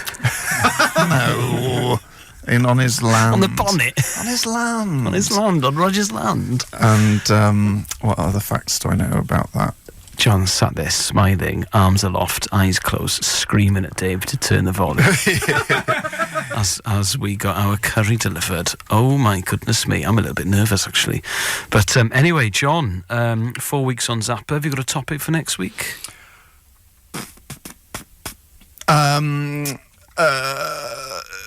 UK ales under 4.5%. Big. Do you want to narrow that down? English ales under 4.5%. I mean, there's hundreds. Ales I have drunk in my life. Just Okay. English ales under 4.5%. Under 4.5%. Because John. 4.5% or under. All right. Session ales. Session. There we go. English session ales.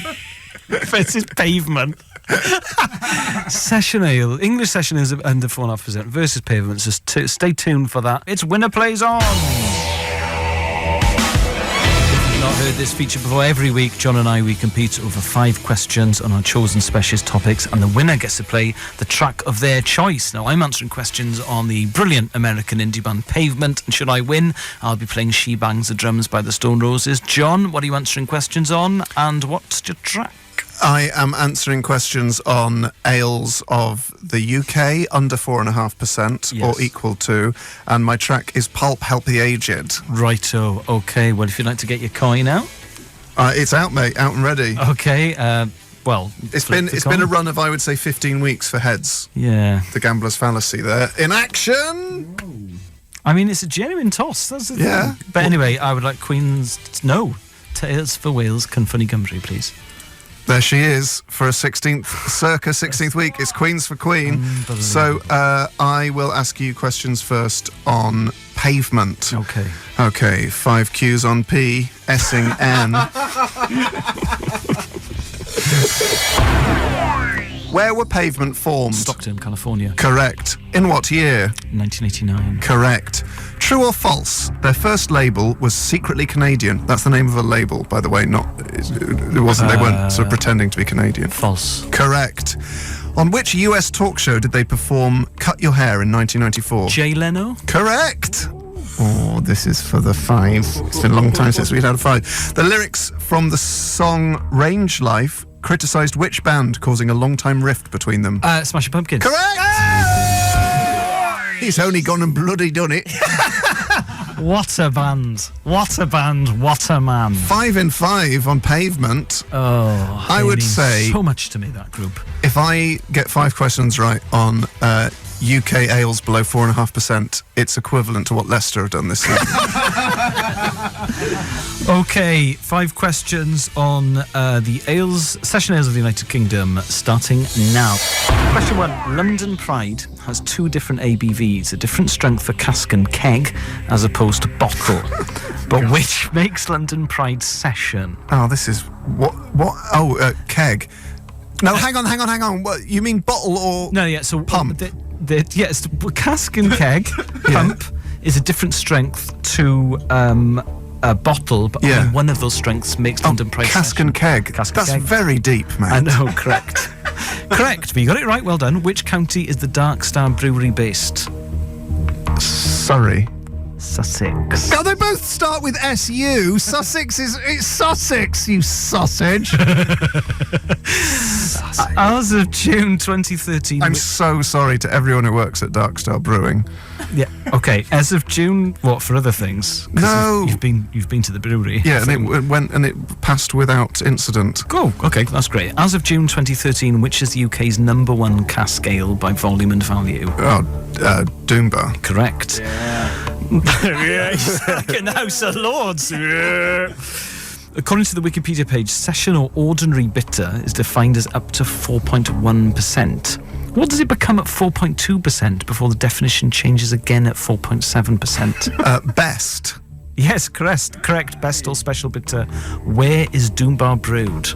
Well, in 2 places, Elis, as recent news reports will attest to.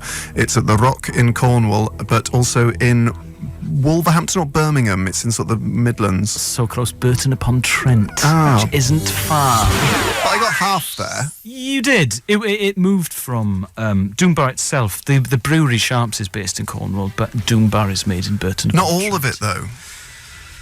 Well, I'll have to check the news story. Well, let's just give me 3.5 points. Yeah, 3.5, you're great. Oh, I so nearly got 5 then. You if I did. just remembered what county Horsham's John, in. I'm proud of you. I think Thanks, you've got a mate. lot to bring to the table as a broadcaster and as a friend. Thanks, mate.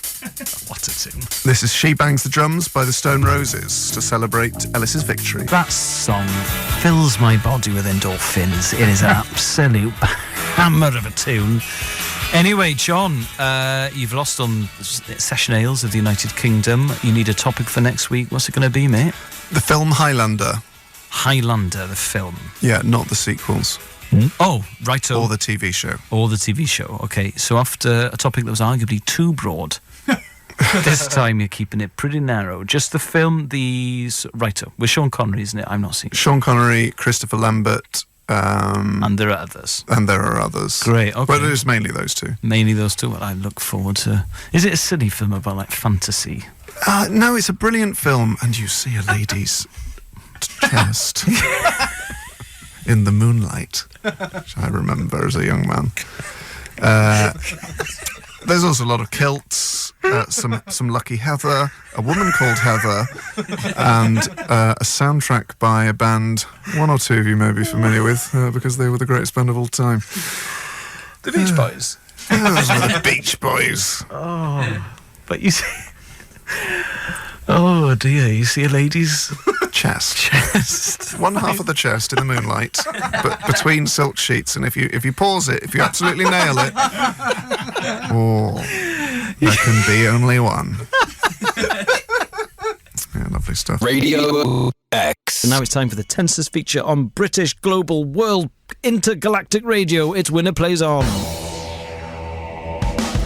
Every week, John and I, we compete over 5 questions, and the winner gets to play the track of their choice. It's my 3rd week answering questions on the American band Pavement, band who mean an awful lot to me. John, what are you answering questions on this week? Highlander. Highlander the film, and what track will you play? I will play Pulp's Hate the Aged. Pulp's Help the Aged. I will play Sunday Morning Call by Oasis should I win, so if you'd like to get your coin out, John. Oh, itching pardon. to get it out. Oh, it's a £2 coin. What Lovely are you going for? stuff. Tales of Wales, Cynfynnu Gymru. It's Queens for Queen. Outrageous. That's got to be 10 weeks on the trot. What's the Gamblers Anonymous helpline. No, Gamblers Folly, is it, when you think that if it's been... The Gambler's Folly is a name given to a gambling system whereby you double down after every loss Right. on a 50-50 bet. That's not what I meant, but anyway, that's... No, but it is a folly because, so say you bet £10 on red and you lose, you put 20 on black. Okay. Then 40 on red. The problem is, it's like Solomon's chessboard. It just gets exponentially massive. Well, if you think this is tense, wait till we get to Winner Plays On. Yeah. Okay, so I'm going to ask you questions on Pavement first. Righto, okay. So 5 Qs on P coming up now. Before calling themselves Pavement, what 2 names did the band have? Oh, I can't remember.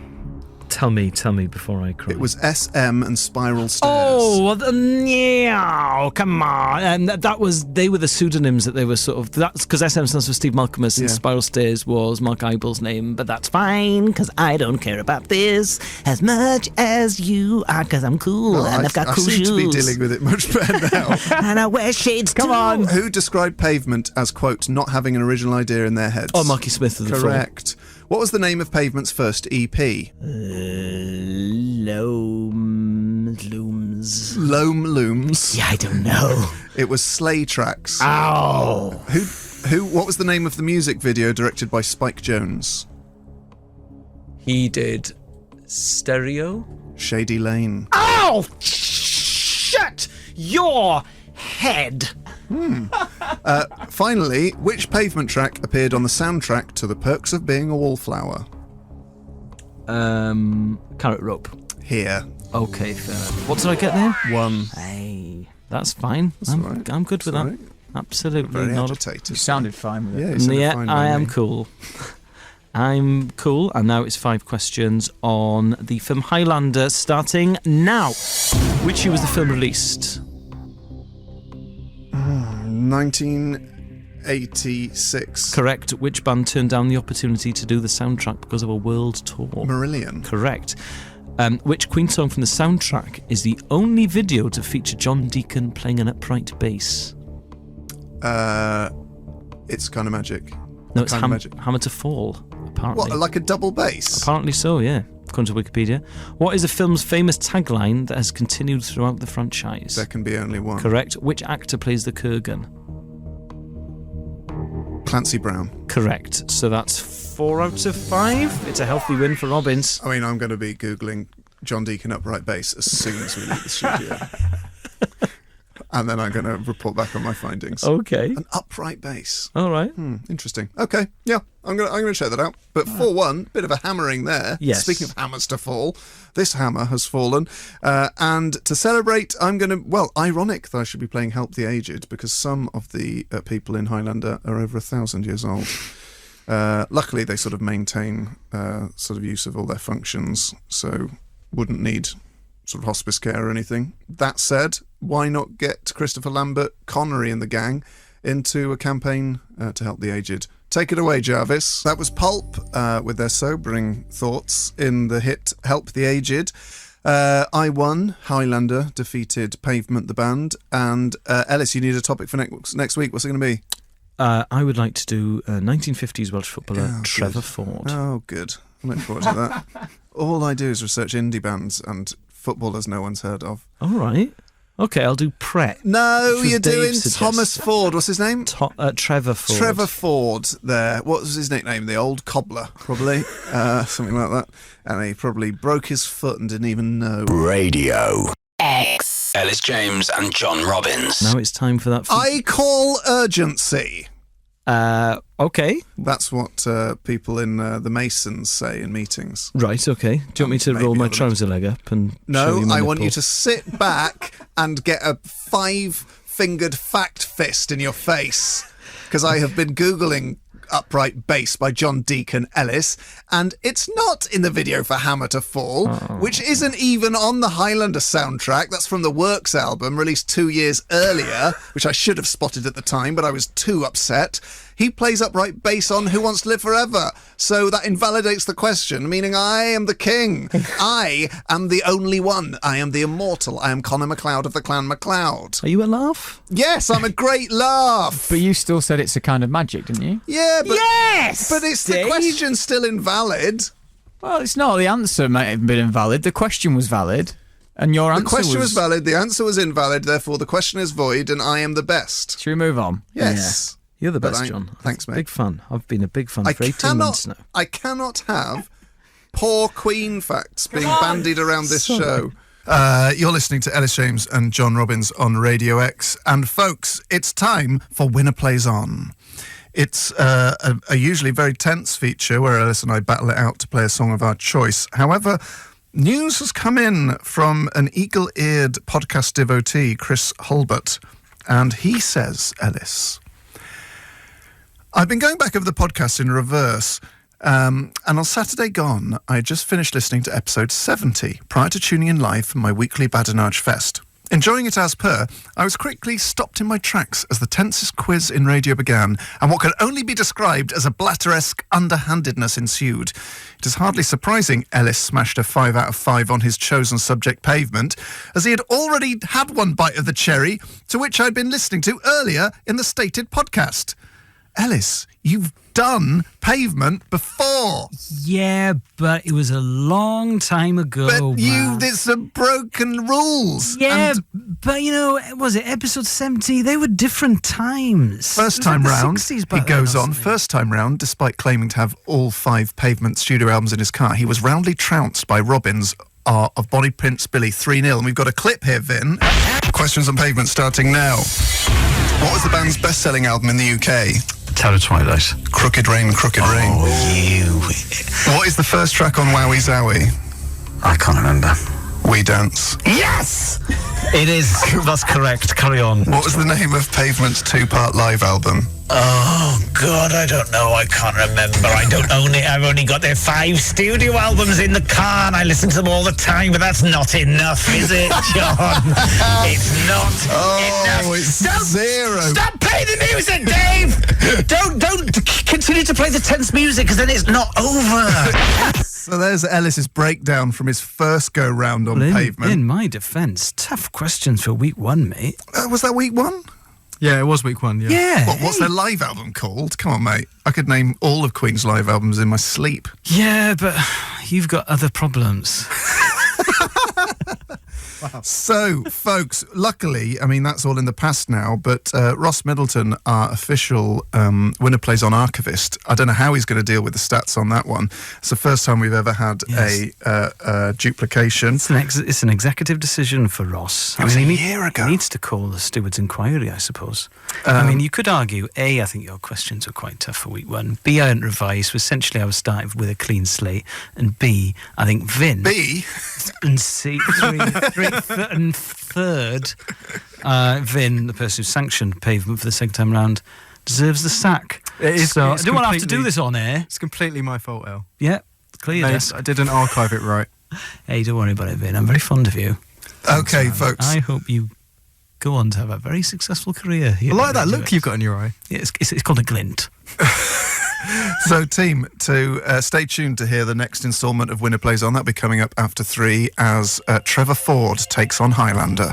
Right now, this is the 1975 with A Change of Heart. Now it's time for the tenses feature on British, if not global radio. It's Winner Plays On. That's right. Every week, John and we compete over 5 questions on our chosen specialist topics, and the winner gets to play the track of their choice. Now, should I win, I'm answering questions on the 1950s Welsh footballer Trevor Ford. I'll get to play The Shock of the Lightning by Oasis.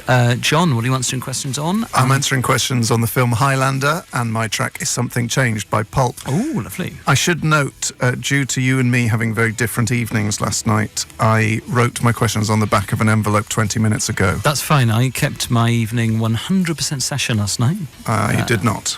I'm enjoying it. I haven't had a drink for 2 weeks, and I feel. Haven't you? No. Huh. Because of the early mornings filming Josh, so it's quite nice. I feel different. I feel vibrant. I feel ready. So we're going to toss the coin. We've had news in from our resident archivist, Ross Middleton. He says, if it's heads again, it's going to be 12 weeks in a row. Very much the Jamie Vardy of coin tossing. Imagine that, 12 heads in a row, mate. If I would like a steward's inquiry, because I think there are dark forces afoot. Call heads or Tails to Wales, cyn funny Gymru. Oh, it is tails. Oh, thank God for that. I wanted the 12. Yeah, well, I'm glad, because it's sort of restored my faith in the transparency of this feature. Oh, which you cheated 2 weeks ago by doing a topic for the second time. Oh, go to bed and put your face under a duvet. I'd love to. Yeah. Okay, so do you want to answer questions first or ask them? I'd like to ask them first. if that's Okay. okay. Yep. Right then, here we go. 5 questions on the film Highlander, starting now. Queen wrote the songs, but who wrote the score to Highlander? Oh. If you haven't revised, you are in for an absolute trouncing. It's only week 2. Yeah, I know, but it's not my fault you went out for a shunt last night. Being very clear to listeners that means having a few drinks. You had a drink, yeah. I don't know. All right, it's Michael Kamen. Which character does Sean Connery play? Ramirez, the Egyptian. Yes, yeah, an Egyptian immortal.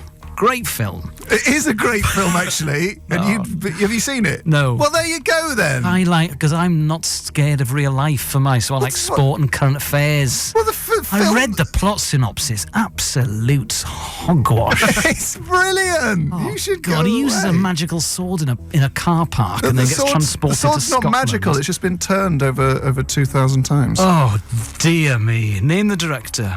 Russell Mulcahy. Correct. Which Brian May song concerns the doomed love of Connor and his wife Heather? Who Wants to Live Forever. Correct. Which Scottish village is the birthplace of Connor and Duncan MacLeod? It's a real village. It's on the Scottish Highlands. Oh, I don't know. He whizzes back there after a fight with a car or something. I know. I can't remember. Glenfinnan. Glenfinnan. So what's that? Is that 3 out of 5? Right, okay. 5 questions on a real topic. That's 1950s footballer Trevor Ford starting now. Go for it, John. Hit me. Okay, here we go. How many league goals did the Trevor Ford score? 199. Correct. Why was Ford suspended from football in 1956? Because he wrote about illegal payments in his autobiography, I Lead the Attack. Correct. How many appearances for Wales did he make? 23 goals in 38 appearances. Correct. What was his only honour? The Welsh Cup? In what year? Oh, shine a light. I don't... Oh, was he playing for Newport County? No, Cardiff City. I don't know, John. I'll give you half. It was the Welsh Cup in 1955-56. And with whom did he win it? Cardiff City. Yeah, correct. Yes! What a player! Look forward to reading about him for another week. So you should, mate. Good. Come on, play the shock of the lightning whilst John sort of lies in a corner like a cat. Yeah, again, I quite like that. Yeah, no, I'm not having a go. The shock of the lightning there. By Oasis. It's one of my favourite Oasis tracks, in fact, and that was my treat because I won Winner Plays On this week by answering questions on Trevor Ford. John, what's your topic for next week? My topic for next week is the Kermode and Mayo film review programme on 5 Live, April 2008 to present day. Okay, right. Yep, I mean, I know you're a fan, so... I've just realised I've been listening to it for 8 years, and I've listened to every episode. Ooh. Do you listen to it, El? No. You're going to find this really difficult. Yeah, hope it's got a Wikipedia page. It's got more than that, mate. Yeah. It's got it's got like a wiki fan page. Right, so people are into it. Yes, people are into it. Okay, all right then. Well, I look forward to... let's rebrand it as the Church of Wittertainment. God. Will be my topic. See, this is the sort of phrase you're going to have to get used to. Do you want to narrow it down a bit? 8 years of a podcast to revise. Just the Church of Wittertainment. Right, okay, the Church of Wittertainment. All will become clear over a glorious week's research. It won't. Versus Trevor Ford. X. Elis James and John Robbins. Radio X. Hold On by Richard Ashcroft. What a lovely upbeat message, not like a lot of rap music you hear these days. So well done, Richard Ashcroft, for putting a spring in our step and giving a good role model to our children. Elis, just as a little tip for researching the Church of Wittertainment for Winner Plays On next week, Wittertainment.net is... no, hang on, I've got that. Witterpedia.net. Witterpedia. Yeah. Okay. Is a sort of site set up by fans of the show to explain all of the running jokes and phraseology used. Right. And will be invaluable in your research. Okay, but you've listened to every one. Yeah. So I can go deepish, presumably. Not week one. Not week one, but I mean, it's not like when you did email. No. This is a thing you actually like. Oh yeah, and know very well. But if you stick to the sort of general Church of Wittertainment. Church of Wittertainment. And you can probably ask Vin if it's too obscure or not. Righto. Okay, I'll do that then. I'm very excited about this. I mean, I feel like I'm dipping my toe into a whole new world. Imagine if our show had its own Wikipedia page and we'd been going... Why isn't there? And we'd been going I'm for not 10 years and were listened to by approximately 10 times as many people.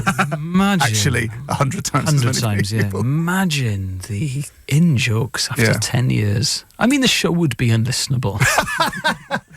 Now it's time for the tensest feature on World Radio. It's Winner Plays On.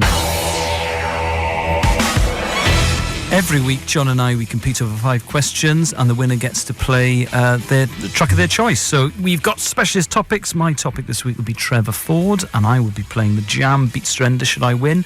John, what's your topic? And what's your track? My topic is the Church of Wittertainment, and my track is David Bowie, Rock and Roll Suicide. Right, okay. If you want to get your coin out. Here it is. Call. Tales of Wales, Cynfunny Gymru. It's Queens for Queen.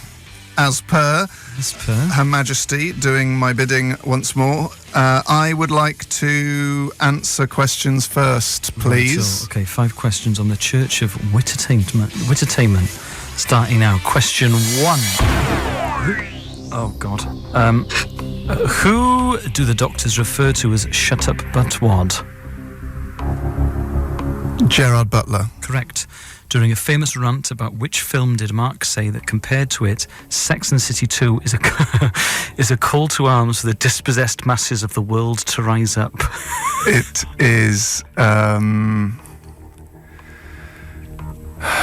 it's recent. What's the film with all the guys in? Yeah, I know. It's that. I have to get this right, so you need to give me time. Okay.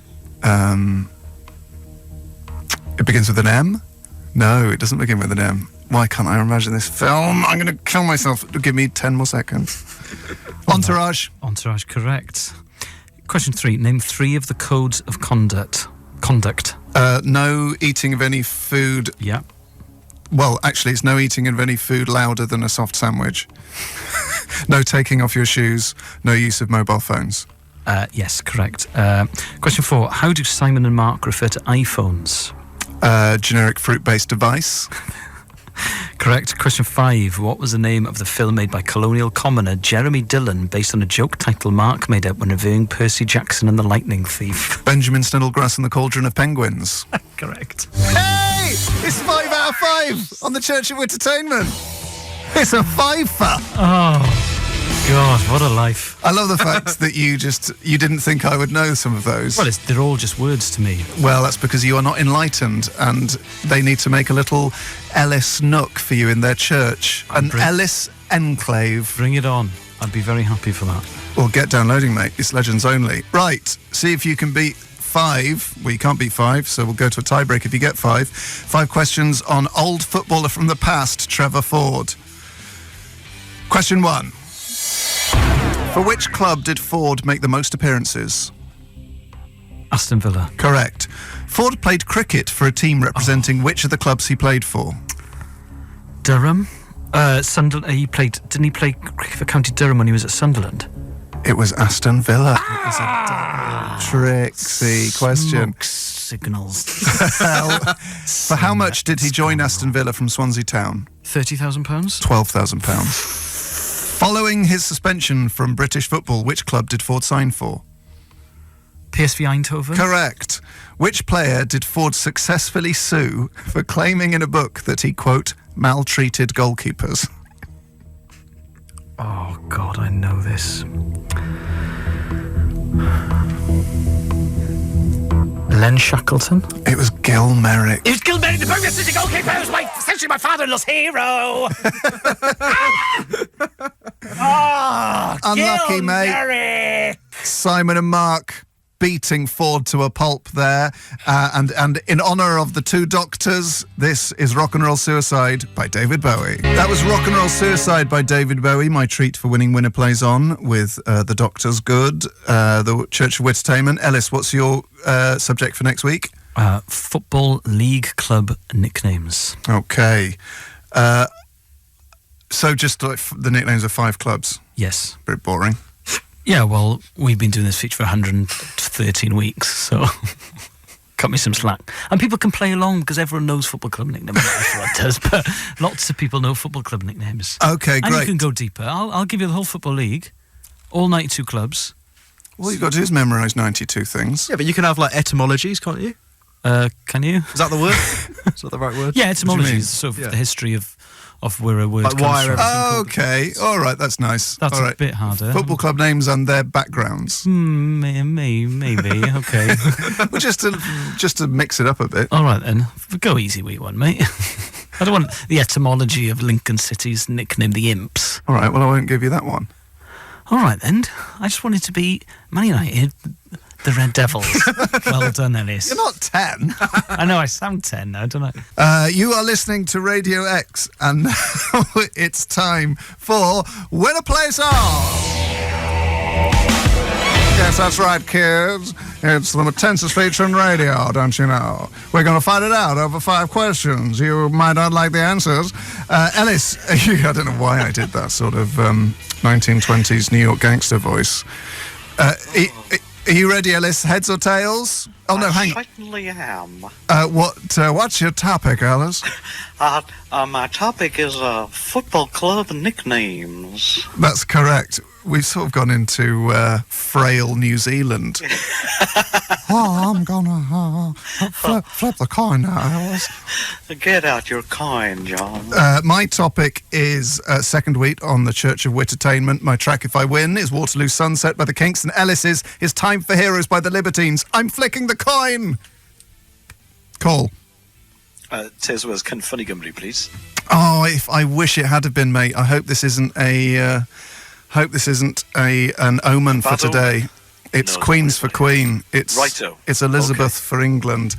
I would like to answer questions on the Church of Wittertainment first, please. Okay, I'm a bit worried they're quite hard, John. Mate, yours are almost impossible. Okay. Okay. Question 1 on the Church of Wittertainment, whatever. Simon and Mark. Question 1. In what year did the show start on BBC Radio 5 Live, or Radio 5 as it was previously known? What, after it moved from Radio 1? Yes. I'm going to say 2004. 2001. Oh. Which universities did Simon Mayo and Mark Kermode attend? Mayo was Warwick and Kermode was Manchester. Correct. What does AALS stand for? What does what? AALS.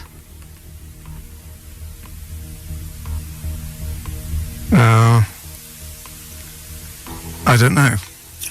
Altitude adjusted lacrimosity syndrome. Well, they don't talk about it in those terms. Okay, I don't know. Question 4. Which actor told Simon that when being credited on the film, you should ask for the and? That was the guy out of the spy film. That was with Helen Mirren, and then Mark Strong played the butt game. I'm gonna. Come on. Wilkinson, Tom Wilkinson. Tom Wilkinson, correct. Question 5. Which film did Mark take a date to see? She left halfway through asking if he was joining her, and he replied, "No, I want to see the rest of the film." Name that film. It's something like Zombie Women in the Jungle of Death. No, it's quite it's a famous film. Is it The Exorcist? No, although that is his favourite. It's the Texas Chainsaw Massacre. Ow, put me on the back seat and let me be sad. I would only take issue with that AALS one. Oh, good. All right then. Okay. Well, that's fine. Well, It's not ask fine, me is your it?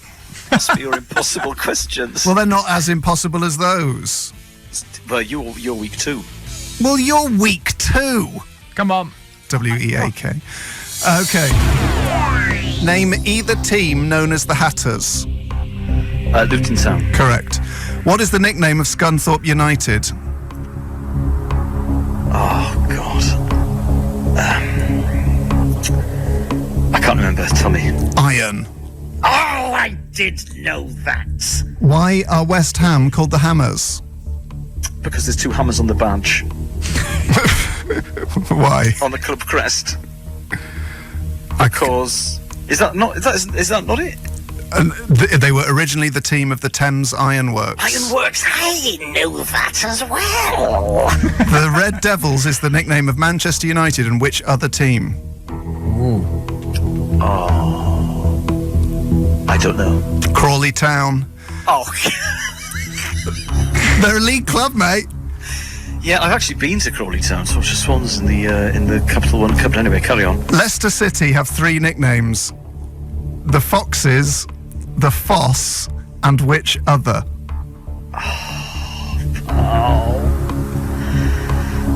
The Filbert Street Fibbers. I'm gonna give you that. It's the Filberts. Oh! Well, I'm gonna give you half a point. That is incredible. Okay.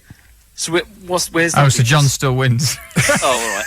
Because he's only wanting to give you half a point. Oh well, that's fine. I need to come up with another topic. Oh, what about can eating baguettes in bed be a topic? Probably not. You got a bit of time though, because we'll play John's track. Well, why don't I feel bad about taking off half a point after I've said I've given No, that. it's fine. It's fine. And I shouldn't have asked you about altitude-adjusted lachrymosity syndrome anyway. Apparently, so you take the win. It's fine. I'm having the best day of my life, John. I don't care, to be honest. Well, to celebrate my perhaps hollow victory, this is the Kinks with Waterloo Sunset. Waterloo Sunset by the Kinks there, an absolute belter. My present for winning Winner Plays On for a second week. Elis, what's your good topic going to be next week? The film Taxi Driver, please. Oh, great. I've already got a question that is too hard, so I'll save that. Okay. Folks, it's now time for Winner Plays On. Last week, the Church of Wittertainment was victorious over a slightly too hard set of questions on the nicknames of Football League teams. Elis, what's your topic for this week and your track? The film Taxi Driver, and my track is Motorcycle Emptiness by the Manic Street Preachers. Okay, my topic is yet again the Church of Wittertainment, and my track is Rock and Roll by Led Zeppelin. Elis, how are the French dealing with you asking quiz questions down a line from a disused ATM machine? I don't know, but I prepared a statement. If I'm asked to move on, I'm going to say Je suis désolé. I'm doing Winner Plays On. Okay, Elis, heads or tails? Tails for Bale, please. Oh, Funny Bale. And nice. is this an omen? It is tails for Bale. Right, okay. I would like to ask you a question first, if that's okay, John. Yeah, that's fine. Right, third week on the Church of Wittertainment. Question starting now. Did you think... oh, sorry, that's a wrong bit of the message. Which sort of people are in the NCG nook of the church? NCG? NCG. Non-cinema goers. Correct. Name two people who often replace Mark when he's on holiday or on the cruise. Robbie Collin? Yeah, correct. And James King? Correct.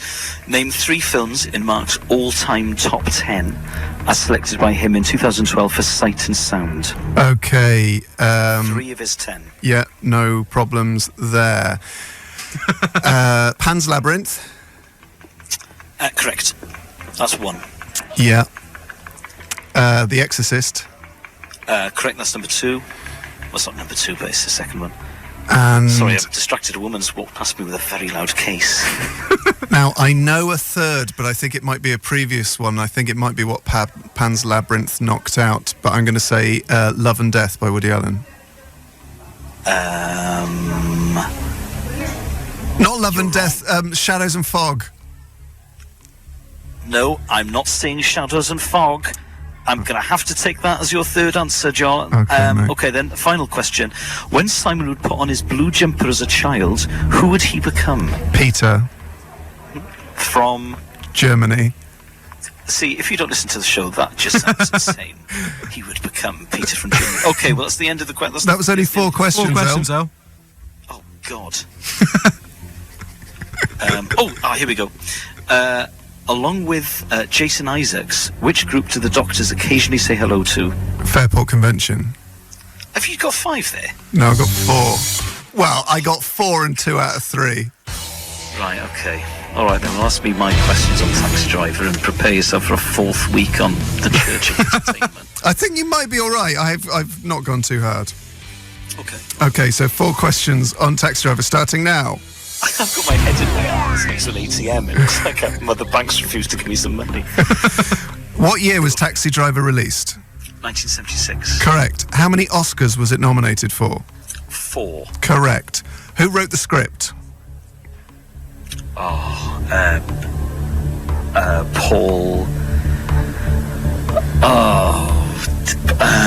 Schrader. Correct. Who plays Betsy?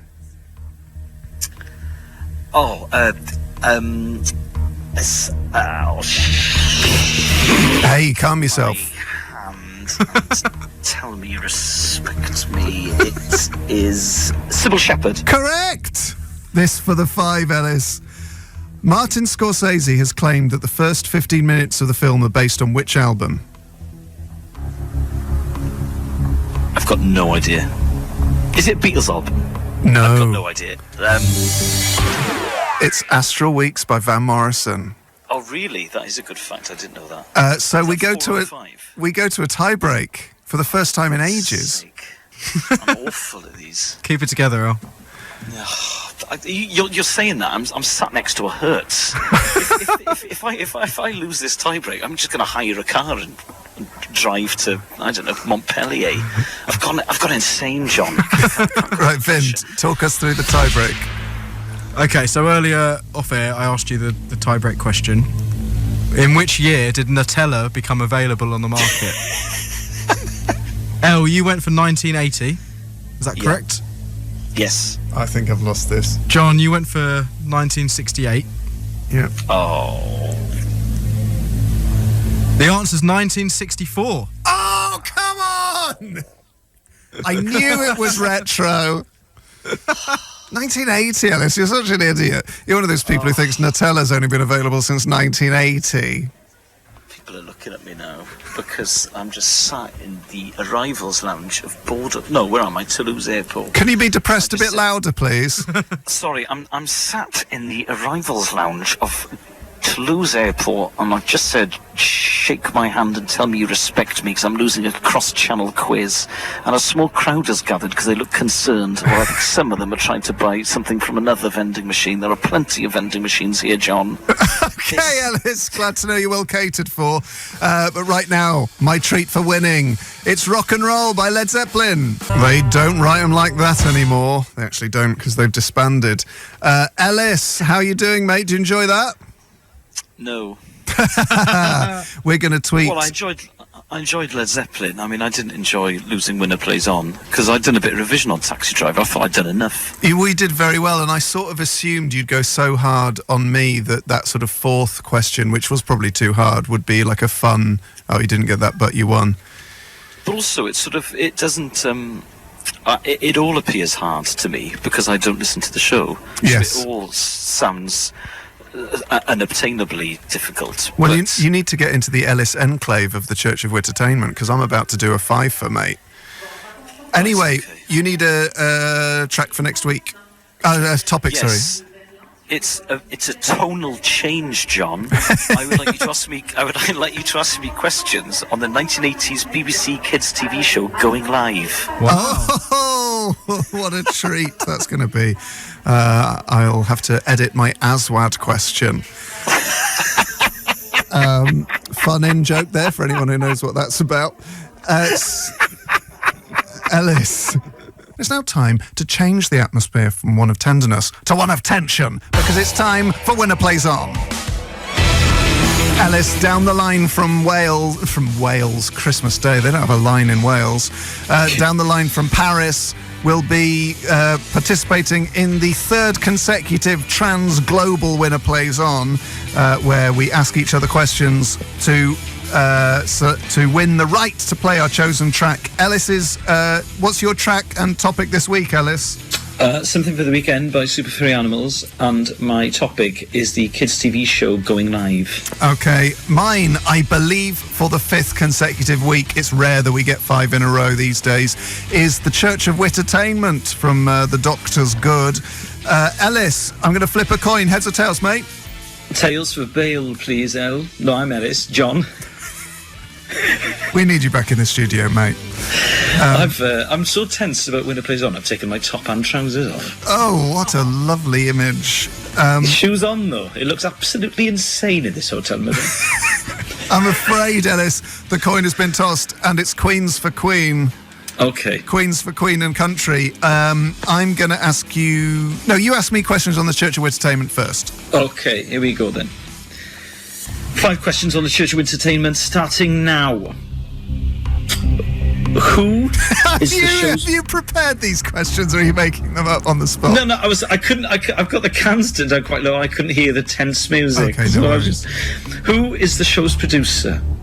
Robin. I've got Simon Poole.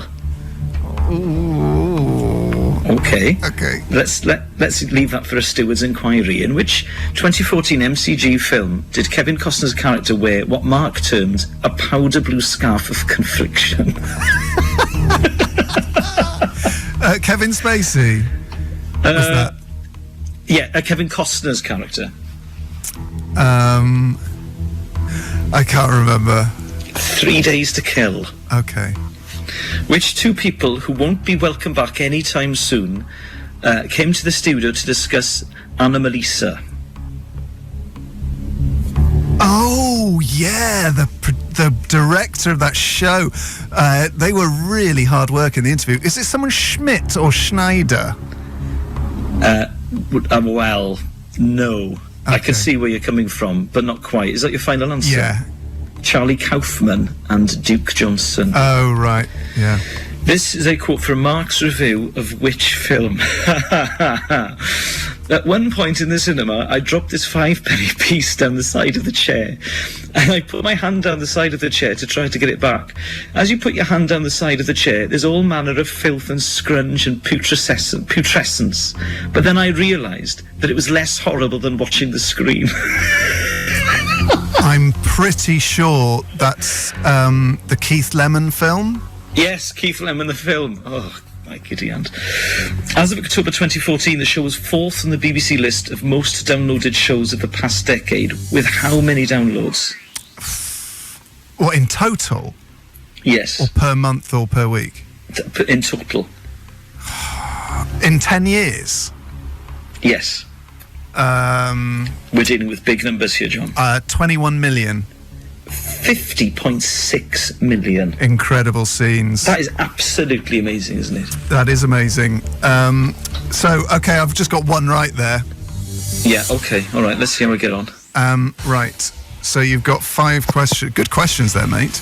Thank you. You've got 5 questions on Kids TV show Going Live, starting now. In which year was Going Live first broadcast? 1987 saw the first episode. Yes, please. Sat in my parents' lounge, pyjamas on. Correct. Which male-female duo were the main presenters? Sarah Green, Philip Schofield. Correct. Peter Simon presented which segment of the show? Double Dare, mate. Who was the resident agony uncle? Oh, the lovely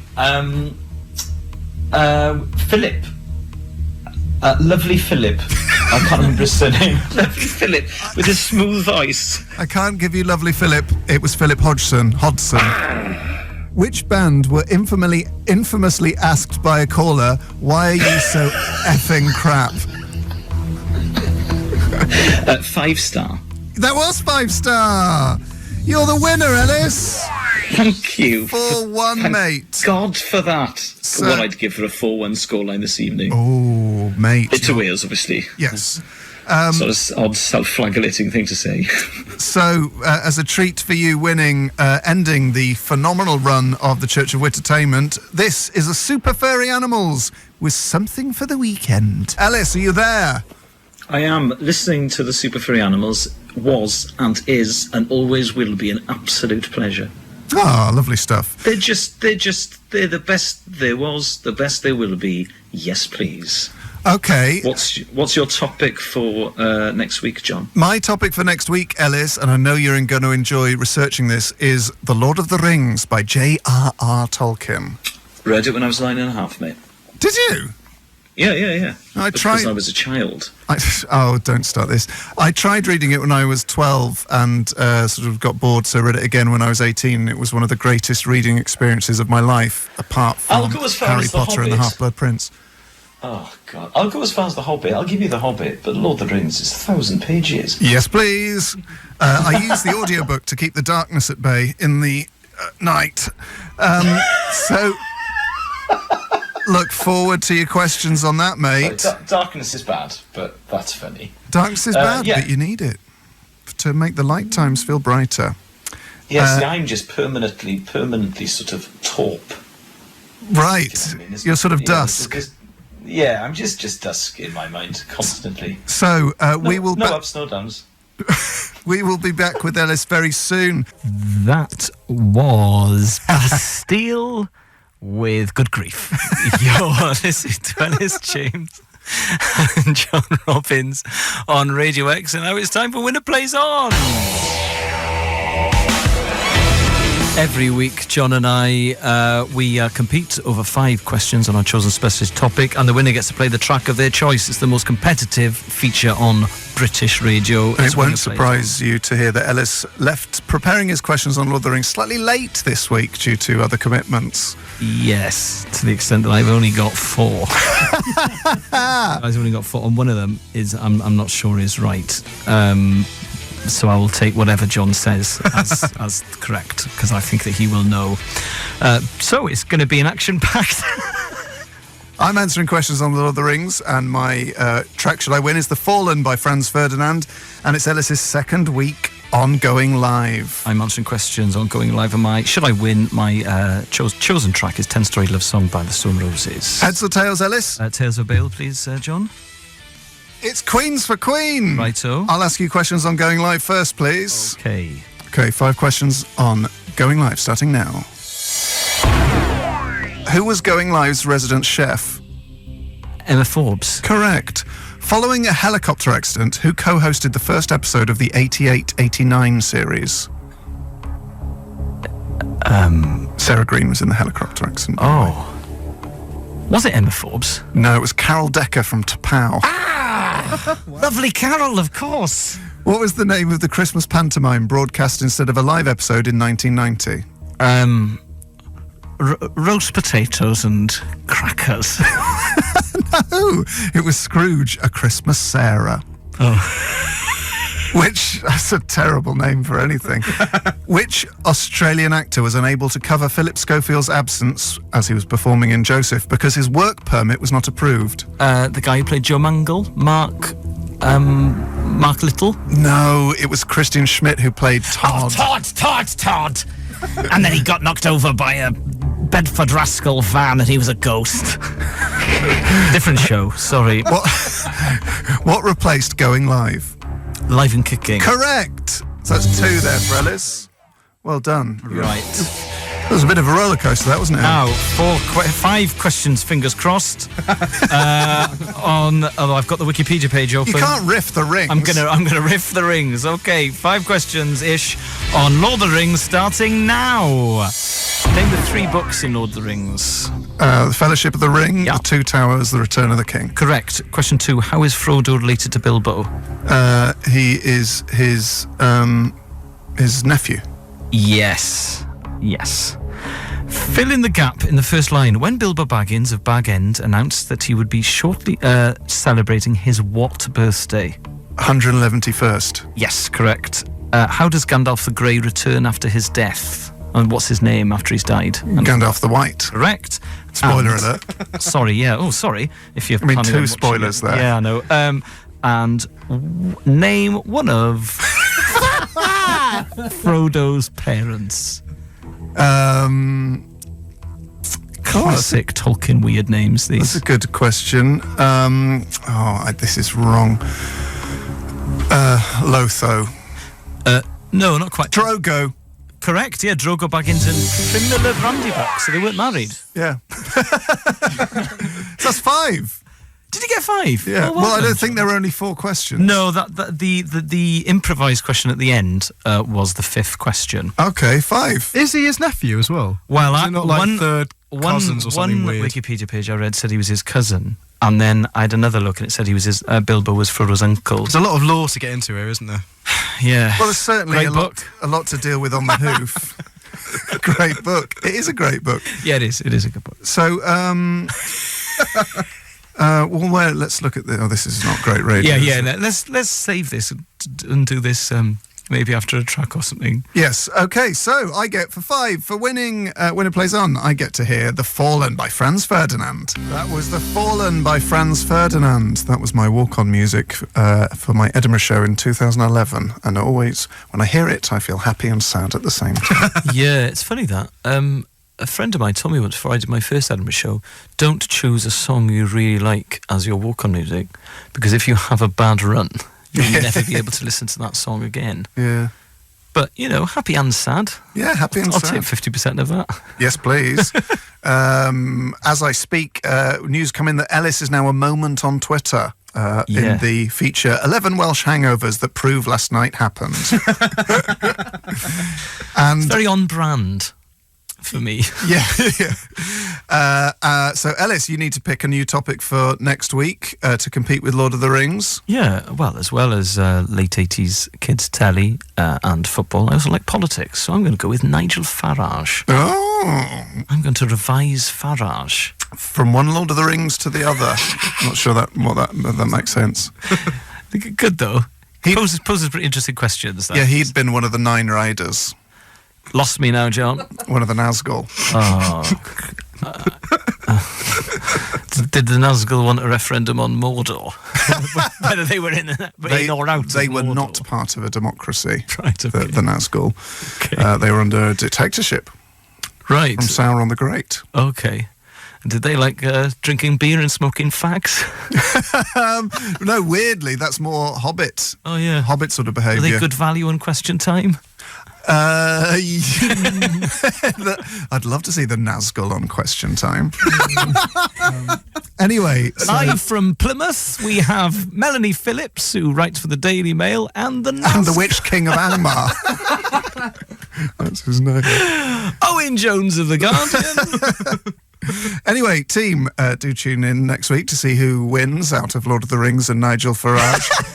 But right now, it's time for a bit of royal blood with Figure It Out. Stay tuned to Radio X. So, team, it's time for Winner Plays Off. Robbins comes into this week on a fine run of form. He had 5 on... What did I have 5 on? LOTR. No, what did I have 5 on before that? Wittertainment. That was it, And yeah. now I'm defending Lord of the Rings for a second week. Ellis's topic is his icon, his idol, Nigel Farage. And Elis, what's your track this week? Mulder and Scully by Catatonia. Mine is Babies by Pulp. 2 big hammers there, which will be broken by the anvil. Elis, heads or tails? Tails for bail, please. Tails for bail. Funny bail. Someone pointed out you should be doing Tails for Wales Never Fails. You're not doing the full thing. Yeah, if you want to go old school. All right. What's that in Welsh?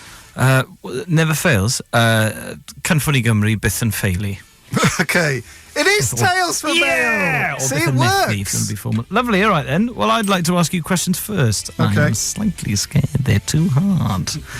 Second week on Lord of the Rings. Here we go. Questions starting now. Gandalf the Wizard is a member of which order, the name of which means wise ones in Quenta? The Maiar. That's not what I've got. He is. Oh dear, we're going to get deep into lore here. He's one of the Maiar, which you find out in the Silmarillion. Oh, I'm asking questions on Lord of the Rings. Repeat it. Gandalf the Wizard is a member of which order, the name of which means wise ones in Ainur. Vin is nodding. Vin thinks I'm right. It's the Istari. Okay, you see, he's also a Maiar, and he's a wielder of the White Flame of Ainur, servant of the Secret Fire. How was Gollum originally known? Smeagol. Correct. Why is Gollum known as Gollum? Because of the noise he makes. Yes, in his mouth.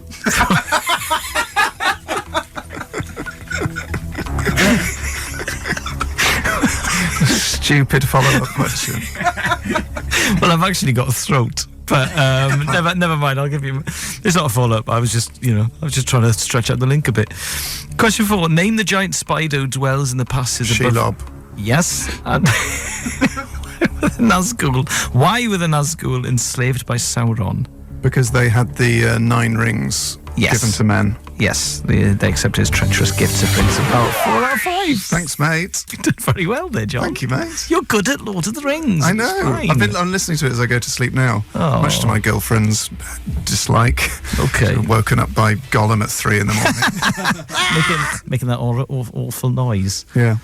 Oh. Okay, 5 questions on another Dark Lord, Nigel Farage.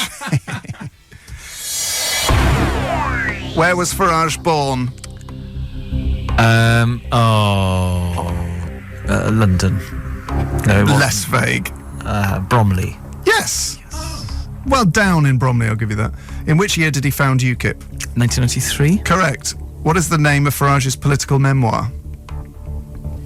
Oh, Isn't it? Is it about flying? No, it's not. I've gone loopy. Fighting something. I can't remember. It's called the Purple Revolution. Shush. On me. the day of the 2010 general election, Farage's light aircraft crashed. What was the cause? Oh, it had a thing sort of flying behind it and got caught in the propellers, Yeah. didn't it? Yeah. Okay, so this for the tie. Who has Farage said he would vote for in the US presidential election, Trump or Clinton? Is that a trick? That's a trick. Is it Clinton? Is that a trick question? It's Trump. Hey, that's fine. I thought Trump was too obvious. I was playing the percentages. You played the percentages, and the percentages were 50-50. So, yeah. Never Oh, well. play the percentages if they're 50-50. It was Trump. Unlucky, mate. It's all right. All right, what's here? Catatonia as well. That's a shame. Oh, come on. Babies is Oh, an it is. absolute rocket. Yeah. Right now, to celebrate a second consecutive victory for Lord of the Rings. I can't wait to answer questions on them again next week. This is Babies by Pulp. Would that it were 1995-6. Walking down Streamside Walk. Having the French exchange. Breaking my arm. Great days. Yeah, you broke your arm on the French exchange, just to explain, just to put a bit of context to that. Yes. Yeah, oh yeah. It was a great time because I broke my Yeah, I know. arm. It sounded like you were just like, sort of, God, if we could all break our arms again. Yeah? Oh, that was good. I mean, it's a rite of passage, isn't it? Just to break your arm when you're 15. My girlfriend has never broken a bone. Which, Hasn't she? Based around how sometimes dyspraxic she can be, blows my mind. My girlfriend broke her ankle jumping off a bridge for a £1 bet when she was 13. Wow. Have you ever Yeah. broken a bone? Broke my foot when I was about 5, and I think I broke my finger playing rugby when I was about 14. Dave, have you ever broken a bone? Yes. Broke my finger playing rugby and also fractured my ankle. Oh, how did you do that? Just rolled it. Oh, yeah. I broke my ankle in comedians football, but I just got up and carried on playing because I'm hard. Vin, have you ever broken a bone? Toes playing football, yeah. Yeah, we're all bone breakers. Although I broke my finger playing rugby by trying to catch the rugby ball. So it's quite a wimpish way of breaking Well, a like bone. Voldemort, just trying to sort of point at it as it came towards you to use it with your own powers. God, you're always bringing sci-fi/fantasy things into your joke references. Keep it straight down the line. Politics and sport. That is what we want. I mean, not supping from the goblet of Elsinore, or whatever it is you Elsinore do. is actually in Lord of the Rings. I don't care. I know you don't care because you're a man of the current affair. Absolutely. Anyway, Get involved. what's your topic for next week? I'm interested in white goods, not white Yeah, that's wizards. what you did, Nigel Farage. My topic for next week is Neil Kinnock. Great, good. That's more like it. Yeah, Kinnock versus Lord of the Rings. Yeah. It was going to happen eventually. You're listening to Elis James and John Robbins on Radio X, and now it's time for the tensest, most competitive feature on British radio. It's Winner Plays On. You heard it, Winner Plays On time. Every week, John and I, we take each other on with 5 questions over our chosen specialist topics, and the winner gets to play the track of their choice. This week, I'm answering questions on Neil Kinnock, and should I win, I'll be playing the Public Enemy, which is something I can't wait for. John, what are you answering questions on? Lord of the Rings by J.R.R. Tolkien. 3rd week, eh? 3rd week on Rings, and if I win, I'll be playing Red Hill Mining Town by U2, which is an absolute hammer. And there's also a hammer in the video, which is one of the worst music videos you'll ever see in your life. It's actually worth checking out. Yes. Because it's that bad. It's the biggest sort of gap between quality of song and video, I would say. Oh, that's a good thing to discuss. It is, isn't it? Yeah. That's a good... Oh, he's full of ideas, John. Fizzing with them. Ellis, heads or tails? Tails for bail, please, John. It's Queens for Queen. Okay. I will ask you questions on Kinnock first, please. Oh, righto. No, actually, you asked me questions on Lord of the Rings. Okay. I'm too excited. Right. 5 questions on Lord of the Rings, starting now. Question 1. Name 2 Elvish languages.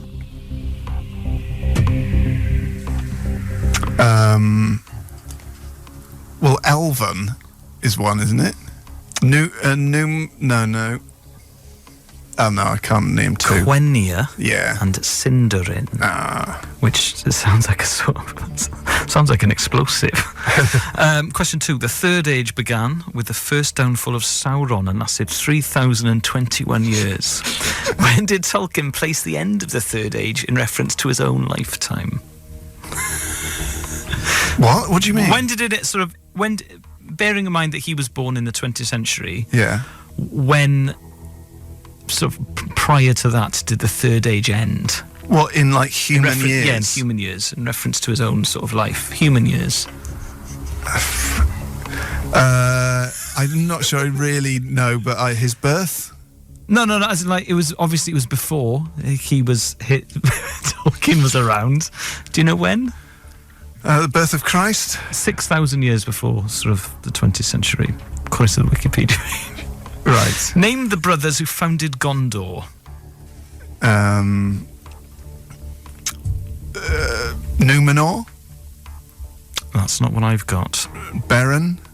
No, it was Isildur and Anarion. I should have got Isildur. Okay, how are Frodo's parents killed? Drowned. Yes, a boating accident. I'll give you a boating accident. Noted for its fine beer, name the inn in the centre of Bree. The Prancing Pony. Yeah, the Inn of the Prancing Pony, which is based on the Bell in Morton in Marsh in Gloucestershire. Oh, I've been to Morton in Marsh. Yeah, well, the Bell is what you based it on, so it exists. Is that 2 out of 5? Yeah. Righto, okay. Okay, 5 questions on Neil Kinnock, starting now. What constituency was Kinnock MP for? Islwyn and then Bedwellty. Yeah, Bedwetty. No. Bedwetty, that's what it is. No, be quiet. It was actually Bedwetty before Islwyn, but okay. I'll give you that. In what year did he become leader of the Labour Party? 1983. Correct. And who did he succeed? Macklefoot. Correct. In 1995, Kinnock took up which position in the European Commission? Transport Commissioner. Correct. Complete the Sun headline that Kinnock claimed lost him the 1992 election. It's the Sun what won it. No, no. It was the last bit of the league. Turn on the lights. You interrupted Turn me on the there. lights. If Kinnock wins today, will the last person to leave Britain Turn off the lights. please turn off the lights? It was not the Sun what won it. Oh, that was the day after. I know. And it was mentioned in Leveson. It was. Hey. But Ellis, you still won, so you get to play your track. Oh, Harder Than You Think by Public Enemy. What an absolute banger. Harder Than You Think by Public Enemy. What a tune, what a band. John is still struggling for a topic for next week, because obviously it'll be week 2 for me for Neil Kinnock. Very, very interesting man to study and read about. Have you got a topic? You just look very tired, John. Thanks, mate. Does it worn you out thinking about a topic? It's been a long week. There's 6 pubs on my road, mate. Another tough week in John's life. General knowledge. No, you can't do that. It's can't too do that. broad. I mean, I'll give you, we can play a track or something, give you some more time to think. Flags. I like that. What, the flags of the world, or do you want to sort of make it less flags broad? of the nautical. Well, I mean Europe or something, or No, just flags. National flags. national flags. It was my specialist topic when I was a kid. I knew all the flags. All right then. I mean, I don't now, so it'll be a bit of a car crash. Okay. Flags. No. Yes, What? but I know what I've got for the week after. When you lose. Yeah, when I lose at flags. All right then. Okay. Oh, that's good. I'm looking forward to my 3rd week on Kinnock then. Yeah. All right then. I'll ask you questions on flags next week. Makes it sound like you're about 10. Yeah, well, I am. All right, and then what are you going to do after? Capital cities? Oh, that was my other topic when I was a kid. Yeah, I was good on capital cities. Copenhagen, for instance. Denmark. Denmark.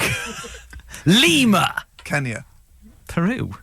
No, Peru's not the capital of Kenya. No, Lima's the capital I was of asking Peru. you another question. Oh, Kenya? Yeah. Is it called something like Kenya City? Or It's bloody Nairobi. Yes. That's a very niche Alan Partridge reference there. What's the capital of Kenya? What's the capital of Kenya? Good question. Right, so Flags versus Kinnock coming up next week. Now it's time for the tensest feature in the galaxy, I think. It's Winner Plays On. Every week, John and we compete over 5 questions on our chosen specialist topics, and the winner gets to play the track of their choice. This week, I'm answering questions on Neil Kinnock for the second week running, and should I win, I'll get to play The Cutter by Echo and the Bunnymen, which is an absolute banger of a tune. John, what are you answering questions on, and what's... Flags. And if I win, I get to play Red Hill Mining Town by U2, Right, which sure. is more of a belter than The Cutter It's by Echo not and the Bunnymen. more of a banger than Yeah, it is. Is The Cutter set in a mine? No, well, the video's set in Iceland. Well, there you go. So, I'm going to toss a coin. Ellis? Tails for Bale, please. It's Queens for Queen. I'll answer questions on Flags first. Okay. 5 questions on flags for John Robbins, age 10, from Thornbury. Question 1, starting now. Which of the 4 home nations isn't represented on the Union Jack?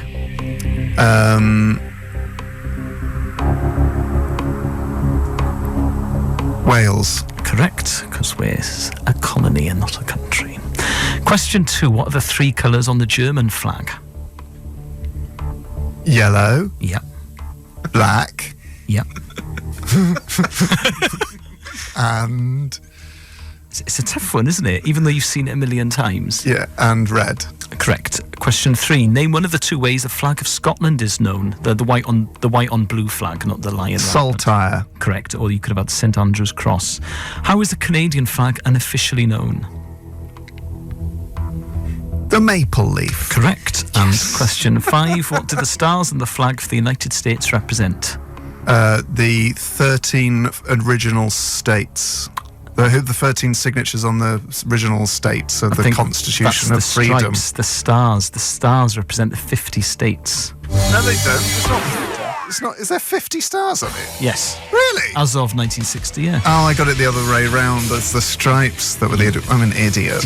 I hate you. 4 out of 5 on very flags. Well done on flags. John Robbins, age 10. Okay, 5 questions on Neil Kinnock, starting now. What is Kinnock's middle name? Oh, Gordon? Correct. What is Neil Kinnock's official title as of 2005? I don't know. He's like Lord of Tredegar or something. I can't remember. It's the Right Honourable the Lord Kinnock PC. Really? Okay. In 1988, who challenged Kinnock for the Labour leadership? Tony Benn? Correct. Of whom is Kinnock speaking in this quote? Oh, I detest him. I did then, I do now, and it's mutual.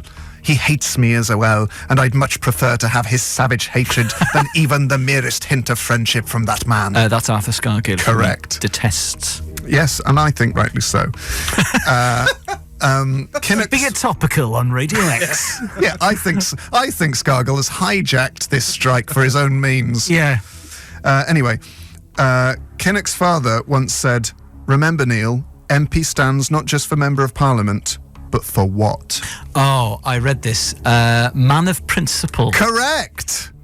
So is that 4 out of 5? Is it a tie-break? It's a TB! Dear, I am notoriously bad at these, so John gets... Kinnock had a great quote about Scargill. He said he went into politics with a large majority in a small house and exited with a large house in a small majority. Yes. Something like that. Yeah. Very good. It sounds a bit like a euphemism, doesn't it? Yes, please. Well, he was in it for his own means. Yeah, and that as well. But it still sounds like he's referring to his foxhole. What? Wow. I don't know. I was trying to think of a... Should we do the tie-break? Yeah, let's do the tie-break. Okay, so earlier on off air, I asked you guys a tie-break question, and it was how many test runs had Freddie Flintoff, who's just had a show here on Radio X. Yeah. Saw him whizzing out of the building. Oh, did you? No. Okay. Yeah, how many test runs did he score? Yeah. John, you went for 4,280. Yeah. What did Elis go for? Elle went for 1,400. He scored 3,845. John's the winner. Great! I was really close, actually. Singing a track. Oh, so we get to play Red Hill Mining Town by U2. Don't Just don't miss a second of it. It is electric, and ramp it up high. Oh, yes, please. Red Hill Mining Town by U2, a song which did arguably more than Kinnock for the Miners. That was my treat for winning Winner Plays On. Do check out the video for Red Hill Mining Town. It's one of the worst music videos ever for one of the greatest ever songs, yeah.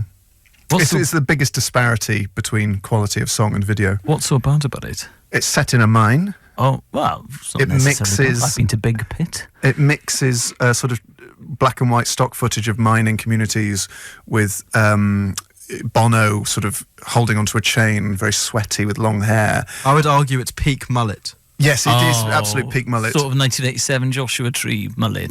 Yeah, well, yeah, it's Joshua Tree, isn't it? Okay. Yeah. And the drummer one is banging on a bit of metal with another bit of metal, and there are an awful lot of canaries. That's true, and they sort of release the canaries. Oh, okay. Well, at the end? Yeah, it's one of those sort of only in the 80s type affairs. Oh, I love them. So you need to pick a topic for next week, Al. Oh, it's a shame because I really enjoyed revising Neil Kinnock. However, next week I'm going to be answering questions on Euro 96. Euro 96? Versus flags. Versus flags. It's like our school projects we've done. Oh, I can't wait to get stuck into Euro 96. The past, please. What? The past. That would be your sort of defining speech if you were a politician. Yes. It'd be your education. Yeah. I mean, I'm not really offering very much, am I? Both to the electorate. So, team, next week, the past... No, not the past. Well, I guess it's the past. Euro 96 versus flags. Broad topic for Winner Plays On. It's a broad church. Time for Winner Plays On. That's right, it's the Tenses feature on British radio. Every week, John and I, we compete over 5 questions on our chosen specialist topics, and the winner gets to play the track of their choice. This week, I am answering questions on Euro 96, and should I win, I'll play The Cutter by Echo the Bunnymen, which is an absolute banger of a tune. John, what are you answering questions on? What's your track? For a second week, I am answering questions on flags. John Robbins, age 10, from Thornbury. And if I win, I will be playing Not If You Were the Last Junkie in the World. On Earth. On Earth, Chris. I know it is Heroin Is So Passé by the Dandy Warhols. Oh, tune. So, Ellis, I'm going to spin a pound because I don't want to damage my thumbnail. Okay. That's a humble brag, isn't it? Only got pounds to hand. Ellis, heads or tails? Tails for Wales. Can Funny Gymru, please, John? Just spinning. It is tails for Wales. Oh, great. Well, I will ask you questions on flags first, please. Okay, thanks, John. man. Here we go. Right. John Robbins answering 5 questions on flags starting now. What are the colours of the Dutch flag from top down? Ooh. Top down, red, white, blue. Correct. What are the colours on Belgium's flag? Yellow, black, and red. Correct. What decade was the flag of Ireland adopted? What decade? Yeah. 1920s. Correct. Although it was given constitutional status in 1937. What are the colours of the Ivory Coast flag? Okay, think Ivory Coast. Think Drogba. Yeah. Think Drogba's stat list. Ivory Coast. Oh no, that's Kenya. Red, white, and blue. No, orange, white, and green is a mirror image of the Irish flag. Crisps. Question number 5. Name one of the oldest 5 flags still in existence. Interesting question. Yeah, I was very surprised at the answer, actually. The answers. According to the webpage I read, the 5 oldest flags that have sort of been in continuous use. I'll give you 1 of 5. Vatican City. No, unfortunately not. You could have had Scotland, Albania, Latvia, Denmark, or Austria. Scotland is the oldest flag. Lovely, is it really? Yes, it is, since about 807 or something. Fun fact. Fun fact. So I think that's 3 out of 5 John got there on flags. I'm annoyed at the Ivory Coast one. It was weird. I actually thought it was a misprint, and I realised that they were the wrong way round. And I think it's there's another African country, and it looks like the Irish flag. I knew that. Anyway, okay, 5 questions on Euro 96 starting now. Who were the runners-up in Euro 96? Czech Republic. Correct. Who was the top scorer? Alan Shearer? Correct. How many goals did he score? 5. Correct. Now, for a potential 2 points, Elis, and it's a point per 4 grounds. Name all the grounds used in Euro 96. Wembley. There's 8. Wembley. Yes. The City Ground. Yes. Hillsborough in Sheffield. Yes. Anfield. Yes. Elland Road. Correct. In Leeds. Oh my giddy aunt. Old Trafford. Correct. 2 more. So that's 6 big grounds in the mid-90s. Oh, Villa Park. Correct. 1 more for the 5. Villa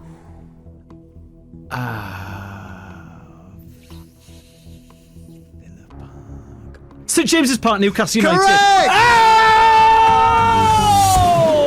That's all 5 with a very tricky final 2-point question there. I knew it wasn't Highbury, and everyone would have assumed it was Highbury, but they used to play FA Cup semi-finals there, and then they stopped playing them there because Highbury, they refused to put fences up there. But obviously it's a great iconic ground, one of the biggest grounds at the time, but they didn't use it for Euro 96. Ellis loves football grounds. I like football grounds more than I like football. Do you? Yes. That's I fun. often think that my relationship with football is based on my relationship with the ground and not with the team. I loved the Vetch, and football hasn't been the same for me since we left the Vetch, to be honest. Imagine if someone said, I actually love snooker tables more than I love snooker. I love bays. I only love watch it for snooker. the tables. Yeah. And when a moth flies on one and the referee has to sort of grab the moth, that's the highlight of the tournament for me. Anyway, Ellis's victory warrants a track. Ellis. It's the Cutter by Echo and the Bunnymen. That was the Cutter by Echo and the Bunnymen. What an absolute banger of a track. What an absolutely brilliant band. You're still high on football grounds, I am aren't you? high. I've got a first edition copy of Simon Inglis's The Football Grounds of Great Britain. Yes, please. And I read it on Christmas Day. He's starting to sound like a murderer. I know. But anyway, John, you need a new You topic. could be a murderer in a murder story where someone dies by every ground in the UK. Yeah, hopefully I would get an audition for that.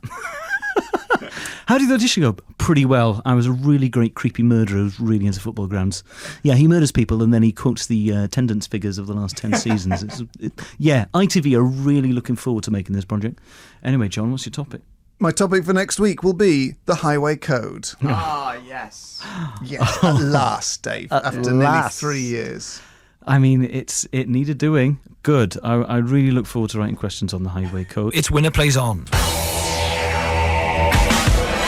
That's right. Every week, John and we compete over 5 questions on our chosen specialist topic, and the winner gets to play the track of their choice. I'm answering questions for a second week running on Euro 96, and should I win this week, I'll get to play In-Betweener by Sleeper. That's a blast from the past. John, what's your topic and what's your track? My topic is the Highway Code of the UK. So cool. And if I win, I get to play Not If You Were the Last Junkie on Earth by the Dandy Warhols. All right then, John, get your coin out. Here we go. Heads or tails?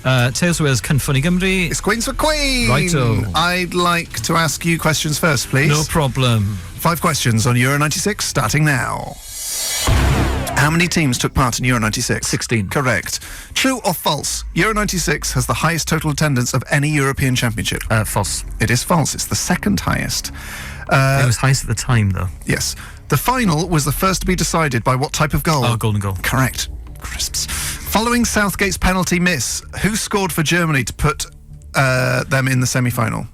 Oh, I can't remember. Hassler. It was Andreas Moller. Ah, yes. What? I can see his face when I close my eyes every night. What was the official ball of the tournament? Oh, the Questra, the Adidas Questra. I thought that was hard! You've got to remember, I love balls. I love the history of balls from Adidas Tango 78 to not to now, but certainly up to 96. That's fine. Okay, 5 questions for John on the Highway Code, starting now. How far away must you be able to read a number plate from to prove that your vision is good enough to drive? Is it 20 metres or 10 metres? 10 metres. It's 20 metres. Oh. What are the 2 reasons that allow you to stop on the hard shoulder of a motorway? Breakdown Yeah, I'll give you that. and an emergency. A breakdown of your car. Yes. Nuclear war. Panic attack. A crash, which means that there's no space on the... These are all... There are multiple reasons. Well, the two I've got... Not a wee. I know that much. Not a picnic. That was a problem in the 50s. It's an emergency or when instructed to by the police. All right, well, fair enough. They would do that in the event of nuclear war.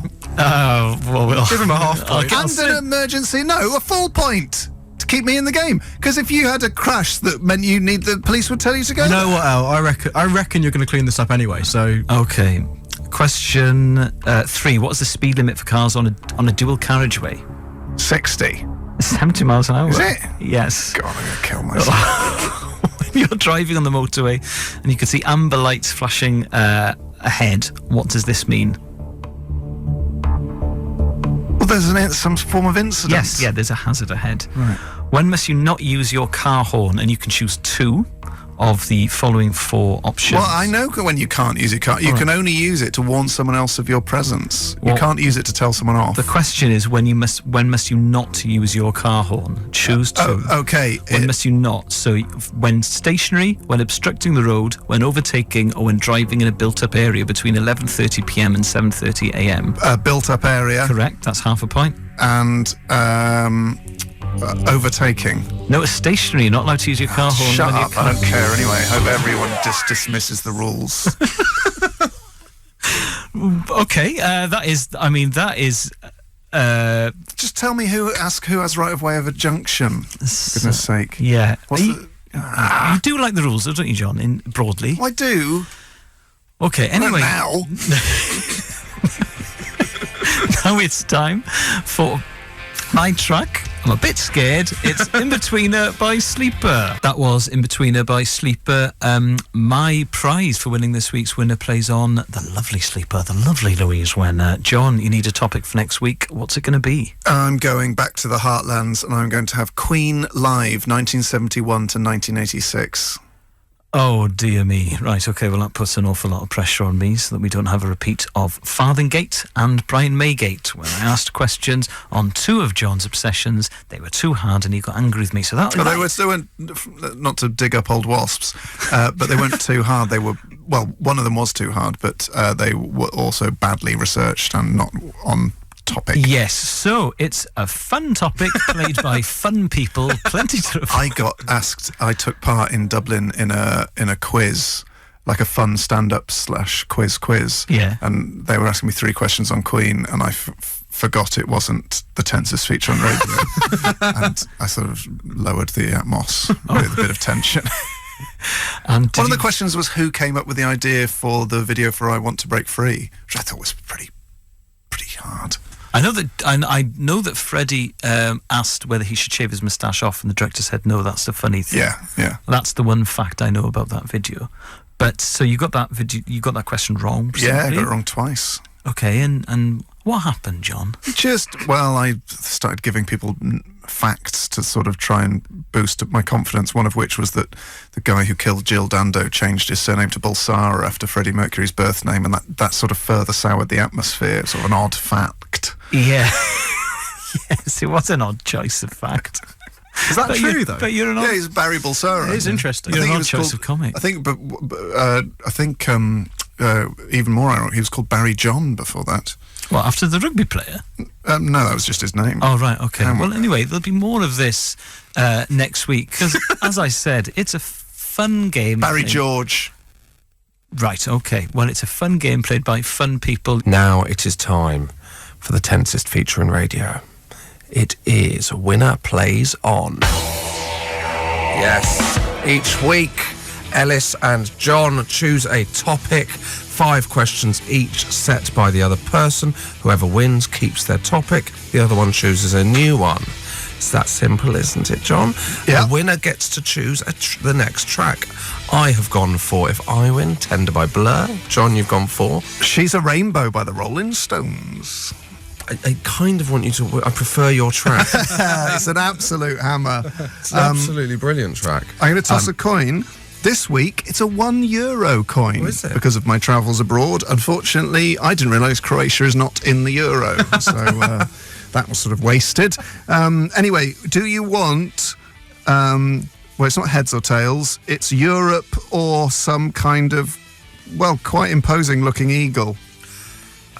An option that the country chose last time. I'll go with the eagle, please. Okay. It's the Europe. So I am going to ask you questions on Euro 96. This wasn't my topic. This is Ellis's topic. Yeah, and you're he's got right 2 weeks in a row. You're so. stepping in on week 3 of the Euros. Luckily, it's I'm right so in your. nervous. It's right up your alley. No, I don't like it. So I don't want it to be up my alley because then if I fail, it's my own fault. yeah, but this is week 3. Okay, 5 questions on Euro 96 starting now. Who scored the goals for England in their 4-1 victory over the Netherlands? 2 for Shearer, 2 for Sheringham. No, it's 2 for Shearer, 1 for Sheringham, 1 for Ince. Ince! Ince! Who scored the first goal of the final? Patrick Berger. Correct! What was the name of the... Ince! What was the name of the official mascot? Oh, it contained the word goal. It was Goliath. Correct! How many games in total were decided by penalties? Could I add up out loud? Yeah. So I can show my workings. Not the final. Both the semis, that's 2. And of the quarters, either 2 or 3. So it's either 4 or 5. The answer is 4. It is 4.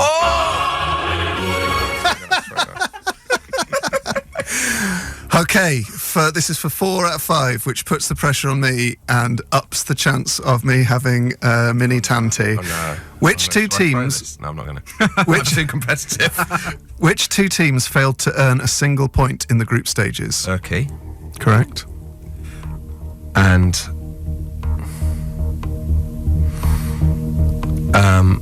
Turkey. Yeah. So it's Turkey. Definitely. Yeah. Definitely Turkey. Definitely That's in the Turkey. bag. Yeah. And then Russia. It was Romania. No. Hey, those questions were very tough. Please for 3. They required multiple answers, and I think you did very well to get 3 Thank you there. very much. Thank you. Okay. Robbins, back in his comfort zone. Queen Live, 1971 to 1986. There's a lot on this, isn't there? Because this means a lot to you. Yeah. Queen Live, 1971 to 1986. Yep. Okay. Queen played at Sun City in South Africa in 1984 because they didn't care about which political system in the country at the time. Well, it's very hard to answer that with one question. So one word answer. Think about winning. I've got an answer written down here. Well, I don't agree with the sentiment. However, what I think you're asking me is, under what regime did Queen play a mixed race gig? Yeah. I would have to say apartheid. 1 point. Thank you. If the money had been right, would Queen have played in Germany? No.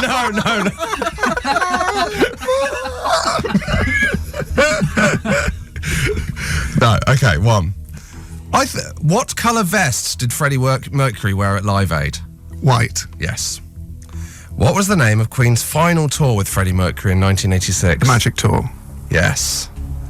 The Works Tour was the first time that Queen did not perform in which continent? Oh, that's a good question. I say South America. Incorrect. North America. Oh, of course, because they found out Freddie was gay. Well, they worked it out and then dropped them like a stone. Okay. So this is for the win. For the win. I should have said North America. I'm such an idiot. Well, it's not a Paul Ince, is it? Name 3 of the 6 songs played by Queen at Live Aid, and they don't have to have all. 2 of them weren't played in full. Oh, okay, yeah, sure. Radio Gaga, Bohemian Rhapsody, Hammer to Fall, Crazy Little Thing Called Love. Oh, that's 4. That is 4. Do you want to show off with the 6? We Are the Champions and We Will Rock You. All 6. There you go. Congratulations. Thanks, man. Woohoo! Got there. Oh, my word. Queen Don't know who's more relieved. Queen also used some of their proceeds from Sun City to build a hospital for the deaf and blind, Josh. So, Some of their proceeds. yeah. Some. Yes. Well, they got to travel. I loved all those musicians who released that song, Queen are playing Sun City, as an act of support. Okay. What was the song, I Want to Play Sun City? I, to be honest, John, I haven't looked into the details of it. Other people to appear at Sun City, Rod Stewart, Elton John, do they get all the hassle? I'll be honest with you, this is turning into Defend the Indefensible. Anyway, turn it up, mate. This is a belter. She's a Rainbow by the Rolling Stones. What a track. That was my treat. Rolling Stones with She's a Rainbow for beating Euro 96 with Queen live, 1971 to 1986. That should technically have been 1970. Come on, John. Anyway, Josh, you have to pick a topic for Elis next week. That's right. Obviously, he's just gone with all the things he loves the most. Mm-hmm. I can't believe he hasn't already chosen. Is he sooty? Controversy in the house. Presumably he'll just get 5, won't he? Yeah, I presume I would. That's the worry, isn't it? There's going to be a lot riding on it. There is. Okay, so question. Have you checked this over with Elis? No, but I just presumed that he'd want me to go for something I know that he should know everything about. Okay. I mean, I'm guessing over the past 3 years, Elis may have considered that and not chosen it for a reason. However, I'll be delighted to see his reaction. So 5 topics on comedian. Very easy to revise. Comedian, actress and author. Yep. Is he sooty? Easy for him to revise. Just listen for once. Over a lovely glass of wine. It's Winner Plays On. Every week, John and I, we compete over 5 questions on our chosen favourite specialist topics, and the winner gets to choose the next track. Now, there was a bit of controversy last week. Obviously, I wasn't in the studio. I was at a wedding in Shropshire, but John took on Josh Widdicombe, and Josh answered questions on Euro 96, and it was the second week, because I'd done quite well the week before. But, John, there was a Wikipedia error, wasn't there? Yes, there was. A number of people pointed out to me that Josh was correct in that Shearer and Sheringham got all 4 goals in the 4-1 victory over Netherlands, 2 each, whereas I, due to a Wikipedia error on one of the minor pages, had claimed it wasn't Wikipedia, it was Euro 96 facts. I googled it, and one of those facts turned out not to be a fact. It claimed that Paul Ince scored, which he didn't. What it would have meant that we were equal 4-4. Fun fact, Josh had also won the tie-break off-air, so Josh would have won. So I should be answering questions on Euro 96. You should but be. I'm not. I'm answering questions on Is He Sooty? That's correct. And my partner in crime, KRYME. I have had some help with these questions, Elis. Have you? Yes. From whom? From a source very close to you. Oh, my daughter? Yes. Absolute gobbledygook. Yeah. Chocolate cake? That's what she says all the time. So, Elis, heads or tails? Oh, what's your track if you win? It is She's So High by Blur. Oh, mine, after a punch-up in head office, is Hammer to Fall by Queen. So if I don't win, I am going to set fire to everything I own. Okay. Elis, heads or tails? Tails for Wales. Funny country, please. It's Queens for Queen, and Queen, because I'm doing Queen as my topic, Queen on my track, and Queen is on the throne. Okay. So I will answer questions on Queen Live 1971 to 1986 now. Okay. Your 5 questions on Queen Live 71 to 86 starting now. Name the tour that started in June 1980 and ended in November 1981. The Works. No, it's The Game. Oh. Leave it, don't swear, John. What was the largest paying audience Queen officially played to? Buenos Aires. No, Rio. No, it was Sao Paulo. On the right continent. It was about 250,000 people. Well, no, it was the official figure is 131. Oh, official figures from South America in the 80s, Elis. Times that by 10. I'm not doing well. How many have I got wrong? I've got 2 wrong. On the Kind of Magic tour in 1986, name one of Queen's 2 support acts at Wembley. Status Quo. Correct. You could have had In Excess as well. Name 2 of Queen's live shows from the 1970s have been officially released by Queen. Name one of them. Live Killers. That's not what I have. That's an album. That's a live album from the 70s. Yeah, it's a video. It's a video to watch. Oh, I see. Queen. Yes, sorry. Well, you didn't say that. Sorry, I didn't say that. I didn't say. As in like a DVD or a video that you can watch. Yeah, Live at the Rainbow. Yes, correct. And okay, here we go. You don't get a bonus point, but still, let's see if you know it. Live at the Rainbow Theatre. And Live at Hammersmith Apollo. Yes, Christmas Eve at the Hammersmith Odeon 1975. Yeah. In 84 and 86, Queen were invited to play at the Witch Festival, where they had to lip sync their material. Controversial. How dare you? How dare you? I mean, they did. Take that question. They did. It's a fact. I've watched it. You're not a fact, though, are you? How dare you? 84, 86. The other bands did it as well.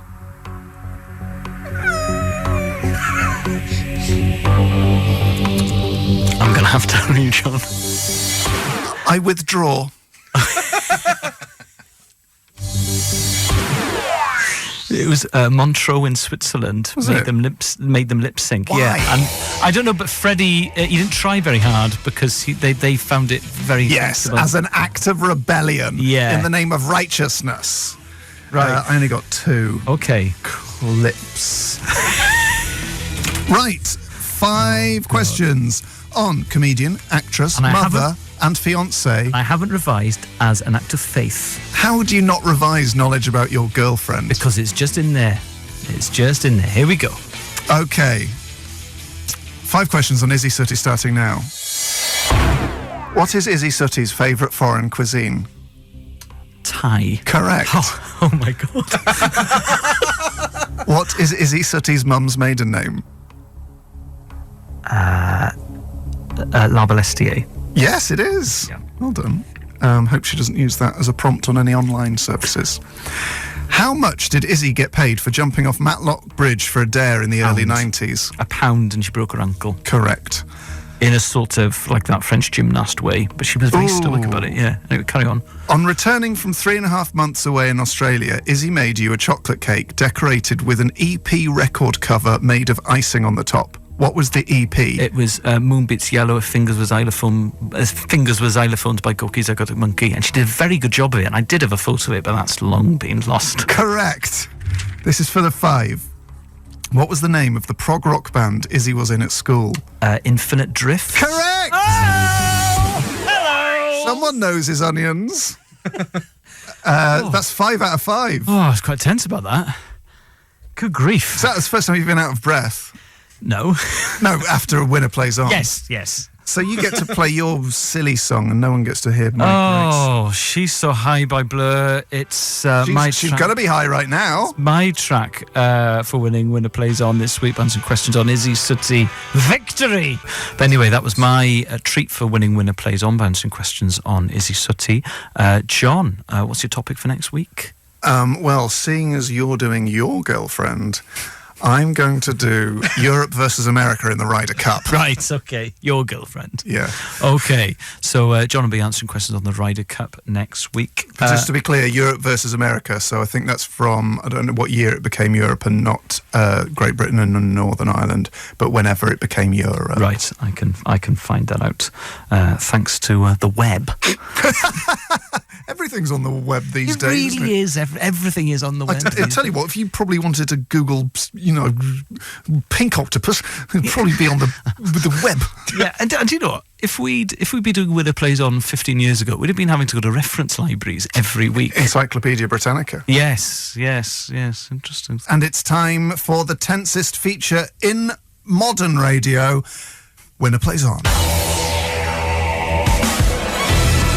That's right, everyone. Elis and I are going to battle it out to play a track of our choice on specialist topics. The loser has to pick a new topic. It's that simple. Elis, what's your track this week? Noel Gallagher's reimagining of Do You Know What I Mean? That's just because he loves saying reimagining, Yes. isn't it? And mine for a second week is Hammer to Fall by Queen, due to a standoff I had with Top Brass at Radio X. They've now allowed it. However, I know I'm going to lose again because Ellis's topic is his blooming girlfriend, who he knows very well. Yeah, nice girl. Lovely, lovely girl. We had a Skype conversation the other day, and she joined in. Yeah, me and you. Oh, yes, we did, yeah. She looks absolutely radiant. So, Elis, heads or tails? My topic, by the way, is Europe versus America in the Ryder Cup 1979 to date. Oh. What have you done? Nothing. Well, you'll find out with the first question. Well, I won't. Oh, okay. All right. See, heads or tails, Elis?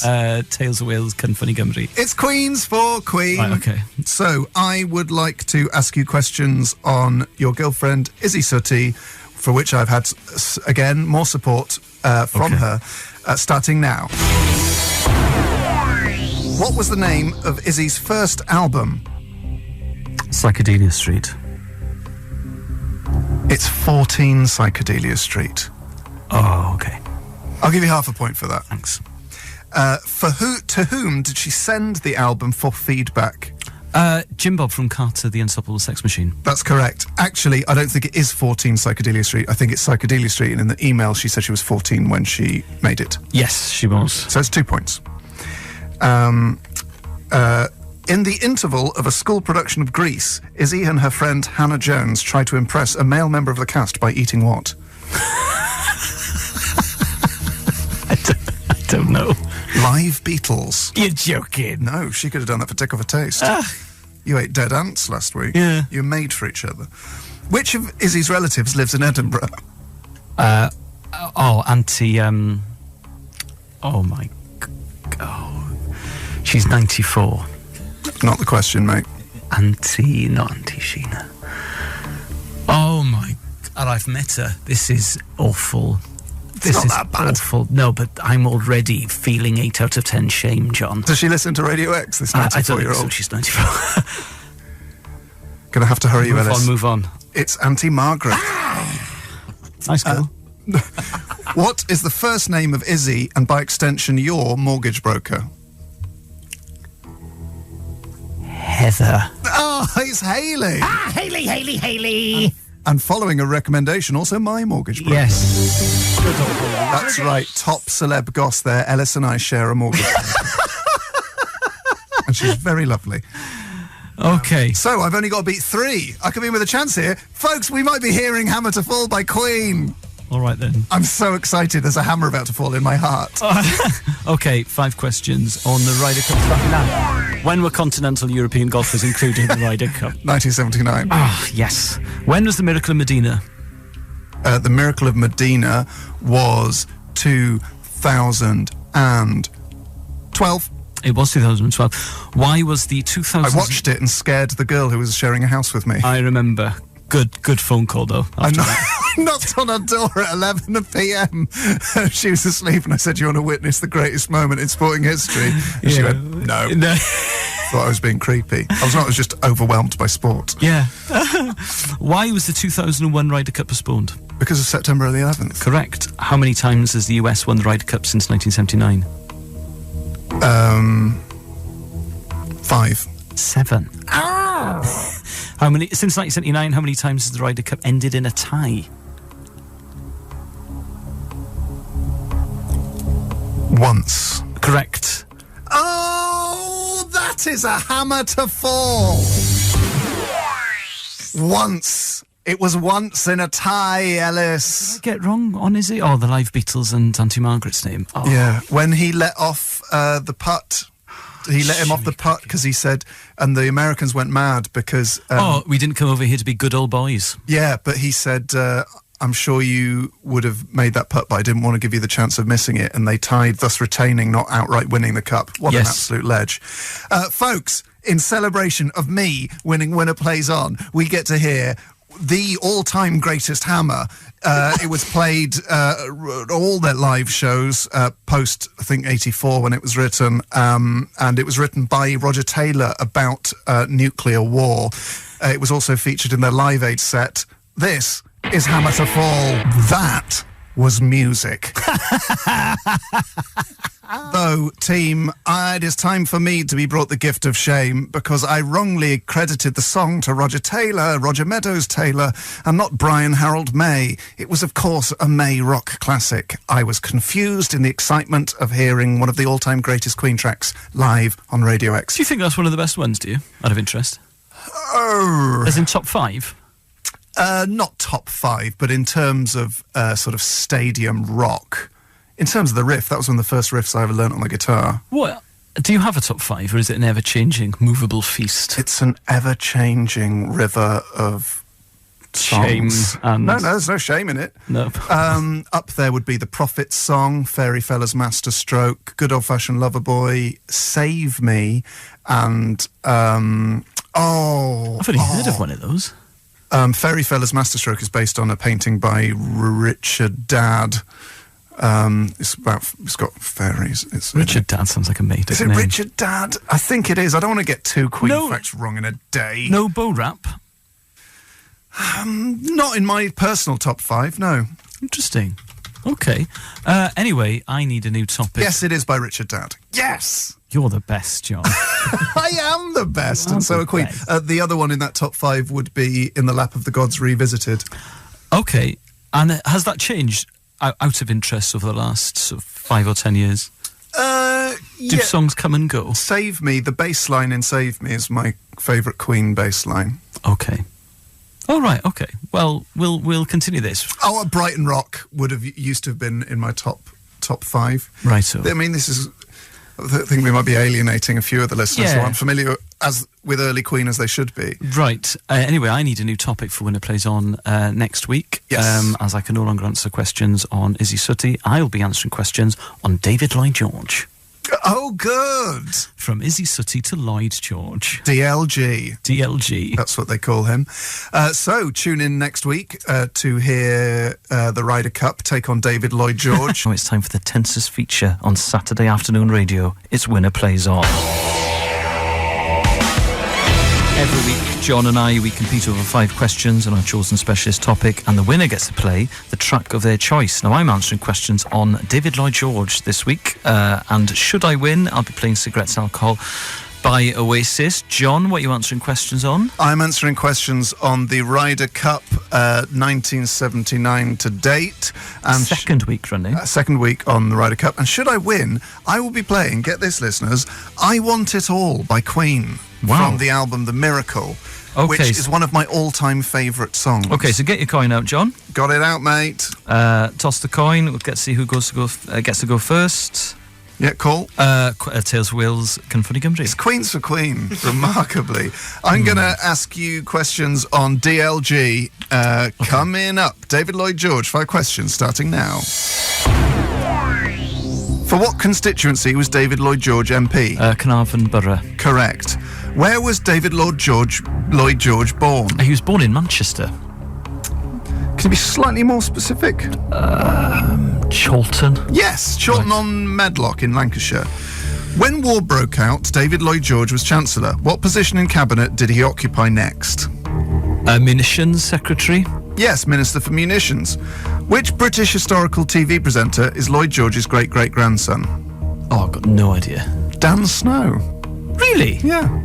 That's a good question. Thanks, mate. Who succeeded David Lloyd George as Prime Minister?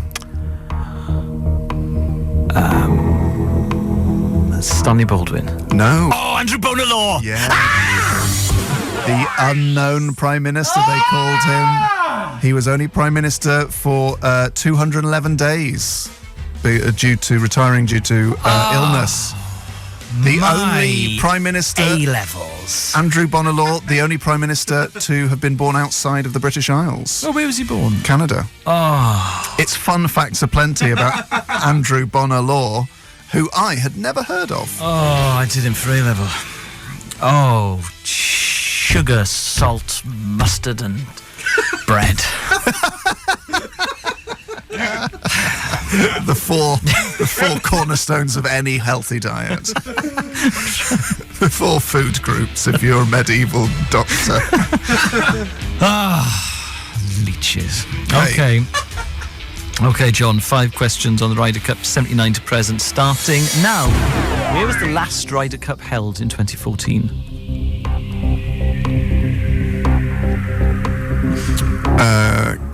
Gleneagles. Correct. Since 1979, how many foursomes and how many four balls are there on each of the first 2 days? There's 4 foursomes, four balls each day. Yeah, correct. Which Ryder Cup is referred to as the War on the Shore? Kiwa Island. Oh, I'm asking for a year. Oh. When was that? The War on the Shore? Was 1989? 1991. Oh. Come on, mate. I knew a bit. Oh, it's an odd noise. I knew where it was. Okay, well, that wasn't the question. Which 2 golfers have the record for scoring most points as a pairing? Sevi Ballesteros and Jose Maria Olazabal. Correct. What is the prize fund for the Ryder Cup? Hasn't that already been 5 questions? I thought No, that was that's the 5th question. prize fund.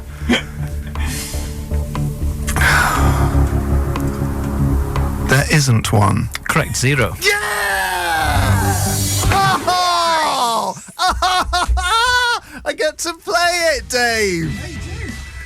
I want it all so much. I want it all, and I want it now. Adventure Seeker, walking down the street, just an alley creeper, light on his feet. Sounds a bit like a Christa Berg song when I say it like that. Ladies and gentlemen, this is tragically the greatest rock song never to have been played live by the authors. It's from Queen's album, The Miracle.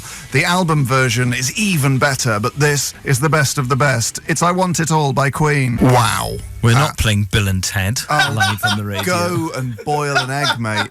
There's been fervent debate in the studio about Queen's I Want It All, with me and Dave on the side of righteousness and Vin and Elis on the side of idiocy. Sounds like a guitar lesson. It sounds...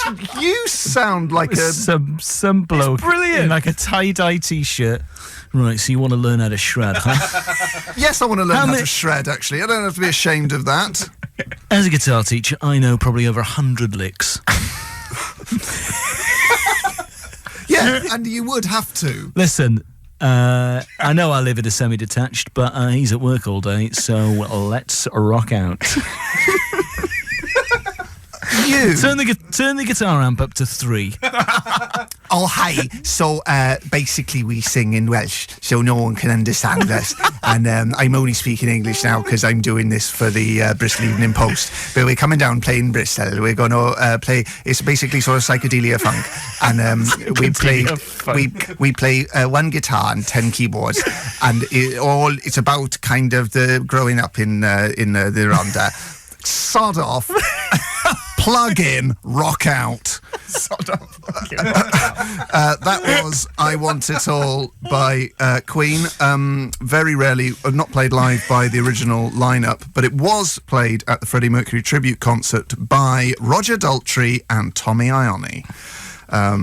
Tommy Iommi. From Black Sabbath. Yes. Yeah, he's Who could knock you out. No, he's in his 70s.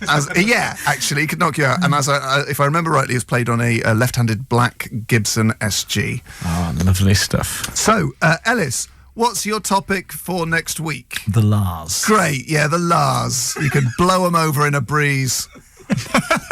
I like to see them take on Mercury, May, Taylor and Deacon. As it's Saturday morning, let's get started with the Phrygian mode in the scale of A, in the key of A, please. Off you go. Let's get the metronome ticking. Really, really speed up those fingers. That's great. Go on, just a little bit more overdrive. Oh, yes. This from Alex on Twitter, Elis, who is a member of the general public. Yeah. I Want It All. That was amazing. Thank you.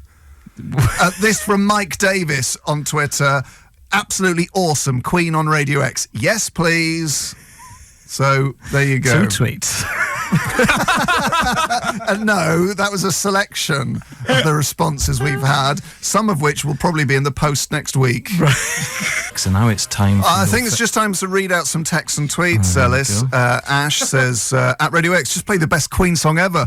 Adrian says, sod off, plug in, rock out, hashtag Queen rocks. Big Jim Taylor says, all the better for playing Queen, hashtag tune.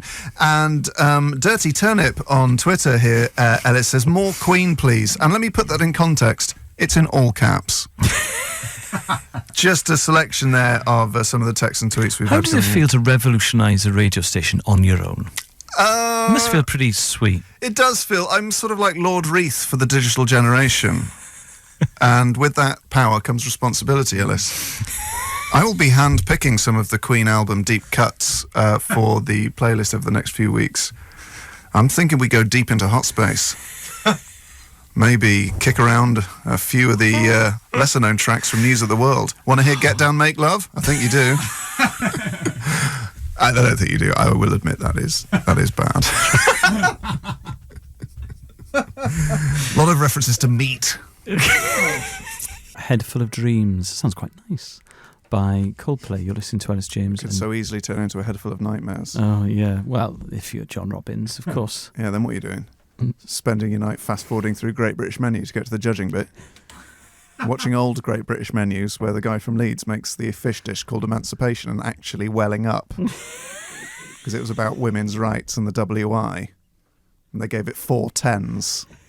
Anyway, it's time for Winner Plays On. Winner Plays On. It's the tenses feature on British radio, if not global radio, in fact. Every week, John and I, we compete over 5 questions on our chosen specialist topics, and the winner gets to play the track of their choice. Should I win, I'm answering questions on the Lars. I'll be playing Karma Police by Radiohead. John, what's your topic? What's your track? It's a double Radiohead week here. Double head. A double head on Radio X. I am going to play Karma Police by Radiohead, should I win. And I'm answering questions for a 3rd week on the Ryder Cup. Yours is Paranoid Android, by the way. No, I asked for Karma Police. Oh, did Dave. you? Oh, yeah. Alice, I asked for Just, actually, Dave. And I know you've had your big club night. It was very successful, but I asked for Just. But that's fine. I also like Paranoid Android. You did, but I think it was in Johnny Vaughan's show. Or Chris Moyles' show a little bit earlier on. Sorry. Chris Moyles. Anyway, John, get your coin out. I'm going to spin it because it's £1 and I don't want to bruise my thumbnail. Okay. Heads or tails? Tails for Wales. Can funny go. It's Queens for Queen again. It's remarkable. I think it's pointless, this coin toss. It is strange. I may as well just go first every week. Make sure you never captain an Ashes team. Okay. I will ask you questions on the Lars. First, please. Starting now. How many studio albums did the Lars release? 1. Correct. In what city were they formed? Liverpool. Correct. Which 2 musicians were in the band the longest? Well, Lee Mavers is the cast, really, and John Power. Correct. What was the name of their first single? Way Out. Correct. And on what label was their debut album released in the UK? Go Discs. Correct! It's 5 big points for Mr. James. Phil Jupitus was working for Go Discs at the time. I think he was doing their press. Really? And he's got some very good stories about Lee Mavers because he worked with the band quite closely, and Lee Mavers is, quite an eccentric. Can you give us a potted version of the best one? I think live they were either absolutely fantastic or rubbish. Right. According to Phil. But anyway, I think that's something he said to me backstage. And that's inside info. That's inside info. But he would say when it went right, he would come off stage and grab Phil by the lapels and say, "I was inside the music, Phil." And Phil would go, "That's great. Oh, brilliant. Cheers, mate. We got you that feature in the Melody Maker." "Oh, thank you, mate." Anyway, 5 questions on the Ryder Cup.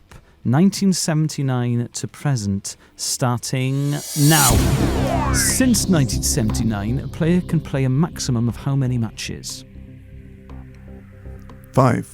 Correct. Since 2004, players have been selected for Europe on the basis of which 2 things? The world points list. Yes, correct. That's 1. And the European Tour points list, the money list. Yeah, prize money won in official European Tour events. The change to include European golfers came from a discussion between the Earl of Derby and which US golfer in 1977?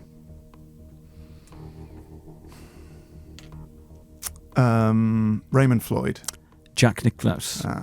Which American golfer slighted the Europeans in 1989 by introducing his US team as the 12 greatest golfers in the world at a pre-match opening celebration? 1989. Yeah. Corey Pavin? No. Good shot. It was Raymond Floyd, actually. Crisps! Who said the following after the extremely tense Ryder Cup of 1991? The American team has 11 nice guys and Paul Azinger. Sevi Ballesteros. It was Sevi Ballesteros. Quite happy with 3. They were good questions, mate. It was a lot of fun to research, actually. Ballesteros, Azinger. There is no rivalry like the Ryder Cup. During the 1991 Ryder Cup, Corey Pavin wore a baseball cap with Operation Desert Storm on it. Yeah, that's why they called it the War on the Shore. Yeah. It is. Even if you don't like golf, and I don't like golf particularly, it's a very good Wikipedia page to read. Ryder Cup. Rivalry. Memorable Ryder Cups. The Battle of Brookline. Yes. I'm amazed you didn't ask more about Brookline. Well, I was saving that for a 4th week. It's just another classic rivalry, isn't it? City versus United, Europe versus the US, Robbins versus James. So we get to hear Paranoid Android by Radiohead to celebrate Ellis's win. Paranoid Android by Radiohead. You're listening to Elis James and John Robbins on Radio X. Paranoid Android, I think my second favourite song from my second favourite Radiohead album. It's basically the point at which I lost interest in Radiohead. Controversial. Vin's thrown his hands up in the air in disgust. He's absolutely fuming. To be honest, I'd take that back. I actually think Radiohead are a really great bunch of guys. And they look like they're enjoying themselves on stage. They really look like they're enjoying it up there. Do you know what I mean? They just look like 5 guys at the top of their game who love getting their guitars out and just rocking out in front of an audience. You know, giving the people what it is that they want. Dave, what do you think of Radiohead? Yeah, it's quite studenty, isn't it? Yes, I think it's quite blimmin' studenty. Gee whiz, just put your protractors down and rock out, Radiohead. I'm feeling because John still hasn't thought of a topic for his winner plays on next week because, as he said during during Paranoid Android, he's run out of interests. 3 years we've been doing this show. Edged everything I think of I've already done before. It's right. I can keep riffing. riffing. I'm not sure you can. No, I can't run out. Radiohead a studency, and that was it. Keep riffing. I liked Cadet. I like their latest one. I think that Tommy Hawk's charity work is very commendable. I like Johnny Greenwood's Floppy Fringe. He's very thin, even though he must be in his late 40s. Good band. Oxford. Think of the great bands that come out of Oxford. Radiohead. Super. Services. I've done the Great Fire of London. Have you? Yeah, I think so. Oh yes, you did do the So I Great went to Fire an of London. exhibition about it. Any casual listeners, every week we compete over 5 questions on specialist topics. Initially, it was the big ones. I think my first one was Swansea City. John's first one would have been Queen. I've done the Super Free Animals. I've done Pavement, Gorky's Aquatic Monkey. I've done all my favourite things. It's a struggle. But I don't think the feature should end because I enjoy it and I also like watching John lose. John, come on. The history of flight. Flight? Yeah. The history of humans. Manned flight. Manned flight. Started with the Wright brothers. Oh, that's my first question. In 1903, that's question number 2. Oh, amazingly. Right. I don't even have to research this. All right then. Should have been your topic. It should have been my topic. Okay, the history of flight takes on the Lars. Great stuff. Anyway, I'll be quizzing John on the history of flight next week. God, Radiohead. I wonder what they've done with all of their money. Elis James and John Robbins. So, team, it's now time for Winner Plays On. In Winner Plays On, Ellis and I go head to head to decide who gets to play a track of their choice with our specialist subjects. Ellis's track and choice this week is... It's Oasis, and I'm answering questions. It's Talk Tonight by Oasis, and I'm answering questions on the Lars. Okay, lovely stuff. And it's my first week on the history of flight, and my track, if I win, will be Queen's One Vision. So, Ellis, heads or tails? Tails or Wales, can funny Gymru, please? I think it's been about 10 weeks since you got a tails. 50 weeks. It is tails for Wales. Really? Yes. Oh, well then I'd like to ask you questions first, please. Okay. Bear in mind, I spent most of the week revising logistics for how to put on a meatloaf-based musical. Right, okay. Well, 5 questions on the history of manned flight, starting now. In what year did the Wright brothers fly the world's first aeroplane? 1906. It's 1903. Well done, them. Concorde was designed by engineers from Britain and which other country? France. Correct. Who makes the 747 commercial jet airliner? Boeing. Correct. How is the in-flight recorder device used in airline disaster investigations commonly known? Black box. Correct. In which US state did the Wright brothers fly the first aeroplane? Kansas. No, it's North Carolina. Oh. 3 of those were, well, 2 of them weren't really sort of history of flight. They were just sort of questions about planes, which is fine. Yeah. They're quite easy. Thanks, mate. No problem. Okay, so how many did I get, Vin? 3. I was not expecting that. So, Elis, 5 questions on the last, starting now. Though a lot of people don't know this, what is There She Goes actually about? Is it about drugs? It's about drugs, yeah. Not a lot of people know that. What make of drum kit did Neil Mavers use? Ludwig? Correct. Which producer oversaw the recording of debut album The Lars when they didn't like him? John Leckie. It was Steve Lillywhite. Bassist John Power went on to form what band? Ast. Correct. How many singles did The Lars release in total? 4. It was 5. So they released There She Goes as a remix. Oh, you are counting that. Of course I am. It's a separate single. The first one barely charted. So that it means it's a tie, frustratingly. So what is? So you talk us through the tie break. So the tie-break question that we asked a little bit earlier off air was, according to Wikipedia, how many films has Meatloaf been in? Mm-hmm. John, you said 11. Yeah. Elle, you said 26. The answer's 41. Really? Oh! 41 films. What a busy bee. What a busy bee, Meatloaf, taking a sweet nectar back to the hive. I don't know what I'm talking about. This is for Elis, dedicated to the memory of Elis. This is his favourite song of all time. It's Talk Tonight by Oasis. X. Elis James and John Robbins. Radio X. Talk Tonight. It's good to talk. Dads, talk to your daughters. Talk Tonight by Oasis. It was my choice for winning Winner Plays On. John, we need your topic for next week. My topic is radio programme Test Match Special. Yes, please. Yes, please. Good choice, John. Can't believe you haven't chosen that over the last it's almost 3 years. But still looking forward to writing questions on that. It's Winner Plays On. Every week it's a feature that matches this very tense music. It's called Winner Plays On, and John and I, we compete over 5 questions on our chosen specialist topics, and the winner gets to play the track of their choice. Should I win, I'm answering questions for a 3rd week running on the Lars. I'll get to play Chemical World by Blur. John, what's your topic? What's your track? Test Match Special, and my track is Fleetwood Mac with Go Your Own Way. For any housewives out there. Mate, don't you start. That Okay. is an absolute belter. Okay. So get your coin out, John. Tossing the coin. Tails for Wales, Cyn Funny Gymru. It is Tales for Wales. Oh, all right, then I'll ask you questions on Test Match Special first, if that's okay. Yeah. So, 5 questions on Test Match Special starting now. What are the 2 stations Test Match Special is broadcast on? Radio 4 Longwave and BBC 5 Live Sports Extra. Correct. When did it start broadcasting? Full ball by ball commentary. Yes. 1957. Correct. Name 3 of the current commentary team.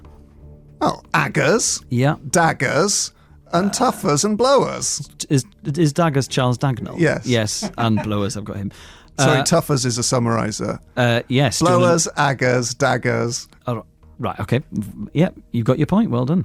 Who became the scorer on the team during the Sri Lankan tour of England in 2016? Mr. Andrew Zaltzman. Yes, who we play 5-a-side with.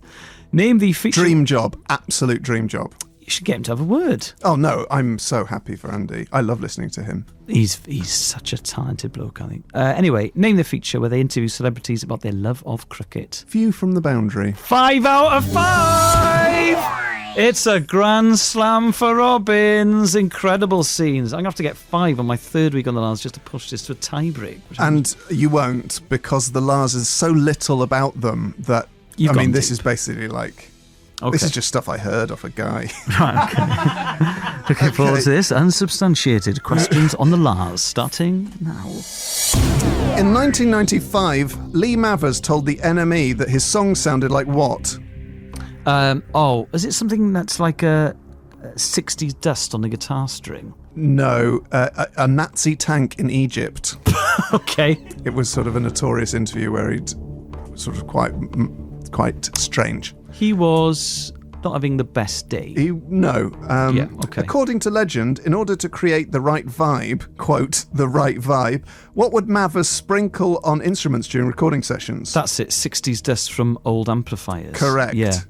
Who wrote an account of tracking down every past member of the Lars in the 2003 memoir, In Search of the Lars? Oh, I don't know. But I know the book exists, but I can't remember who wrote it. Matthew Macefield. Oh, good old Matthew Macefield. Question 4. Lee Mavers is the brother of which actor whose appearances include Casualty, Emmerdale and Peak Practice? Lee Mavers' brother is an actor. And his sister, I think. Oh, no, his niece. Nigel Mahavers. No, it's Gary Mavers. Okay. Question 5. In 2011, Mavers... I love that. In 2011, Mavers began a series of secret gigs with Gary Murphy. What was the name of the band? It sounds like a 60s garage band. I can't remember what time you could put me out of my misery. It was Lee Rood and the Velcro Underpants. Which sounds like a sort of Trevor and Simon sketch. Lee Rood and the Velcro Underpants. Oh, I like the idea of, because I think he was touched by genius, Mavers. The idea of turning up at your local music venue just for a pint, planning on ignoring the band because it's Lee Rood and the Velcro Underpants, and suddenly Mavers turns up. He could be on Test Match Special with that name. Yes. Hello, Mavers. Mavers. Anyway, congratulations, John. You deserve this. Thanks, mate. And now we are going to hear from one of the greatest bands of the 1970s and early 80s. To Cover Divorce. Yeah, what? To Cover Divorce. Yes. Their album Rumours was fantastic. It was sort of all about the band doing it with each other. Also, check out Buckingham. Buckingham Nicks had a good solo album together, and also Christy McVie had a great solo album. Anyway, this is Go Your Own Way. Go Your Own Way by Fleetwood Mac. What an absolute belt. This is Radio X, and that was my track for winning Winner Plays On this week on the topic of Test Match Special. Elis, you need a topic for next week. Next week, not neck week. Next week, we've got off to join the parade. I would like to do the Kinks, please. The Kinks, the brothers. Don't give too much away. Yeah, okay. But a great band, the Kinks. Big fan of the Kinks. A lot of fun to revise that. Though I never understand why none of the songs from their best album are on any greatest hits. Yes, good point. Thanks, mate. Very, very good point. You're talking about the Village Green Preservation Society. What an album. What a record, yeah. And if you've only ever heard the Kinks' greatest hits, do check that out because it's absolutely brilliant. It's the absolute best. So look forward to the Kinks taking on Test Match Special next week. I bet that Kinks were fans of Test Match Special. It's probably mentioned in Village Green Society. Yeah, he's notoriously quite grumpy though, isn't he, Ray Davies? I think grumpy famous people. Chill out, be chilled. I've met Ray Davies. Have you? Yeah. Was he nice to you, Dave? He was polite. Oh, that's all right. Cordial. Yeah, he didn't give too much of himself away. It was for an interview, so... I think that's fair enough. I approached him in a pub. You don't expect him to sort of walk in, start talking about his rash, do you? No, and he didn't. No. I heard a story from top comedian Danny Boy. He was in a pub in somewhere, in the middle of nowhere, and... This is a great story. And he looks across, and George Best is in there. Okay. Having a drink. And he's obviously super, super starstruck. But George Best just, comes over to him because he was in sort of his drinking days. Yeah. And says, because I think he was near Edinburgh or something. And he says, are you from Edinburgh? And he goes, oh, yeah, but my my family are from like Inverness or wherever, I don't know the exact place. And George Britt goes, Inverness. Oh, there's a guest house up there I used to stay in all the time. And Danny Boy goes, what? Which guest house? My uncle runs a guest house up there. And he goes, it's the like King's Head or something. And he goes, that's my uncle's guest house. So they just suddenly, like, Best's eyes light up, and they start having this sort of reminiscent package about the area and the thing. It's going really well. And then Danny Boy goes, just want to say I'm such a huge fan of yours. And he said immediately, Best retreated back into himself because he just wanted to chat in a pub. He wanted to chat about a guest where house he wasn't George Best. Exactamundo. Oh. Occasionally, if only people could stop treating me like I'm Elis James. So there you go. Nice to just have a talk about normal things. Yeah. So moral of the story is, if you bump into one of the greatest footballers of the 20th century, don't bring up the fact that you know him. Yeah, because people are always saying to me, like, John, you just released your autobiography, and I'm like, I don't really want to talk about that. And they're like, yeah, but you tweet about it quite a lot, and it's on your Facebook. And I'm like, yeah, I'd rather not. I wanted to connect with you on a human level. And they're like, yeah, I think it's weird because no one asked you to write it, and you're charging money for this, are you? And I'm like, I'd rather not. Can we just talk about normal things like what's going on in the blooming politics? Yeah. Every week, John and I compete over 5 questions on a chosen specialist topic, and the winner, very excitingly, gets to play the track of their choice. Now, I'm answering questions for the first time on the Kinks, and should I win, I'll get to play Acquiesce by Oasis. It's John's second week on Test Match Special. And should he win, he'll play We Will Rock You by Queen. It's very exciting. So, John, get your coin out. Heads or tails? Tails for Wales, Cynfynnu Gymru. It is tails for Wales. Then I will ask you questions on Test Match Special first, if that's okay. Let me just call up the questions. I've written them down here. This is ideal. Right. 5 questions on Test Match Special, starting now. Question 1. Name the social historian and chairman of the Beard Liberation Front who uses TMS to give his opinion on the state of beards in the game today.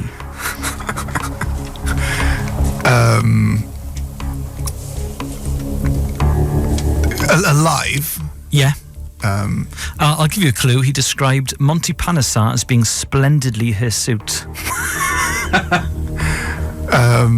I'm afraid I'm going to have Blowers. No, it's Keith Flett. Okay. In 2005, which piece of TMS commentary was voted the greatest piece of sports commentary of all time by five live listeners? The bit between Brian Johnson and Aggers where he says he just couldn't quite get his leg over. Yes, Ian Botham dismissed hit wicket at the Oval in 1991. He couldn't quite get his leg over. Aggers, do stop it, as they're giggling away. It's absolutely brilliant. Question 3. In which decade did Blowers start commentating on TMS? Oh, good question. I'm going to say 1960s. It's the 70s. Question 4. Ed Smith, the Wordsmith, has been commentating on TMS since 2012. In which current affairs magazine does he have a weekly column? Ooh, The New Statesman. Correct. That's very good as well. Question 5. What is TMS summariser Vic Marks' nickname?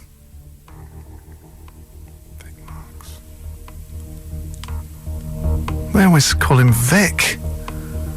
I don't know. I didn't know he had a nickname. The Vicar. I didn't know that. What's that? Is that 2? Vin's a knowledgeable Test Match Special guy, and he was shaking his head there. Okay. Never all heard right. that name. Well, it's on the Wikipedia page Fair alongside Aggers and Daggers and all that sort of Blowers.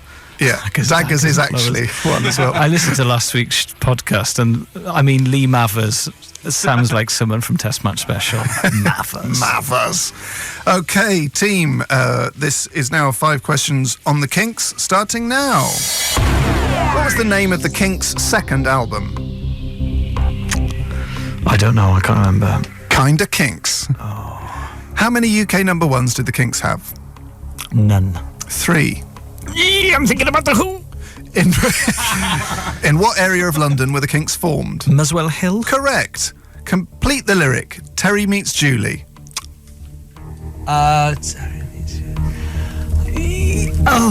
It's from Waterloo Sunset.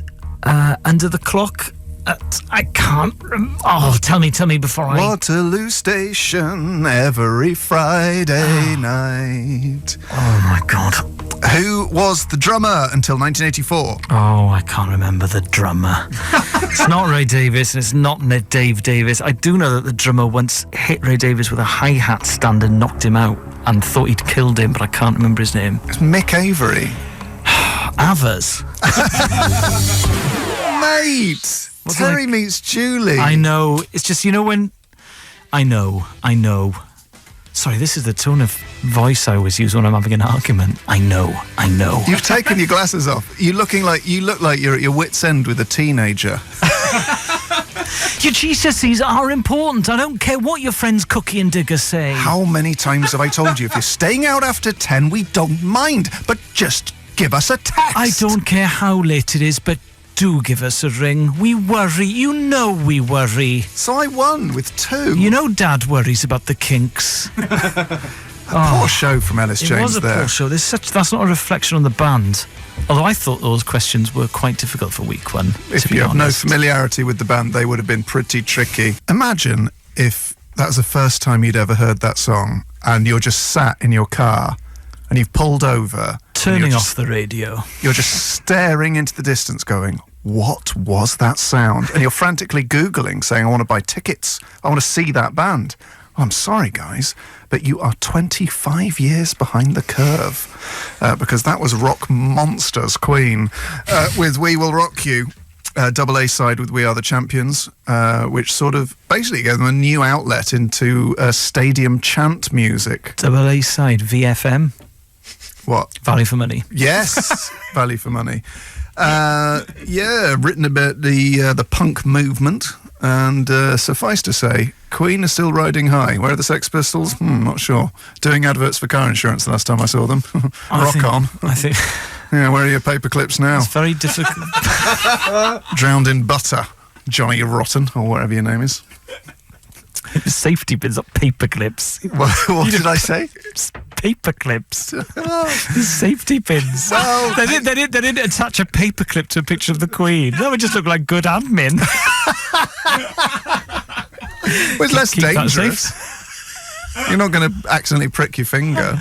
No, I suppose not. I associate the Sex Pistols with spitting. I'm sorry, but it's just disgusting. And it spreads TB. Whereas Queen, I associate with rock, cross-dressing, and high camp. Right, okay. What's your topic next week, Al? Ian Botham. Bet Beefy likes Queen. I wouldn't know what to expect from Ian Botham's music taste, actually. I bet he loves Queen. Springsteen. Yeah, he's a Springsteen that's a good show. That is a good show. Big hits for a driving. big hitter. Top Gear used to do those driving CDs. I used to own one of those. I owned the first one. I bet you that is the sum total of Ian Botham's record collection. Hey, let's look it up. I wonder if he's been on Desert Island Discs. Buckle up. It's the tensest feature on radio. It's Winner Plays On. Every week, John and we take each other on over 5 questions on our chosen specialist subjects. The winner gets to play the track of their choice. So I'm answering questions for the first time on Ian Botham. And should I win, I'll get to play Lila by Oasis. It's John's 3rd week on TMS Test Match Special. What's your track, John? My track is Monkey Gone to Heaven by Pixies. Lovely stuff. So, get your coin out. Sales for Wales, Cynffori Gymru. It's Queens for Queen. Really? Yeah, I will receive questions first, please. Receive questions on TMS, no problem, I can do that. Okay. So, Dave, I hope you're ready. I'm ready. I would like the tense music, Dave, because it's 5 questions on TMS starting now. On which radio station did TMS begin? Radio 2. Radio 3, 3rd programme, as it was known at the time. When did TMS stop broadcasting on Radio 3? 1968. 1992. Ah. Name the American soul band who are played at the beginning and end of TMS each day. It's Soul Limbo by Booker T and the MGs. Correct. Which county did Aggers play for, 1979 to 92? North Hants. It was Leicestershire. Oh, I knew that. Sorry, Aggers. What was the nickname That's of Bill? all right, John. What was the nickname? What was the nickname of Bill Frindell, the scorer, from 1966 to 2008? The Bearded Wonder. Correct. So I think that is that 2, Dave? Yeah. 2 from 5, okay. Okay. 2 to beat. 5 questions on Ian Botham, John. Sir Ian Beefy Botham, starting now. How many test runs did Ian Beefy Botham score? Don't know. Right, okay. What was I Ian... can't remember. I thought I should look into that, but it was too What, big a the figure. facts about his career? Yeah. Might have been a good tip. What was Ian Beefy Botham's best bowling in tests? Mate, for any cricket fan, these are the big headlines. I know. I wanted you to ask me which football teams. We'll get to that if you just cover some can't remember. basics. I can't remember. 8 for 34. For which team did he make 11 appearances in the Football League? Scunthorpe. Correct. With which county did he end his domestic career? Durham. Correct. And where was Ian Beefy Botham born? Cheshire. Walsall or Walsall? Not Walsall, it's in the Midlands. Wallasey? It's Cheshire. It's near. I'm checking now live if this place is in Cheshire. It is in Cheshire. Do you want to be slightly more He was specific? born in 1955 in Cheshire. And he played for Somerset, and he played It's for not in Worcestershire, Cheshire. and he played the Wirral. Yeah, but I'm sorry, you went Cheshire, so it's a tie. Heswall, which is in Wirral in the county of Merseyside. So there are no, Cheshire is not there. I'm thinking of Michael Owen. Always the case. So now it's tie-break time. Oh, we haven't had a tie-break for ages. I'm so bad. Not that Michael Owen was born in Cheshire. Well, it might be because that's where the Labour ward was, but he was brought up in Hardin, in North Wales. Tell me if I've won, Dave. Well, it's a draw at the moment, so I wanted you to ask me what Ian Botham's wife is called. Why? How on earth would that be the first thing you go to, as opposed to how many test runs? His first biography is called something like "I'm Sorry, I can't remember. My dad had it in the 80s. He gave a public apology because he had an affair. I mean, you're getting so many facts out right now, all of which are useless. So, Dave, yeah, because if you win this, these might be questions for next week, Al. Anyway, tie-break question, which I asked off-air, so I've got both the answers, was, as of 2014, how much money in dollars has Eddie Murphy bought in at box office? Eddie Murphy films, how much they grossed at box office? Right, I'm guessing. Did Ellis even go as high as 6 figures? Yeah. Well, don't mock John. Oh, I love it. So, the answer is 6.6 billion. Ooh. You have lost your mind. That's not. That but think about it. He did all the Police Academy films. Yeah. Shrek. Nutty Professor to the Clumps. I have misjudged this phenomenally. So when you think about all the rubbish films you haven't heard of, it'll all add up. So, John went for 506 million. Elis went for 510 million. You're kidding me? No. Amazing. We never- just had a text in. To be pedantic, Heswall was in Cheshire when Botham was born. Justice. That was Lila by Oasis. My track, because I won Winner Plays On this week. Won it through a tiebreak. Only got 2 out of 5 from Ian Botham. John got 2 out of 5 on TMS. But I beat him by $4 million in guessing that how much money Eddie Murphy had grossed at the box office. I know he's not in Police Academy, he's in Beverly Hills Cop. I was just thinking about general films from the 80s and I get them all mixed up. Sorry. That's a very, very even-handed way of explaining why you thought Eddie Murphy was in the Police Academy films. Because it's the 80s. All the 80s films look the same, don't they? Well, I've seen them confused with 80s films. Seen them since the 80s. Some of your favourite films are 80s films. But still, so sorry, Eddie, if you're listening. I got him mixed up with Steve Gutenberg. I don't know how that happened. But still. That's a lie. It is not a lie. But still. Steve Gutenberg, what's he doing now? People had big hopes for Steve Gutenberg. Did they? Yeah. He was in a lot of hits in the mid-80s. Well, he's probably fine. Yeah, but look at Tom Hanks. Tom Hanks was in the same sort of film as Steve Gutenberg in the mid-80s, and he went on to be the best actor of all time. Yeah, and now Steve Gutenberg. I think Tom Hanks is probably, and I think I know, is a lovely man. What you said about Steve Gutenberg? Oh, I don't know. You pay your money, you take your choice. Yeah, because when you think about, he was definitely in Police Academy, and he was in Cocoon. Great film, made me cry so much that That you turned it off. No, I cried for days. Days? Yeah. I did when I first saw that film. Did you? Yeah. Well, nice film. I like the bit when the old people play basketball and they've got a new lease of life. It's very emotional. But Steve, if you're listening, best of luck with what is, I imagine, a promising stage career. Anyway, John, you need a topic. I do. My topic for next week is author Hans Verlader. Okay. He's primarily... I'm not going to give you any clues he's a German author. Righto. So it's Hans Verlader versus Ian Botham. Yeah. Every week, John and we compete over 5 specialist questions on our chosen subjects, and the winner gets to play the track of their choice as a treat. Now, I've chosen Pumping on Your Stereo by Supergrass. Should I win today's quiz? John, what have you chosen? What's your subject? I'm answering questions on German novelist Hans Verlader, and my track Should I Win is Monkey Gone to Heaven by the Pixies. I'm answering questions on Ian Beefy Botham. There you go. There's the coin toss. What are you going for? Tails Wales, Cynfunny Gymru, please. It's Queens for Queen. Righto. I will ask you a question on the Beefmeister General. Okay. First, starting now. What is Ian Beefy Botham's middle name? Terence. Correct. Against whom did Ian Beefy Botham play his last first-class game? For England. No, it wasn't, was it? He carried on, obviously. Yorkshire. It was Australia, and I was there. Durham versus Australia. And I got all their autographs and had a lovely time.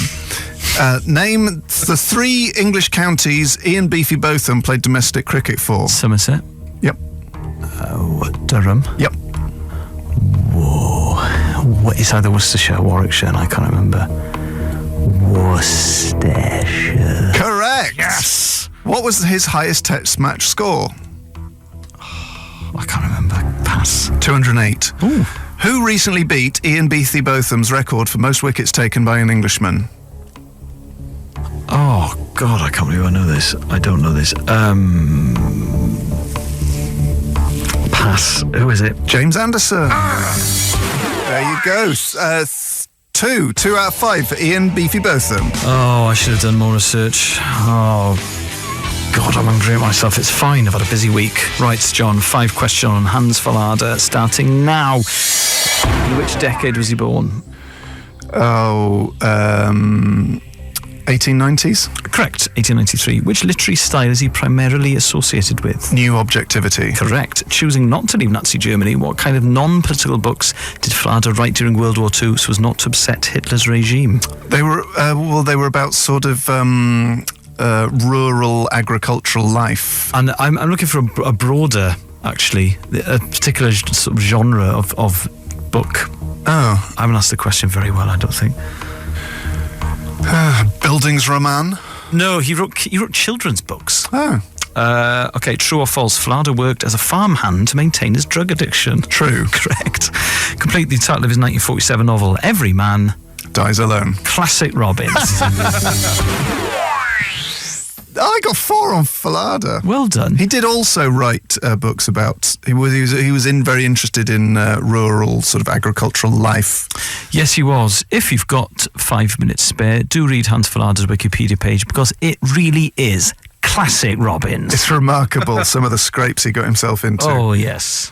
So great. Oh great. So A, great because I win. B, great because I'm great. And C, great because we get to play Monkey Gone to Heaven by the Pixies. Oh, memories of the past, shadows of my youth, regrets of my mind. What an absolute bomb that track is. Monkey Gone to Heaven by the Pixies. Elis lost. Winner plays on there. Ian Beefy Botham just not up to the match against Hans Verlader. So Elis, who are you picking for next week? Tony Blair. Tony B. Liar. Oh, Tony B. Liar. I'm reading... or as I call him, the Oil Baron. Wow. Not going to be popular amongst the electorate there, Elis. I'm reading such an interesting book about New Labour. It's Andrew Rawnsley's The End of the Party, The Rise and Fall of New Labour, and it is one of the most interesting books on politics I have ever read. Is it written in oil? Or is it was it signed off by George W. Bush? That's all I like to say. Or Tony Blair was his lapdog. That's what I often say. It's nothing to do. It's all Alistair Campbell's work. Oh, the Spin Doctor. Spinmeister General. More of a spin doctor than the band The Spin Doctors, if you ask me. If you want to go to war, just go ahead now. That's what I say. That's the song by The Spin Doctors. Why do they concentrate on actually being a government rather than lying about being a good government? All right, let's wrap it up. 1 million people. Anyway, the war. It's such an interesting book. I know, you were reading it all throughout many multifarious train journeys. So I've been doing research on this topic for the last week and a half or so. So yeah, bring it on. Hans Verlader, the German novelist, versus Tony Blair. That's a matchup you don't hear of very often. I think Verlader would batter him from what I've read. Yeah. Every week it gets tenser and tenser. John and I, we take each other on with 5 questions on our chosen specialist topics, and the winner gets to play the track of their choice. Now I'm answering questions on Tony Blair, and should I win, I'll get to play Jumper Jack Flash by the Rolling Stones. John, what's your topic? What's your track? My topic is German author Hans Verlader for the second week, and my track, if I win, is Suffragette City by David Bowie. DVD Bowie. By DVD Inventor Bowie. of the DVD. So I'm flicking a €2 coin, Ellis. Tales to Wales, Cyn Funny Gymru.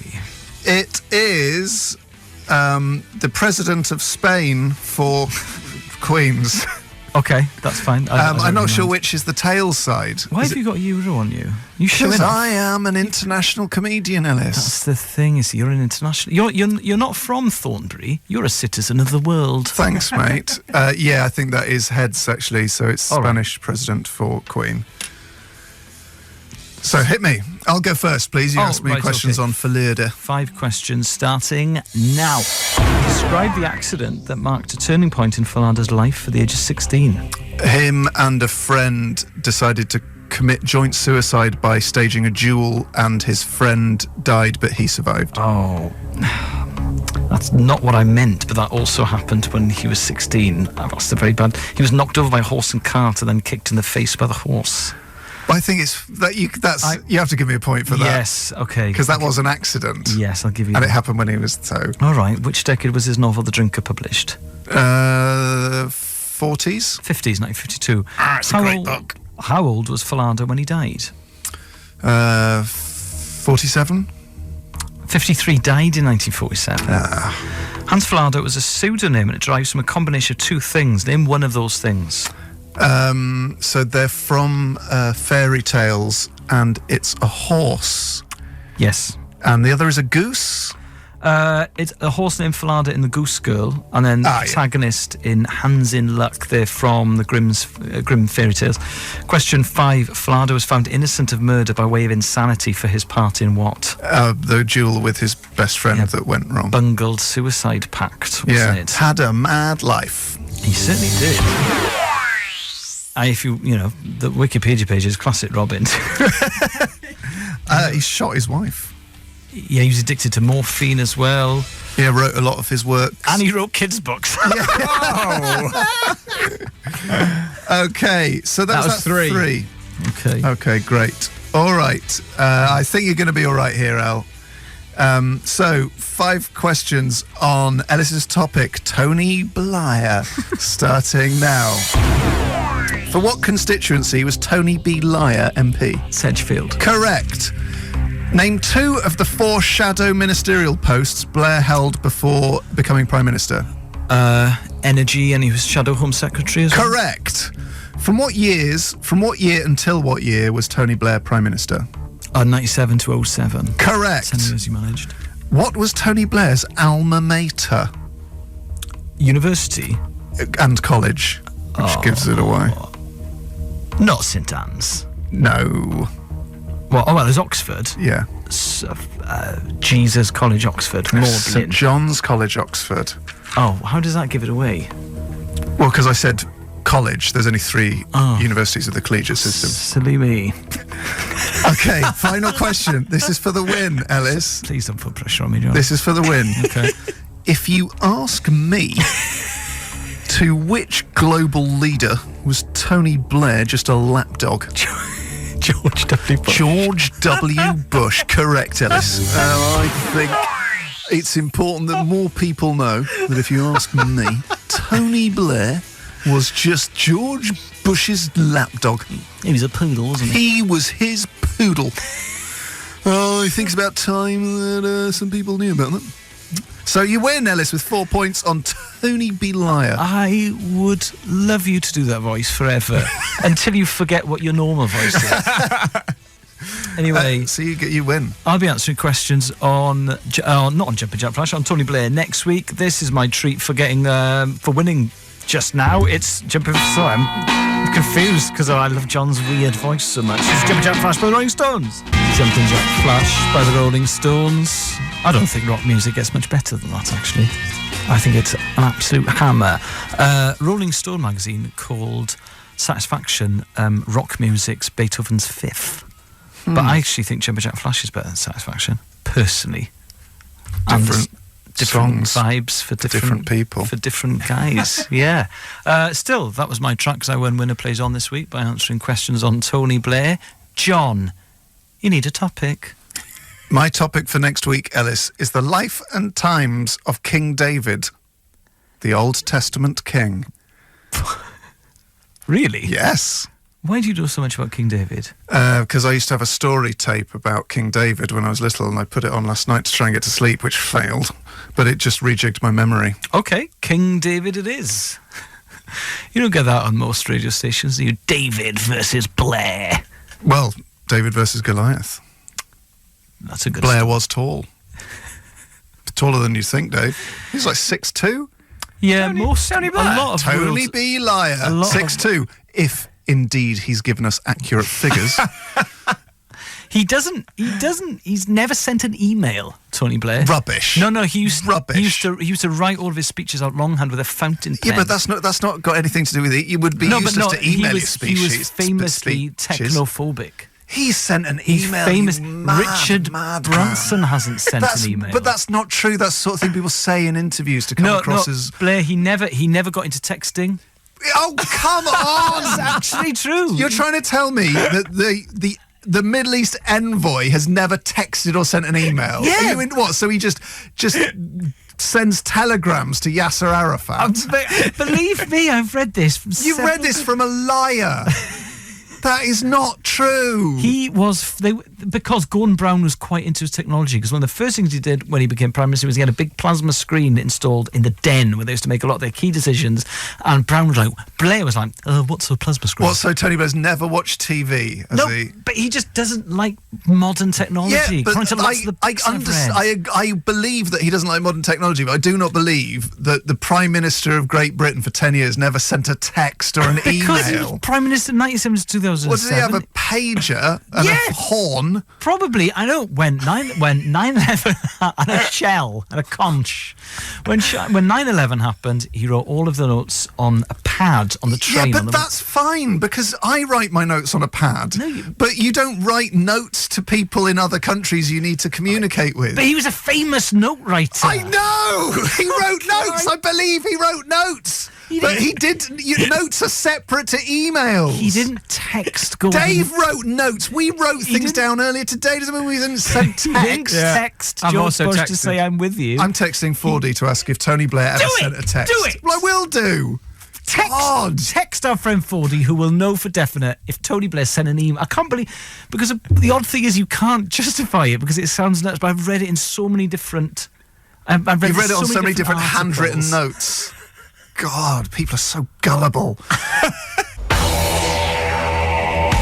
That's right, folks. It's the tensest feature in the history of world radio. Every week, John and we compete over 5 questions on our chosen specialist subjects, and the winner gets to play the track of their choice. Should I win this week, I'll be playing Slide Away by Oasis, and I'm answering questions on Tony Blair. John, what's your topic, and what's your track? My topic is Biblical King David, and my track of choice is One Vision by the rock band Queen. Righto, get your coin out. Oh, yeah.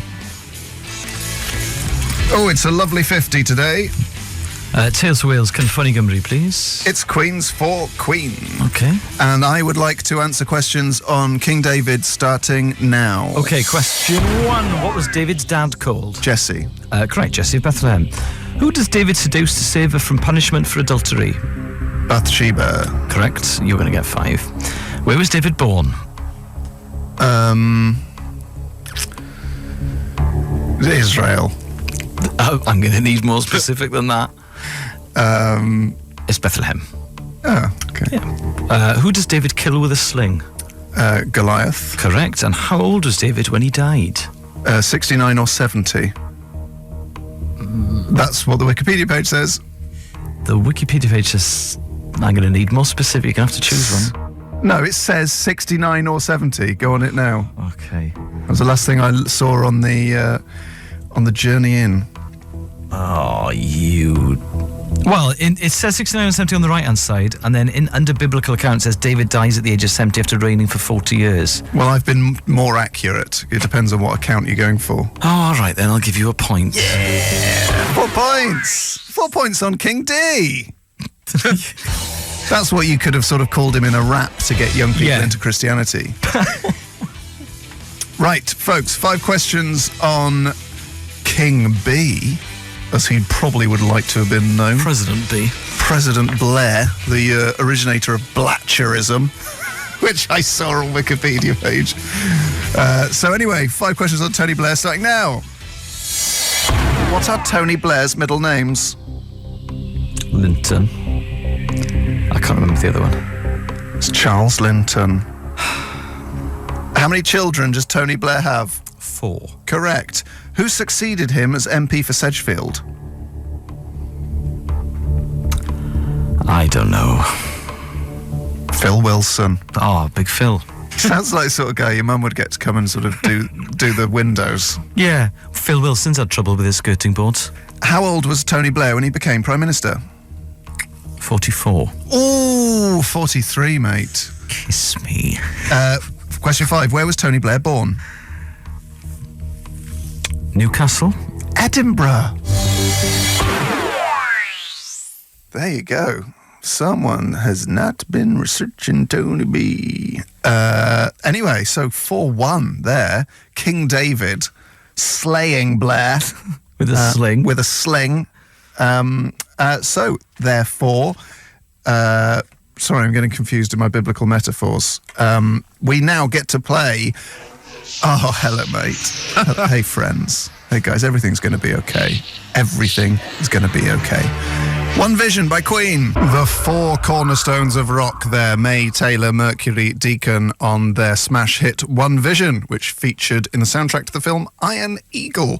The video of which was also filmed at in Munich at the Musicland Studios and was the first to be produced for Queen by Austrian directors Rudi Dolezal and Hans Rosascha, known collectively as Doro.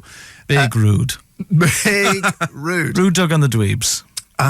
Also, fun fact about that song, it was inspired both by their experiences of performing at Live Aid. Their experiences at the opticians. The opticians in where I live is called One Vision. Is it? Yeah. Oh, very nice. Is that why you moved there? It certainly didn't hurt. And also Martin Luther King there. And I think it's an improvement on his speech. If only King had access to Brian May on guitar. Yes, imagine that. If only he could have done outside the Washington Monument. His I Have a Dream speech, sort of with Brian May on a Vox AC30. Yeah, what's the guitar called? The Red Special. The Red Special. Oh yeah, just blissing out, riffing his way through Martin King's speech. Martin King? Martin Luther King. Martin King. Martin King. It's a very different vibe. Yeah, he runs a Toyota dealership in the West King's Museum. Toyota. Yeah, he's a great guy, Martin. Big Ellis, what is your topic for next week? The Libertines. The band or the political? The band, the group, okay. the pop group. Okay, the Libertines versus biblical King David. Tune in for that next week. It's time for Winner Plays On. Every week, John and I, we compete over 5 questions on our chosen specialist topics, and the winner gets to play the track of their choice. Should I win, and I'm answering questions on the Libertines, I'll get to play the Stone Roses' Fool's Gold. What a wonderful track. What a wonderful treat that will be. John, what's your track? What's your subject? My track is Welcome to the Jungle by Guns N' Roses, and my topic for a second week is Biblical King David. That's Biblical King David versus the Libertines. That is a sentence that's never been said by anyone, I don't think. Anyway, get your coin out, John.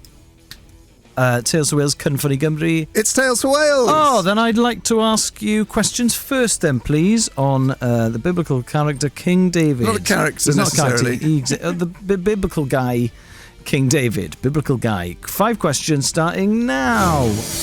In which of the Bible's books is the story of David and Goliath told? Kings. The Book of Samuel. Oh. Question 2. After David hits Goliath in the forehead with a rock from his sling, what does he do next? Cuts off his head with his own sword. Yes. I'd have tweeted about it. Question 3. Who was David's successor as King of Israel? Well, there were 2, because his son briefly succeeded him, and then there was a rebellion, and then David took back the throne. But in terms of broadly, it was Solomon. Yes, correct. His son. In Psalm 34, how does David escape from King Abimelech? In a disguise. No, he pretends to be insane. Oh, yeah. Where are we? Question 5. Complete this quote. Better a dry crust of bread with peace and quiet than a house full of feasting. Of noise. Not quite. Than a house full of feasting with strife, which I think is classic Robbins. What do you get there, John? 2. John got 2 then on King David of Israel from the Bible, and now it's time for the Libertines. Question 1. In what year were the Libertines formed? 1997. Correct. Which member of The Clash produced their first 2 albums? Mick Jones. Correct. What was the name of their first album? Of the Brackets. Correct. Following Doherty's release from prison, the Libertines sold out 3 nights at which London venue now frequented by digital commercial radio DJs? Shepherd's Bush Empire. No, it's Kentish. It's Kentish Town. Oh my God! All right, you've already won, mate. I know, but Chill out, you're wearing a Swansea shirt from the past. I know that. Yeah. I know it was the Kentish Town You were Forum. beguiled by our success. Question 5. How many top 10 singles do the Libertines have? 3. 2. You got 3, mate. Oh, I'm so annoyed about Kentish Town Forum. I knew that. It's all right, mate. You're wearing a T-shirt from the past. I am, and that's gonna chill me out a bit. That's been worn at some great defeats. Yes, and there were a lot of defeats in this shirt. So, Elis's treat for winning the Libertines slaying King David there is to hear the Stone Roses with Fool's Gold. No, it's not midnight at Mancunian Indie Club, 5th Ave. That was Fool's Gold by Stone Roses on Radio X. Listen to us, James and John Robbins.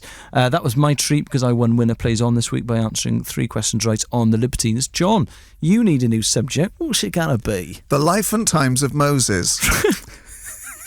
John likes the Bible. Well, I had audiobooks of Bible stories when I was a kid. Okay. Because my dad's a laugh.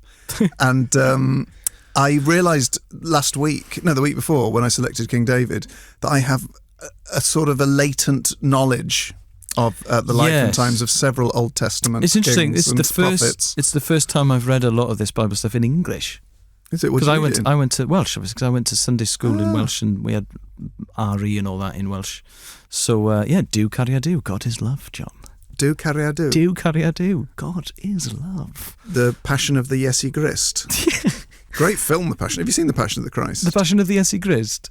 No, I haven't. That's not the one with Robert. No, that's Jesus of Nazareth. Yes, that's it. Passion of the Christ is full on.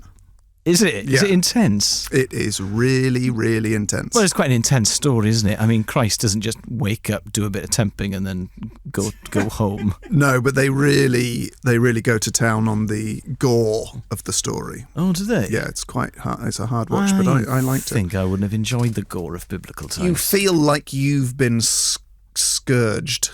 Oh, all right. And that's a good review? Yeah, I think so. I think that's what he was intending. Okay. Oh, right. Well, I'll have to... Izzy and I are having a romance night next week. It is not a romance night film. Is it not? No. Okay. All right, then. Fair enough.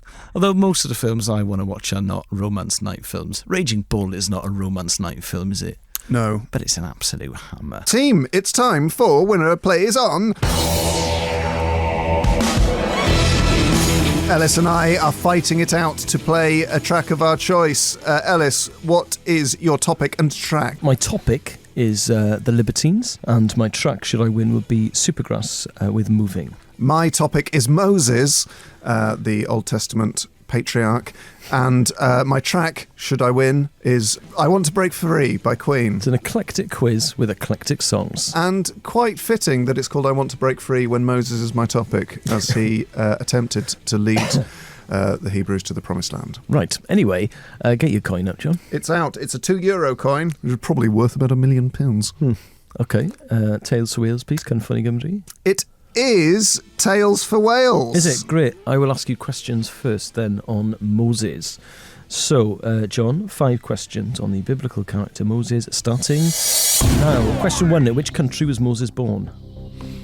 Oh, he was born in Goshen. I need a country rather than a town or village or city. So you want me to be less knowledgeable? I want it to be less specific, yes. As this week one, John, I don't need to have another tantrum. In Egypt. He was, yeah, Lower Egypt, to be exact, but I'll give you that. What was the name of Moses' father? Oh, I know his mum's name. I don't know. I'm going to have to... Amram. Yeah. Where did Moses receive the 10 Commandments? At the top of Mount Sinai. Correct. Question 4. During the crossing of the Red Sea, as Moses was leading the Israelites in escape from whom? The Egyptian pharaoh. Yes, the Egyptians. Question 5. Which book of the Bible tells the story of the crossing of the Red Sea?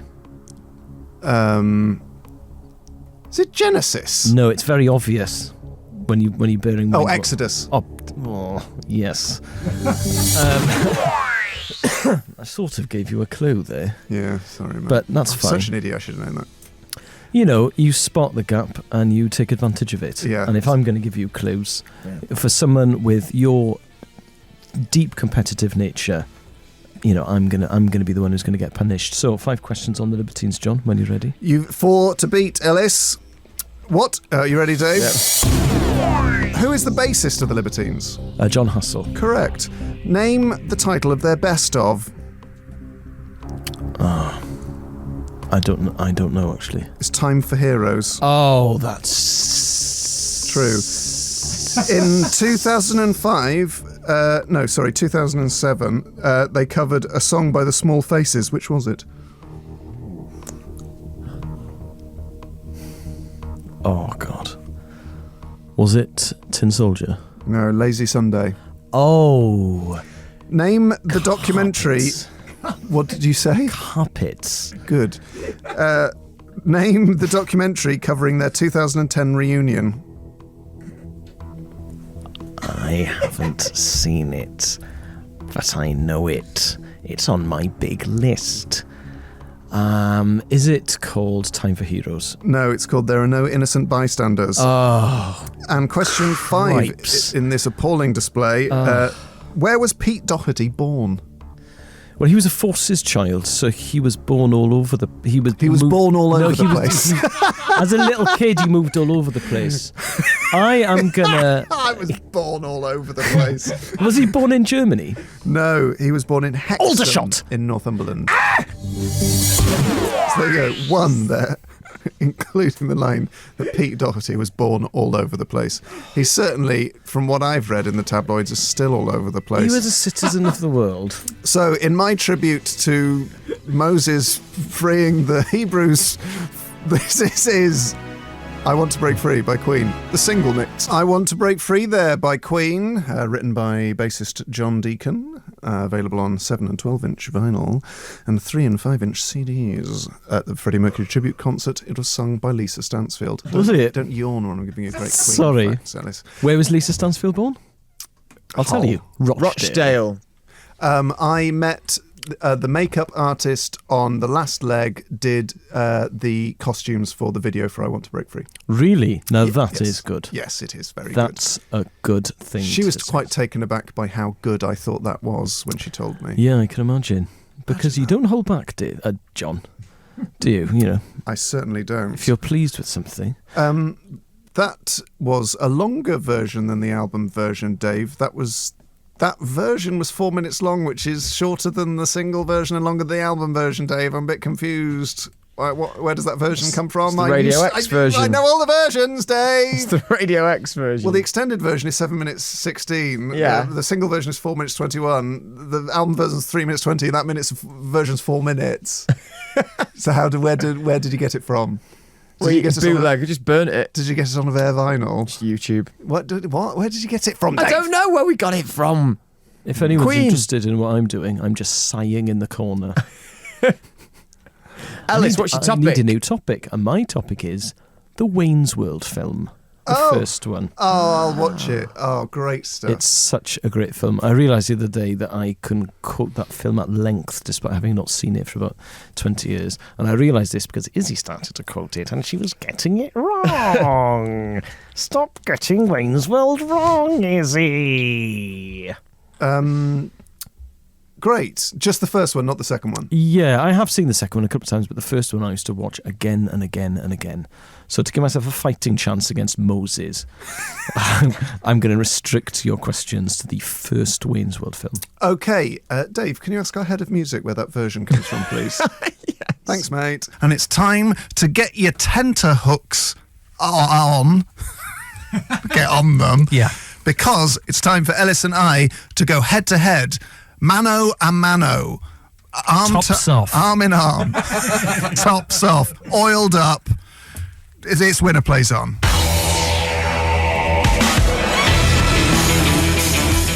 We're scuffing. We're rumbling and tumbling. We're having a bit of rough house because we're going to beat each other up over 5 questions to decide who's the best in the world. The winner gets to play a track of their choice. Elis, what's your subject and track? My subject is the first Wayne's World film, and my track is This Charming Man by the Smiths. My subject, thanks for asking, is Moses, and my track, should I win, is Street Fightin' Man by the Rolling Stones, which many people don't realise Moses was, in a way. So, Elis, heads or tails? Tails Wales, California Gymru, please. It's, as usual, Queens for Queen. So, I would like you to ask me questions on Moses, starting now. Okay, 5 questions on Moses. By now, question 1. Name one of Moses' 2 children.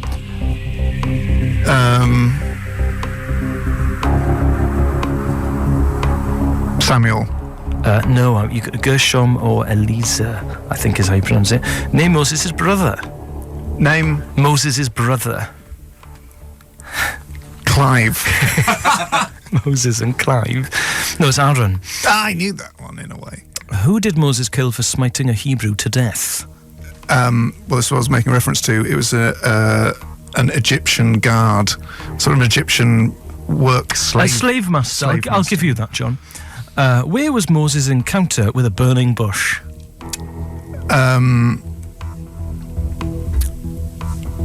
He had a chat with a burning bush. Yeah, he had a chat with a burning bush on a mountain. Yeah. In Goshad? No, it was the Mount Horeb. Now, I think that is how Welsh people say Horeb, because there's a place in Carmarthenshire called Horeb, but I don't know how English people say it, so, but still, you didn't get it right.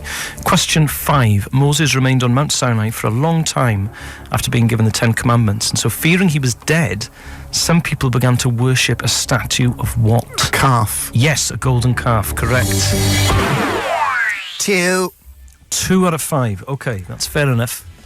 Okay. You like Moses, it was an off day. Yeah. You like Moses? Good questions, mate. Good questions. You like Moses, you were just having an off day. So, 5... 5... Why is that funny? I don't know. 5 questions. John loves Queen and Moses. 5 questions on Wayne's World, starting now. Nice work, Dave. Who directed Wayne's World? Oh, I can't remember. I knew you wouldn't know that. Yes. Sexist. It was Penelope Steeris. I knew it was Penelope something. I couldn't remember her surname. And do bear in mind it's week 1, John. What? Who directed the film? I think that's a fair enough question, mate. Yeah, Dave's nodding, Vin's nodding, the public are nodding. It's just the way you said. I just knew you wouldn't know it 'cause it's a woman. No, that's absolutely not. I know true. what you like, mate. Oh, take that back. Question 2. What does Wayne's ex-girlfriend, Stacey, buy him as a present? Oh my God. Come on, mate. I can't. They're playing hockey and she falls over the car and I can't remember. She's called Stacey. I can't remember. John, what is it? A gun rack? Yes! I don't even have a gun, let alone enough guns to facilitate an entire rack. Wow. Which song plays whenever Wayne looks at Cassandra? Have you seen this film? I have. It's not Dreamweaver. That's every time Garth looks at the girl who works in the shop. Oh my God. What is it, John? Tell me now. Why don't you just say... Go with that answer, maybe. Dreamweaver. Yeah, it's Dreamweaver. Yes. I'm glad. Question number 4. Dreamweaver. Right. Question number 4. Sphincter says what? I'm not saying it. Sphincter says what? What? Correct. Who plays Benjamin Oliver, the sleazy producer? Oh, Rob Lowe. Correct. Well, technically 2, because you said Dreamweaver was not the song playing until Dave prompted you, but I'll give you that, even though your knowledge of Wayne's World is appalling. You should be ashamed of yourself for the rest of your life. What a film, though. Great film. You saw it when it came out, didn't you? No, I must have seen it 30 times up to 1993. But whilst doing other things. Yeah, whilst revising for my SATs. Anyway, it's my track as I won when it plays on this week. This is This Jamming Band by the Smiths. Another banger. Is John going to be answering questions on? The history of photography.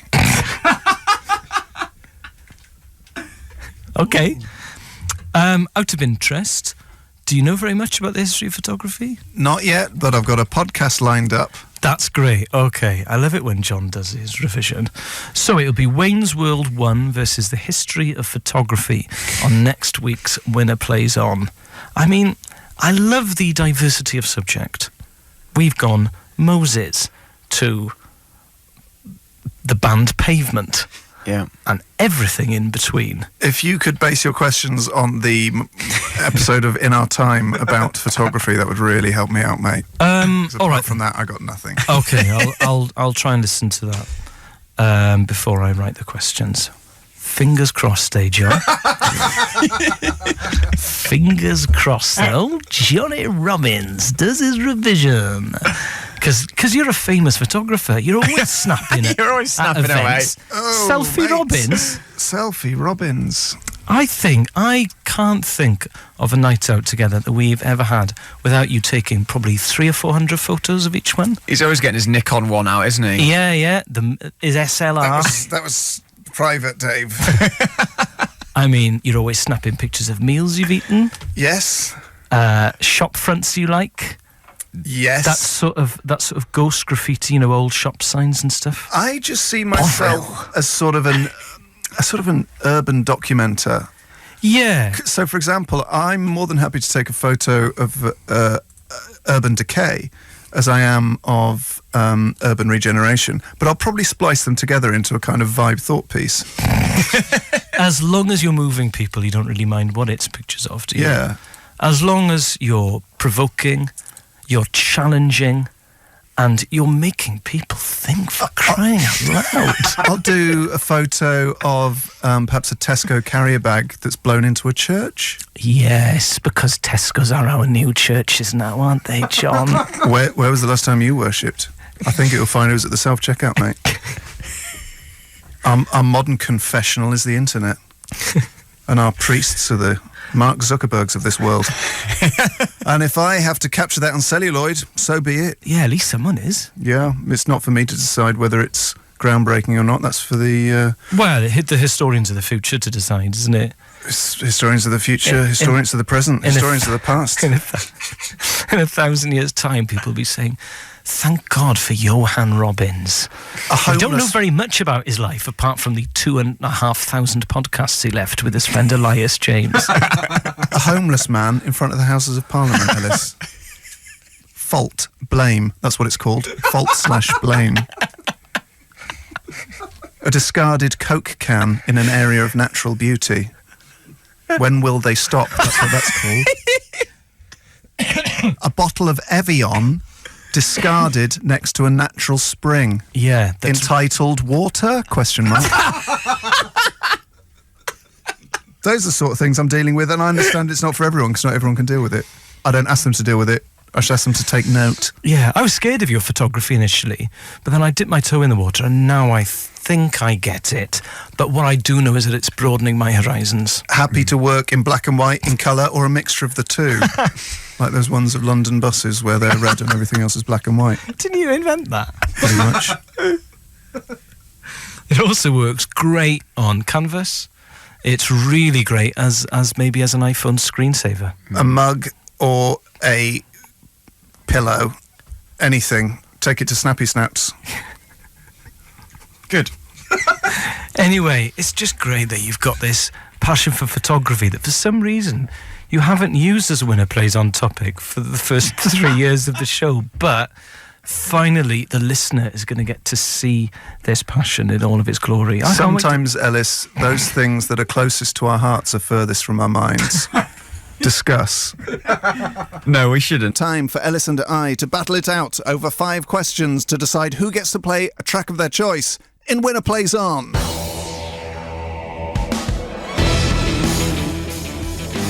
That's right, team.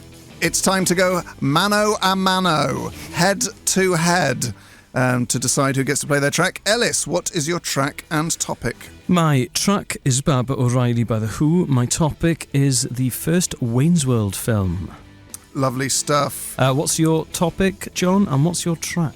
My topic is the history of photography, and my track, should I win, is the epic Hammer to Fall by Queen. Righto. Get your coin out, John. Okay. John's getting his coin out. Oh, God, it's stuck. Oh, John's coin stuck in his trousers. Here we go. Ew, it's a solid 50. Right, okay. Tales for Wales, please. Cynffon Gymru, John. It's Queen's for Queen. Again? Yet John? again. Steward's inquiry, please. I would like you to ask me questions first, please, okay, on the history of 5 photography. questions on John's first and only true passion, photography. Question 1. In what year was photography commercially introduced, generally regarded as the birth year of practical photography? 1839. Correct.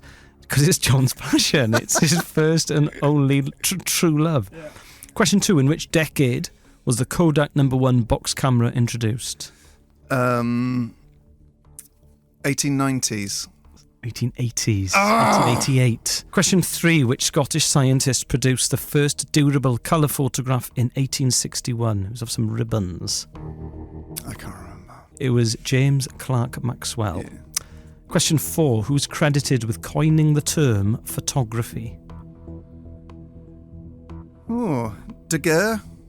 No, it wasn't. It was an Englishman, Sir John Herschel. Question 5. Who made the first known attempt in around the year 1800 to capture the image in a camera obscura? English sort of mathematician. Boyle. No, it was Thomas Wedgwood. Oh, yeah, because his son went on to do a lot of stuff. Oh, well, that went well. Glad I chose it. Never answer questions on your passion. That's what we've Yeah, that's the thing, because you're too close to it. I'm too close to it. You're too close to photography to think rationally and Do clear. you know what the stupid thing is? All of those questions I could have answered because I listened to a podcast about it. I listened to In Our Time, and I never retain the information from those things. All of those were covered in it. Yeah. I listened to it 2 days ago. What's wrong with me? Short-term memory loss. I spent quite a lot of time on those questions because I didn't want you to accuse. Great questions. Thank you. Okay. Them being unfair. 5 questions on Wayne's World, starting now. Complete the quote. Am I supposed to be a man? Am I supposed to say, it's okay, I don't mind? Well, I mind. I mind big time. And you know what the worst part is? I never learned to read. Correct. What are Wayne and Garth's surnames? Garth Algar. Correct. And Wayne... Oh my giddy aunt, Mike Myers plays Wayne... I cannot remember. It's Campbell. Wayne Campbell. Hey, Campbell. She calls him Campbell, and he's got it written on his ice hockey shirt. The tagline for the film was "You'll laugh, you'll cry, you'll what? Hurl. You'll hurl." Correct. Which two major rock stars appear in the film? Meatloaf as the doorman. Correct. Outside the Gasworks nightclub, and Alice Cooper. Correct. If Ben were an ice cream flavour, he'd be... Oh... Tin foil. Toilet on a ferry. I can't remember. He'd be pralines and... I watched the first half of Wayne's World last night, and I didn't get up to that point. Did you? Yes, I didn't have time to watch it. But that's a very famous quote. Yeah, it is. Good questions, though. Great film. And good bleeping there, Dave. Thank you. Always got it on the button. So, team, to celebrate Ellis's victory with Wayne's World for a second consecutive week, this is his track. What is it, El? It's Baba O'Reilly by The Who. That was Baba O'Reilly by The Who. It was my treat, because I won Winner Plays On this week, for a second week running answering questions on Wayne's World. Now, John's realised that when he's so close to a subject... like his first love photography, he is unable to be dispassionate about it and have a sort of a detached, cool, rational way of answering the questions. So, John, what are you going to be answering questions on next week? The film I've seen more than any other, The Goonies. The Goonies versus Wayne's World. What a great duvet day. They don't make films like that anymore. No, they don't. Apart from, shout out to Super 8, which came out about 5 years ago, J.J. Abrams, which really is a throwback to those great 80s family films. Righto. Okay, so next week, you better stay tuned for Wayne's World versus the Goonies. Anyway, folks, it's time for me and Ellis to go head-to-head, tete-a-tete, in Winner Plays On. That's right, we're going to battle it out over our two chosen subjects. Mine is The Goonies. Ellis, yours is the third week on Wayne's World, the first Wayne's World film. And if we win, what song are you playing? I'll be playing How Soon Is Now by the Smiths. And I will be playing Nothing Else Matters by Metallica. Coin time. I didn't have enough coins to buy a coffee this morning. So this coin is tinged with sadness. Yes. Heads or tails? Tails to Wales, can funny Gymru, please. It is, guess what? You're joking, really? Queens for Queen. Oh. I'm going to ask you questions on Wayne's World first, please, starting now. What is the name of the doorman played by Meatloaf? A tiny. Yes. Name 3 of the 5 products Wayne and Garth advertise in the scene where they refuse product placement. Pepsi. Correct. Nurofen, little yellow different. Is it Nuprin? Yeah, correct. Nuprin, little yellow different. Pepsi is the taste of a new generation. And... oh my gosh. Domino's Pizza? No. What is it? Well, you could have had Pizza Hut, but that's not what you said. What is it? You could have had Reebok. Oh, yeah, he's in the... You could have had Doritos. And you could have had Pizza Hut. Oh, catalogue. My shame. Question 3.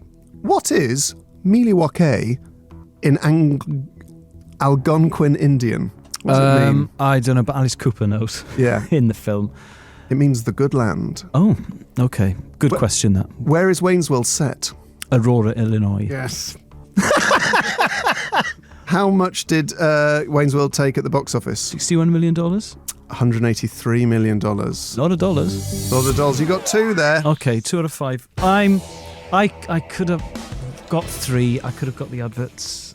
I could see it, but I knew he was in a tracksuit. Oh, that's going to bother me. That's going to bother me on my train journey to East Grinstead later on. Never mind. Right, John. 5 questions on the Goonies starting now. Question 1. In what year was the Goonies released? 1985. Correct. Who directed the Goonies? Richard Donner. Very good. You could have a Richard with chips, couldn't you, if he was a more famous Donner me. Now's not the time to make jokes. It's too tense. Name the actor who plays Clark Mouth Devereaux. Corey Feldman. Correct. Name the 17th century pirate whose treasure the Goonies discover. One-Eyed Willie? Yes. And how do the Fratellis threaten to kill the Goonies? You like tongue? They threaten to cut out their tongues. That's not what I've got. Hang on. You wouldn't die from that, would you? Well, it depends how soon you got treatment. How do the Fratellis threaten to kill them? Eat their hearts. Rip out their hearts. Is this John or... I thought he was cutting out Chunk's tongue because he wants water. They're going to make them walk the plank. Oh, okay. Right. All right. Okay, what did John get there? Did you get 3? That's 4. 4 out of 5. Wow. Pleased with that. Quite slightly vague 5th question. I was hoping I'd get 5. It's all right, John. It's fine. A film I've seen more than any other film, almost by default, because we had no video recorder till I was 13. And my mum's friend had one, and the film they had recorded for me to watch when my mum went around for coffee was Goonies and Return of the Pink Panther and The Shooting Party. It's sort of a slightly more grown-up film that I didn't quite get. With Jeremy Irons about a shooting party in the war. Shooting with guns? Pheasant shooting. Oh, right, okay. Quite a good film. Anyway, not as good as The Goonies. However, my reward for winning with The Goonies is to play a song of my choice, so let's listen to Nothing Else Matters by Metallica. I think we should talk about what I'm going to choose for my next topic on Winner Plays On. Absolument. From Major Key Metallica to John Barnes. Oh! Yes, please. He was my hero when I was a kid. Yeah, what a wonderfully elegant footballer John Barnes really was. Graceful. And he wouldn't, were you to see a sort of a stock photo of him, you wouldn't think necessarily his play was as graceful as it was, because he saw quite not chunky is the wrong word, but he was powerful. Heavy set. He was powerful, a specimen. He was a specimen indeed. Oh, graceful, big thighs and short shorts. Well, I look forward to boning up on Barnes. It's Winner Plays On. Every week, John and I compete over 5 questions on our chosen specialist subjects, and the winner gets to play the track of their choice. It's a special little treat. Now, should I win, and I'm answering questions on John Barnes, I'll be playing Richard III by Supergrass. John, what's your topic? What's your track? My topic is The Goonies, and my track, should I win, is Sympathy for the Devil by the Rolling Stones. Lovely stuff. So, John, get your coin out. Here we go. Heads or tails, El? Tails for Wales. Cynffoni Gymru, please. It is tails for Wales. Wow, then I'm going to ask you 5. Really? Yes. I mean, I don't know what to do. It's been so long since I've won a coin toss. Or a toin toss. You know what I mean. I will ask you questions first on the Goonies, please, John. So, here we go. 5 questions on the Goonies starting now. Question 1. Complete this quote. I'm going to hit you so hard when you wake up.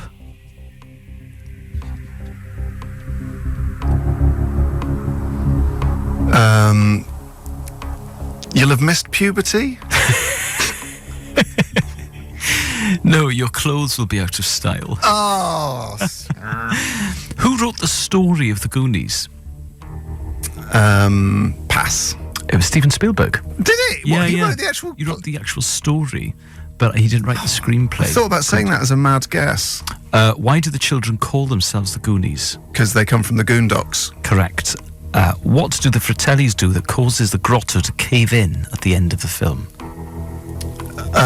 They take the treasure from One-Eyed Willie. Yes. It's sort of all Correct. connected. They trigger a booby trap by taking the coins directly in front of One-Eyed Willie that the Goonies have decided not to take as a mark of respect to One-Eyed Willie. Good guys, nice boys.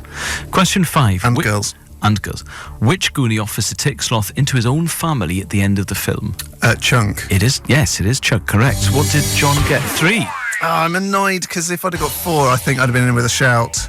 Right, okay. Okay, 5 questions on John Barnes, my childhood hero, along with Ayrton Senna and Freddie Mercury. Thank the Lord Barnes is still with us.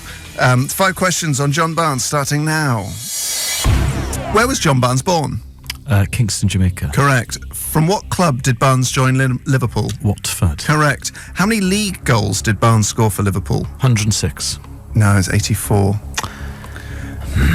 With which club did Barnes end his playing career? Charlton Athletic. Correct. Name 2 of the 3 teams Barnes managed after retiring as a player. Celtic. Mm-hmm. Tranmere Rovers. Yeah, correct. Who was the other one? Didn't he briefly manage Jamaica as well? Correct, Right. yeah. There you go. 4 out of 5 for Elis there on John Barnes. So, as a treat, we get to hear Ellis's song. Yes, Richard III by Supergrass, and this is dedicated to John Barnes, one of the most wonderfully elegant and graceful footballers I've ever had the pleasure of watching on telly and on the internet. It's Richard III by Supergrass, my chosen track because I won Winner Plays On this week by answering, was it 4 questions out of 5 on John Barnes? Yes, 4 out of 5 on Barnes. 4 out of 5 on Barnesy. Anyway, John, 2 weeks you managed on the Goonies. What's your topic going to be next week? You've drawn a Christmas tree in your hand. Yes. Why? Oh, you'll find when you check the WhatsApp group. Oh, okay. My choice for next week is the now defunct county of Avon. Wow. Avon versus Barnes. Avon versus Barnes. Okay, right, so, right, I'm going to have to write that down. The now defunct county of Avon. Okay, all right then. Well, I usually, it's now become etiquette at this stage to say, well, I look forward to writing questions on that, but I don't. Oh, you'll love that, mate. Yeah, I'm sure it'll be fine. You It'll love be great. unitary authorities. Oh, yeah. Oof, don't get me started. Okay, well, that's how I'm going to spend my week writing questions on the now defunct county of Avon. There you go, team. Great music there. Dave, one of your favourite tracks, wasn't it? Yes, it's my favourite Mumford & Sons track. That was Mumford & Sons, and what were they singing, Dave? Roll Away Your Stone from their debut album, Sigh No More. Roll Away Your Stone by Mumford & Sons there. Great track. Sorry, I was slightly distracted in that link because a listener's emailed asking me to give him 10 Bristol pubs they can go to on a pub crawl, and I am tantalisingly close to completing the crawl. Yeah, it's distracted you for the majority of the show, I'd argue. Dave, actually, and I am so pleased with the results. I went into my mind palace, right, and I'm sorry that Mumford & Sons had to suffer. But right now, team, it's time for Winner Plays On. Elis and I battling it out to play a track of our choice with 2 special subjects. Last week, John Barnes sadly defeated Wayne's World. No, I was Wayne's World as well. Yes, I was the Goonies. The Goonies. Barnes took down the Goonies, and this week it's Barnes versus the county of Avon. The historic county of Avon. Yes. So, Elis, I'll toss the coin. You choose. Well, what track are you playing if you win? I am playing Vertigo by U2. I am playing Sail of the Century by Sleeper. Heads or tails? Tails for Wales. It is tails for Wales. Great. I will answer questions on John Barnes first then. Okay, Elis. 5 questions on John Barnes starting now. From which Middlesex League club did Watford sign Barnes? Sudbury Court. Correct. And what was the fee? A lot of tracksuits. I'll give you that. It was a set of kit. Yes! Oh, God, sorry. What 2 channels does Barnes do punditry on? ESPN. Yes. Scottish. No, it's Super Sport. Okay. What's Super Sport? We just don't And know. why did I have it? Question 4. What are John Barnes's middle names? Oh, I know this. John Charles Brian Barnes. Correctamundo. Named after the Welsh footballer John Charles. Is he? Yeah. Really? Because he does And big football. Brian after Brian May. Amazing. It was named after Brian Robson, even though he's actually older than Brian Robson. His father was preempting Brian Robson's success in the 1980s. Fair enough. And question 5. How many appearances did Barnes make for England? 79. Correct. That's 4 out of 5. Very strong. Without what I thought were tough questions there. Barnes. Ideally, Elis, if you could ask me questions about my Bristol pub crawl, I've done much more research into that. Over the last 2 hours. Okay. All right then. I think you might get a couple of these. 5 questions on the historic county of Avon, starting now. When did the county of Avon formally come into existence? Which year? 74. Correct. Name 2 of the 4 counties that replaced Avon. Bath and North East Somerset. Yeah. And South Gloucestershire. Yes, correct. And you could have had the city and county of Bristol and North Somerset. Question 3. In terms of population, which was the second biggest place in Avon? What do you mean by place? City or town?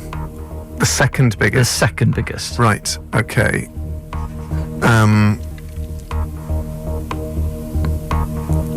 Bath. Yes, correct. Between 1981 and 1991, did the population of Avon go up or down? Down. It went up by 3,000, but it went down between 1971 and 1981.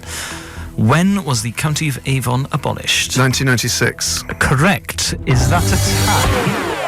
It's a tie. It is a tie, right. So Dave asked us a tie-break question during Mumford & Sons. John had to tear himself away from his Bristol pub crawl quiz to give his answer. Dave, what was the question? The question was, what is the current population of Germany? Now, John went for 58 million. Idiotic. Elis went for 81 million. Much more like it. The answer is 80.6 million. Oh, remarkable scenes. And therefore, as Ellis's treat, we'll be listening to Vertigo by U2. That was Vertigo by U2. I was playing that because I won Winner Plays On this week by answering questions right on John Barnes for a second week. I like John Barnes. He was elegant. He was graceful. He was great. I like John Barnes and I cannot lie. You other mothers can't deny. When a left winger walks in and scores a goal, it's really, really great. And so, John, even though he answered 4 questions right on the historic county of Avon, I did it proud. God rest its soul. He needs another topic. Now, he won't be answering questions on this topic until January the 6th, is it, I think? 7th. Because for Christmas Eve and New Year's Eve, we'll be answering special festive questions prepared by Dave, and he's so excited about it. Yeah. So, John, have you given it some thought? I have given it some thought. John got told off during the track because all of his choices were too dark. Dave told him to keep it light. So I don't think he's cleared this with Dave. What's it going to be? I know, this is a worry. My topic for the new year, Ellis, is cats. Not the musical, the animal cats. Right. Just cats. Okay. That's it's big. certainly lighter than some of the other ones you suggested. Yeah. That's fine. So Dave's happy. I'm happy in a way. So- It's John Barnes versus cats. It's good radio. I dare say over the festive period we might be thinking up new quiz feature formats. No, because I'm going strong. Wayne's World, I was thrilled to bits with that. John Barnes, I'm thrilled to bits to be revising John Barnes. But so far between us, we've picked nigh on 150 interests. I know. No one has that many interests. I have that many interests. Okay. I mean, I like cats. But I wouldn't say I was interested by them. I don't know. I'm interested by them individually. I'd say you're a big cat apologist. A massive cat apologist and an apologist for massive cats. However, I don't know that I have a particularly broad knowledge of cats. All right then, I know. I probably actually know more about Cats the Musical because of my familiarity with Mr. Thomas Stearns Eliot. You can still change it. No, if you want to do Cats the Music, the Cats the Musical species versus of animal cats. The species cats versus John Barnes. Do you know I learned a fun fact last night whilst watching? If it's about cats, don't say it because that could be a question. you won't get this fact. All right then. In very olden times, sort of Roman times, they tried to domesticate and farm leopards. Did they? It was unsuccessful because they kept eating each other. The Russians tried to domesticate foxes, but foxes smell. Ah. Which is why, and they can't get rid of the smell, which is why they were never bred like dogs. And foxes are a type of cat, whereas wolves are a type of dog, like a mega cat. I know. If you beat John Barnes with cats, I'll do foxes. Foxes are a type of cat. Yeah. And wolves they're are a lupine, kind of aren't dog. they? Foxes. Yeah, they're a type of cat, mate. Are they? And they don't look like cats, John. Are you Googling are foxes a type of cat? Yeah, but the first result on Google for Fox is Fox Broadcasting Company, which tells you a bit about the state of the world. Certainly does. Certainly does. Foxes are small to medium-sized mammals belonging to the family of, what's that? They're lupine, aren't they? Dog? No, it's not a cat. It's not a going to be a cat? Why is it never going to be a cat? Because they don't look anything like cats. The cat-like feliforms and dog-like caniforms emerged. It's the type of cat in a way. It looks enough like a cat. It doesn't. Is a badger a cat? No. What's a badger then? I think a badger runs its own race. Does it? Yeah, it sticks two fingers up at dogs and cats. It must be a and type Chris of Packer. cat. Hang on, here's its family tree. Island fox, grey fox. Oh, they're all foxes. Yeah. So what's a Candidae? Inner city London cats are foxes just are so grim to look at. Yeah. Although they're You'd so be grim if you were living in someone's bin. I'm not having a go at them. I just foxes in the wild are beautiful to look at. Google image a fox by all means. I used to live in Elephant and Castle, and they were so tame. They would walk alongside you like a dog. They're so tame in Lewisham. They'd actually give you a bit of jip as you were walking past. They'd give you a bit of lip. What? The foxes. Yeah. And they'd my next door neighbour in Elephant was a fox. No, but he used to feed foxes with ham from his hand. Portuguese man. With the ham from his hand. Is it Richard Herring? With the ham from his hand, as if that's a phrase. With ham. He fed him with very ham from his hand. I shouldn't have. The word "the" was unnecessary. With ham from his hand, he would hold ham in his hand, and foxes would eat it, and he'd smoke fags at the same time and ask me how I was doing, and I'd say, "Great." He's got a fag in one hand and a ham in the other. The fag would be hanging out of his mouth, and he'd be feeding foxes with ham from his hand, and I'd say, "Please don't do that because they defecate in our front door, and fox feces stinks." And then he turned to you and went, "That ain't the foxes, mate." By the way. And then burst into flames. Now it's time for a very festive Winner Plays On. Oh. Is this a Christmassy? I don't know. Tense festive music. Yeah, I tried to find tense festive. Is this it? Yeah. I wouldn't. I'd say it's more line dancing than tense. Okay, well, we're using it. But anyway, Dave, the reason he looks like the cat who got the cream is because he's written the questions for this festive edition of Winner Plays On. So he's involved for the first time in 3 years. He's also... Are you going to toss the coin, Dave? Yeah. What a life. I mean, I've never seen a man look so chipper. Yeah, I can't wait. For a fact, you've only had 4 hours sleep. I've always, it doesn't seem to affect him. I've always just looked on from afar with this feature, but now I can get involved. Get stuck in, Dave. Right, what do you want, boys? Tails for Wales. Can I have Queens for Queen? Of course you can. Of course you can. It's Queens for Queen. What is... Always is, mate. Always what is going on? What's your track? £2 coin, Dave, you earning? My track is Thank God It's Christmas by Queen. My track is Merry Christmas Everybody by Noel Gallagher. My friends, we've had a perfect year. Oh. It's not really suitable for 2016, is it? Oh, bloody 2016. But anyway, Dave, ask us the questions. Okay, so who wants to go first? I'll go first, please, Dave. What format are the questions, mate? They're Christmas-based. They're in rhyme. Christmas-based, 5 questions. Great stuff. Give me your answers. Yeah. Okay, ready? Yeah.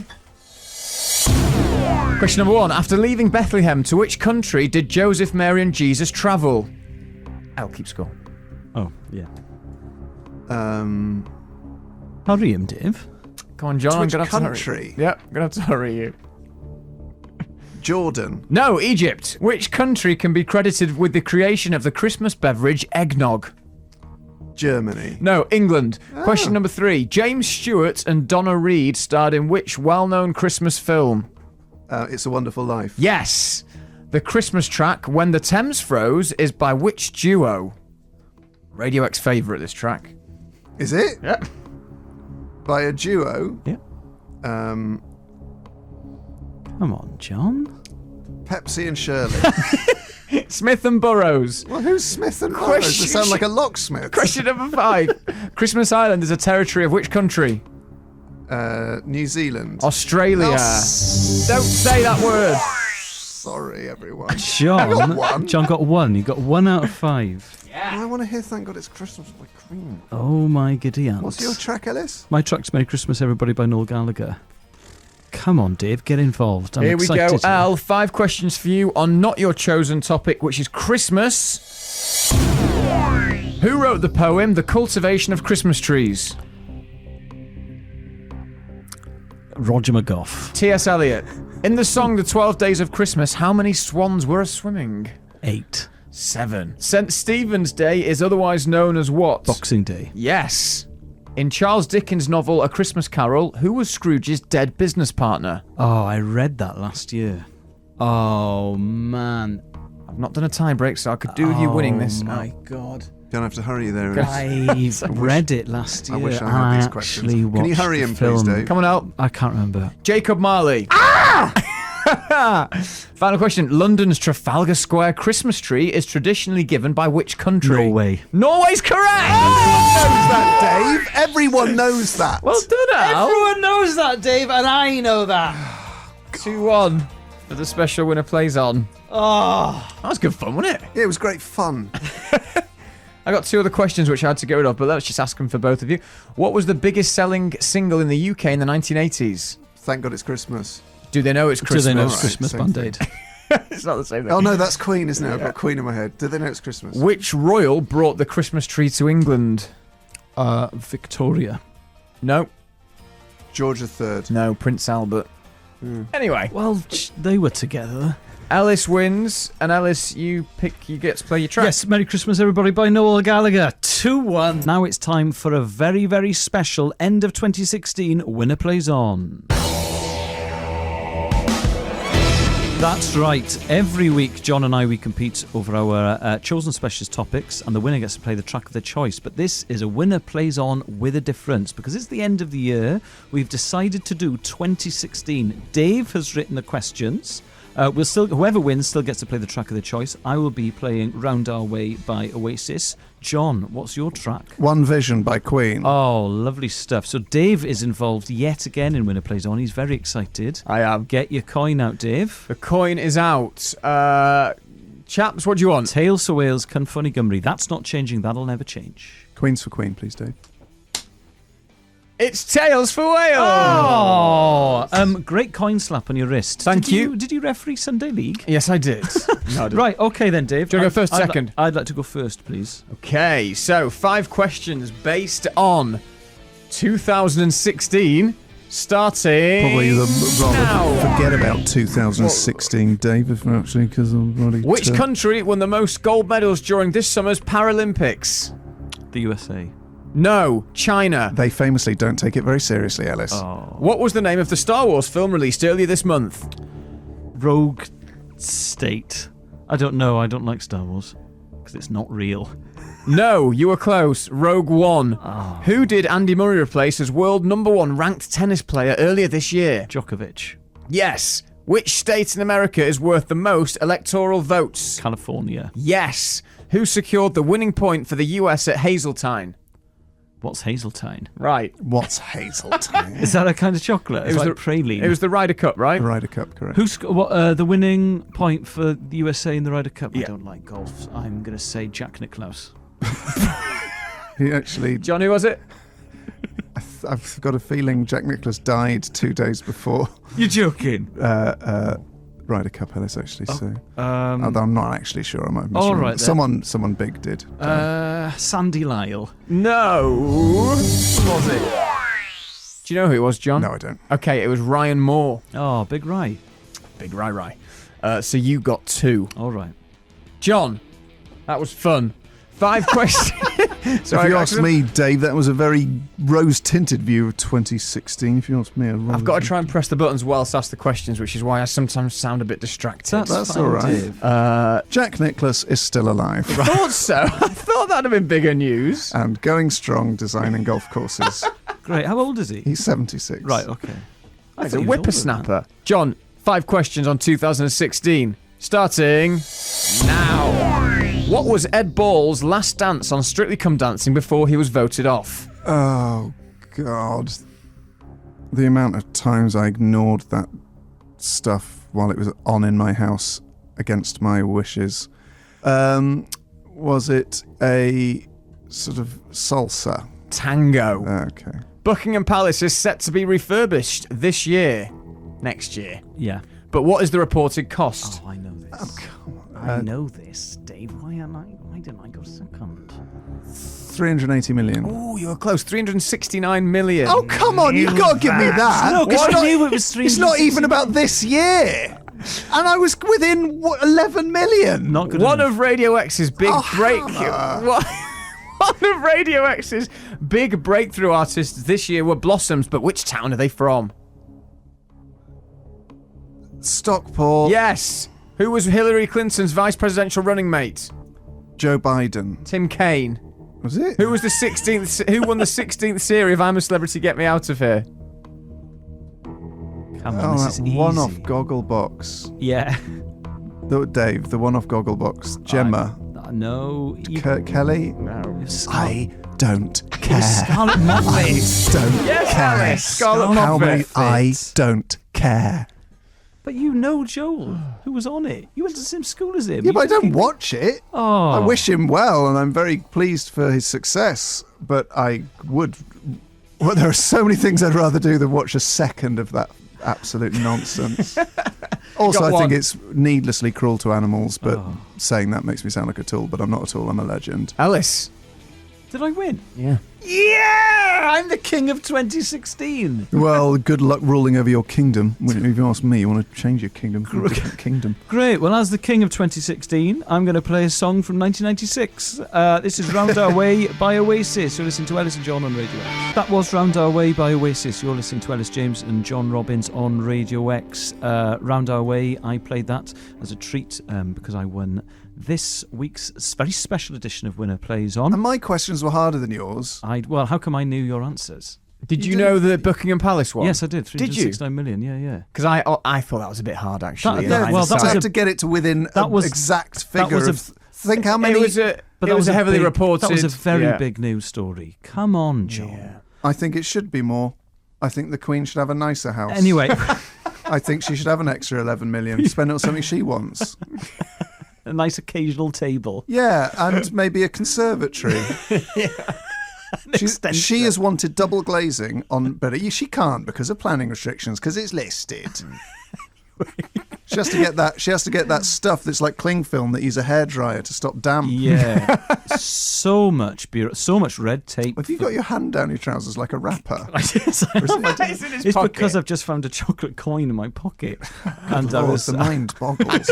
It was in his pocket, not down his trousers. I had a friend like that at uni who just always used to sit with his hand down his trousers, touching himself in a very I'm not relaxed way. Look, I've got my hands up like it's a hostage situation. It's fine. The coin is back in its holster. It's Ellis James and John Robbins here, standing in for Johnny Vaughan, and we're into the final half hour of our tenure on our final show. And what we've done for this part of the show is we've taken over a feature from our Saturday afternoon slot. It's a regular quiz we do, in which Ellis and I compete over 5 questions to play a track of our choice. We are going to do a special edition, so ladies and gentlemen, click, clunk, click. Was that the phrase? I can't remember. Surely it wasn't click twice. Clunk, click. Hold on to your hats. It's time for Winner Plays On Drive Special. That's right, guys. In this special drive edition of the quiz, Dave has written 5 questions to do with driving each. For me and Ellis, we always toss a coin to see who goes first. Yes. It was clunk, click every trip. Yes. From He Who Must Not Be Named. I had a coin ready, John, but you crack on. Yeah, I'll flip my coin, thanks, please, Dave. If I win, my track is from the greatest band ever, Queen, and it's I Want It All, single mix. Which basically doesn't have May's excellent intro, but still is excellent. Ellis, what have you got? It would be Slide Away by Oasis, which Dave thinks is one of the best songs they ever did. Yes, it's true. Which I think is a big call. Well, he had lyrics from it embroidered under his collar on his wedding suit. Dave likes Oasis. Have you still got that suit, or it was a hire? No, I got it. All right, you didn't hire it and then stitch it in? No, they stitched it in for me. Oh. Okay, so Ellis, heads or tails? Tails for Wales, please. Cynfunny Gymru. It's Queens for Queen for me. And it is tails for Wales. Right, I'd like to go first, please. Oh, Lord. Dave, do you know who's getting what set of questions? Yeah, I'm just going to give Elis the top set. So, are we ready? What if I can answer his but not mine? Don't shout out. 5 questions on all things drive, starting now. The Spirit of Ecstasy or the Silver Lady is synonymous with which make of car? Austin Allegro. No. Can I answer, Dave? Go on then. But Rolls Royce. It's the Rolls Royce. It's a wrong answer, Alice. What does ABS stand for? Brakes. I don't know. Anti-lock braking system. John's right, but it was Alice's question. Alice is wrong. On which motorway would you find Sandbach services? Oh, the M6? Yes, well done, Al. What colour is the arrow on a UK one-way sign? It's white on blue. Yes, well done. What was the UK's best-selling car of 2016? I need the make and the model. The Ford Focus. You've only blooming got one. What do you think it is, John? Isn't it the Volkswagen Golf? No. What is it? Great reaction. That was in the top 5. It's the Ford Fiesta. I'm going to give you half a point. No, you're not. You said I need the make and model, and you didn't say it's half a point for each. Al, I've been overruled even though it's my quiz. You've got that wrong. Listeners, this can get quite tense on Saturdays. Are you ready, John? Yeah, ready as I'll ever be. 5 questions on all things drive. I'm so excited. The Nissan Motor Company Limited was founded in which country? Japan. Yes. What were the colours of the 3 minis that featured in the original Italian Job film? Red, white and blue. Yes. In the film Drive, which actress played Ryan Gosling's love interest? Leslie Joseph. Oh, she's so good in it. Amy Adams? Carey Mulligan. From start to finish, which 2 cities does the M1 connect? I know this. London. Yeah. To Leeds. Yes, you're right. And final question, what is the speed limit on a single carriageway? Oh, are there street lamps? Oh, it doesn't matter, it's the same. Is it an urban area? No, it's a single carriageway. What? Well, no street lamps. Dave, that's a vague question because a single carriageway can pass a school. Can it? Yeah. Yeah, Dave. That's the wrong answer. 60. Yes. I just Googled it, so sorry that was a bit vague. Anyway, John won 4-2, so... So guys, let me talk you through this. The year is 1989. Queen have retired from the live circuit due to Freddie Mercury's illness and have gone to the recording studio. They've decided, in order to solve tensions within the band, all songs are going to be authored by Queen, not by individual band members. The album in which that first took place was The Miracle, and the biggest rock classic from that, even though it's technically not possible to find out who wrote it, was clearly a May work. It's I Want It All, single version. It feels like ages since we did this last because we were on Drive all week, but now it's time for Winner Plays On. Every week, John and we compete over 5 questions on our chosen specialist subject, and the winner gets to play the track of their choice. This week, for a 3rd successive week, I'm answering questions on the footballer John Barnes, and should I win, I'll be playing Blur, the Universal. John, what are you answering questions on? I'm answering questions on cats. The animal. Good old Cats. I had to text Dave this morning to ask if it was Cats the animal or the musical. Annoyingly, I'd probably stood more chance with Cats the musical because it's based on T.S. Eliot poems. Is it? Well, if you don't win this, you could do Cats for a 2nd week. And fun fact, proceeds and profits from the musical have always gone to the publisher Faber and Faber until recently, when the copyright ran out and they need to find other forms of income. That is why people listen to this station. That kind of factoid. Heads or... Oh, if I win, I'm playing Fleetwood Mac, Go Your Own Way. Right, Tales for Wales, please. Can funny Gymru, John? It is Tales for Wales, Elis. Oh, then I'll... Really? Yeah. God, isn't chance a fine thing? John, I'm going to ask you 5 questions on cats, starting now. Question 1. The average lifespan of a domesticated cat, according to Wikipedia, ranges from between which 2 figures?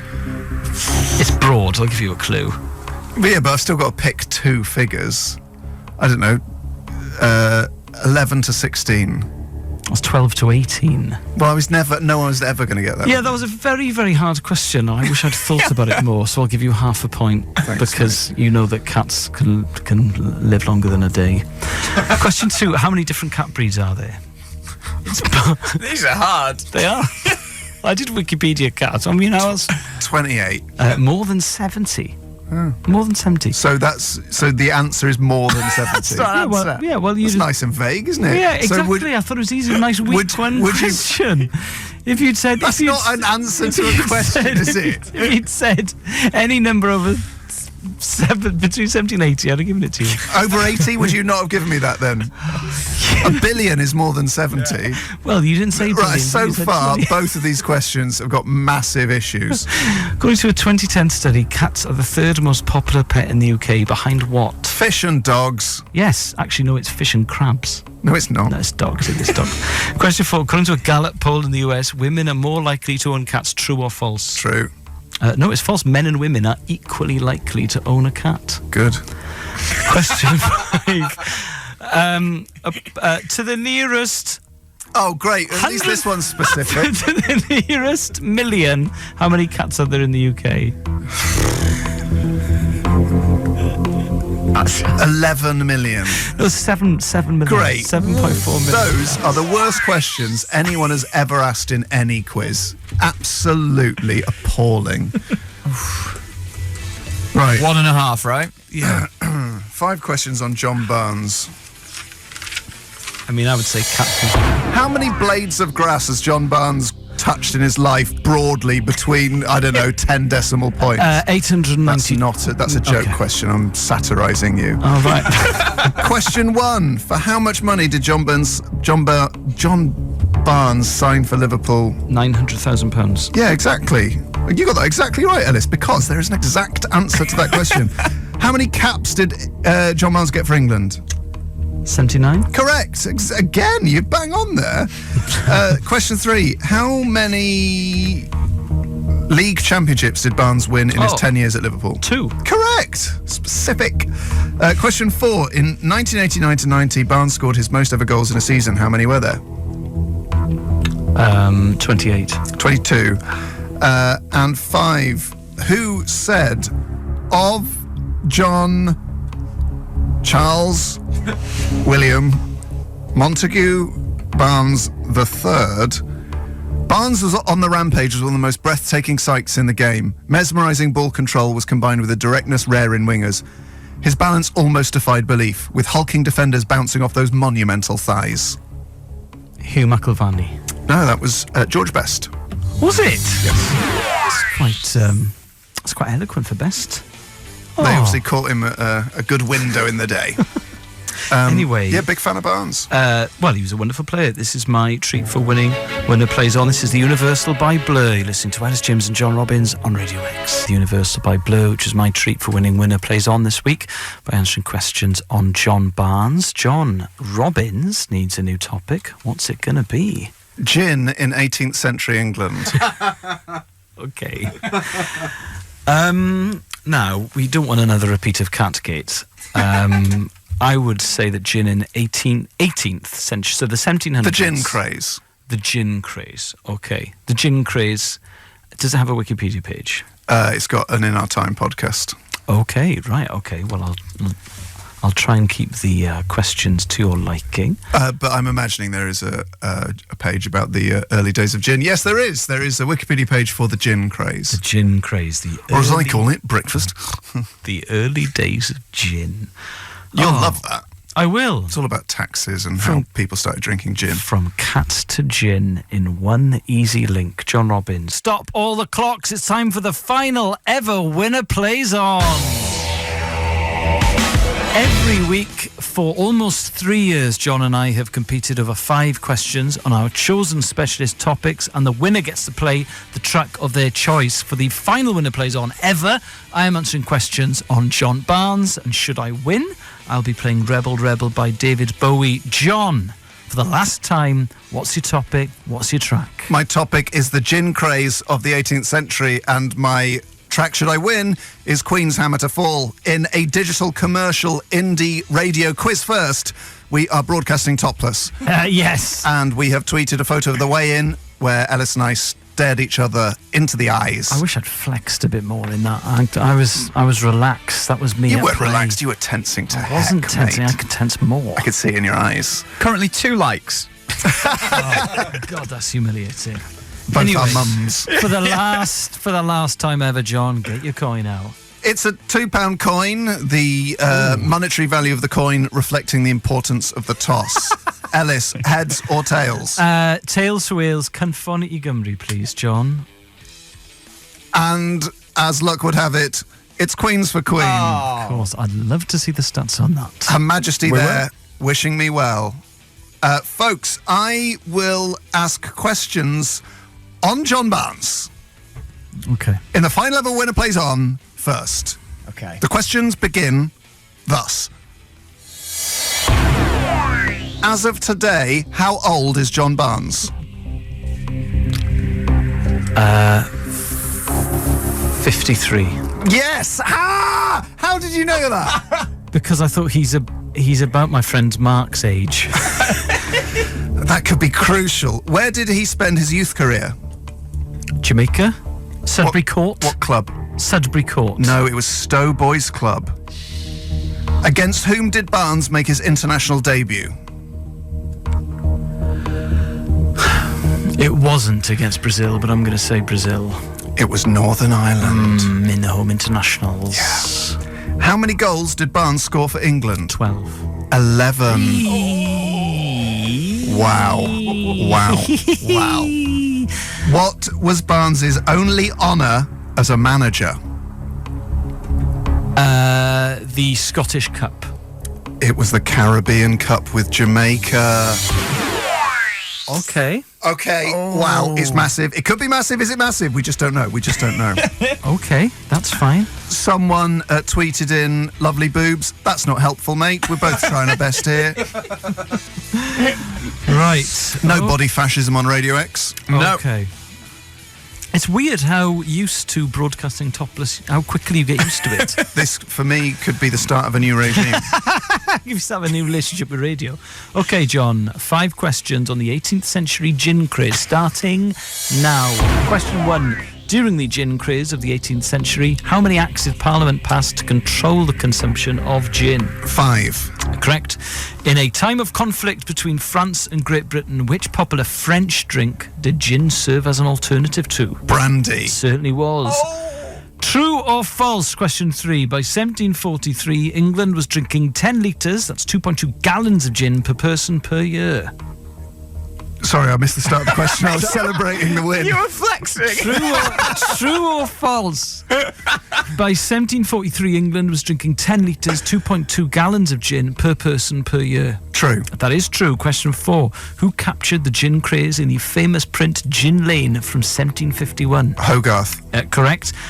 This is for the Grand Slam. 5 out of 5. Question 5. Gin is otherwise known as mother's what? Ruin. He's only gone and done it!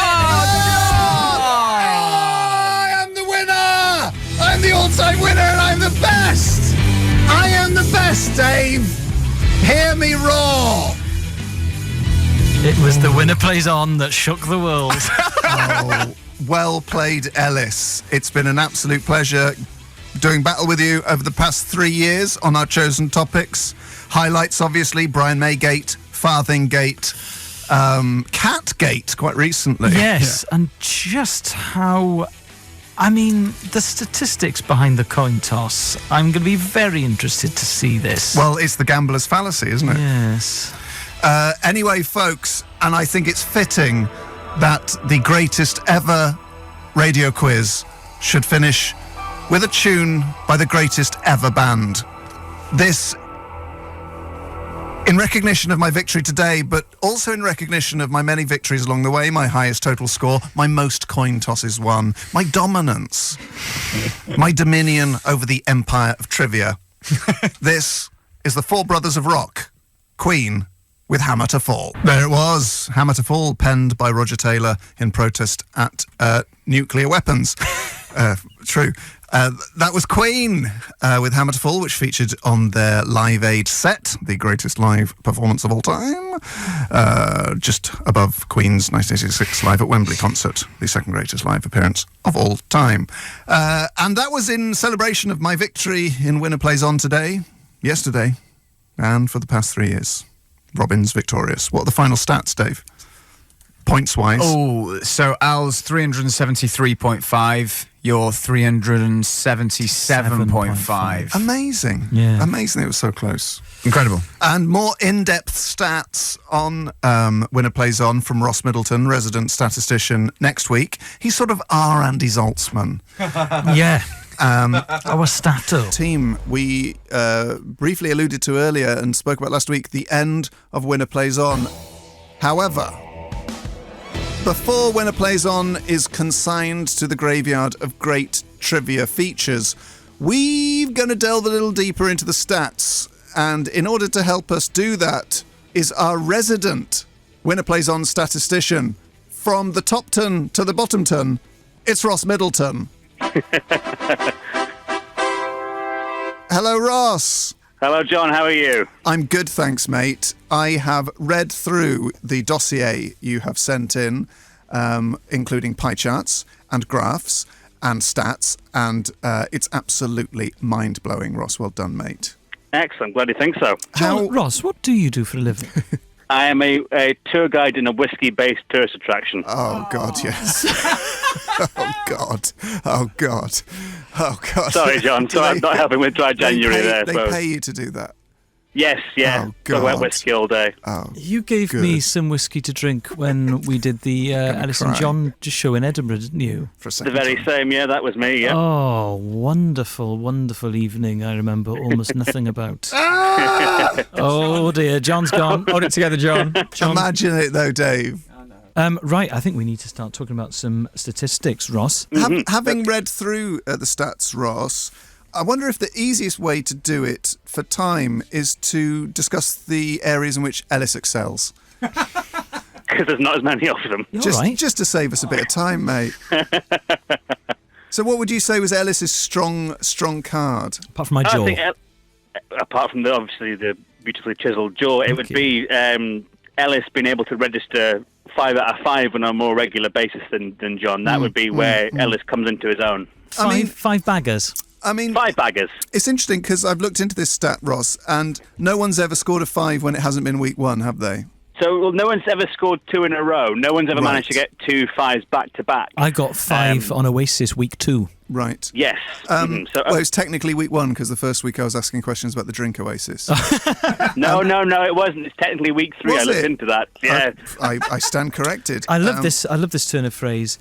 You're talking about who's won the most. Elis just couldn't best John's ability to grind out a win. Lovely phrase. You're Leeds United. You're Chelsea and Mourinho. So he's got the ball in the corner at 10 minutes to go. He's not letting it go. He's parking the bus. Best, all different phrases.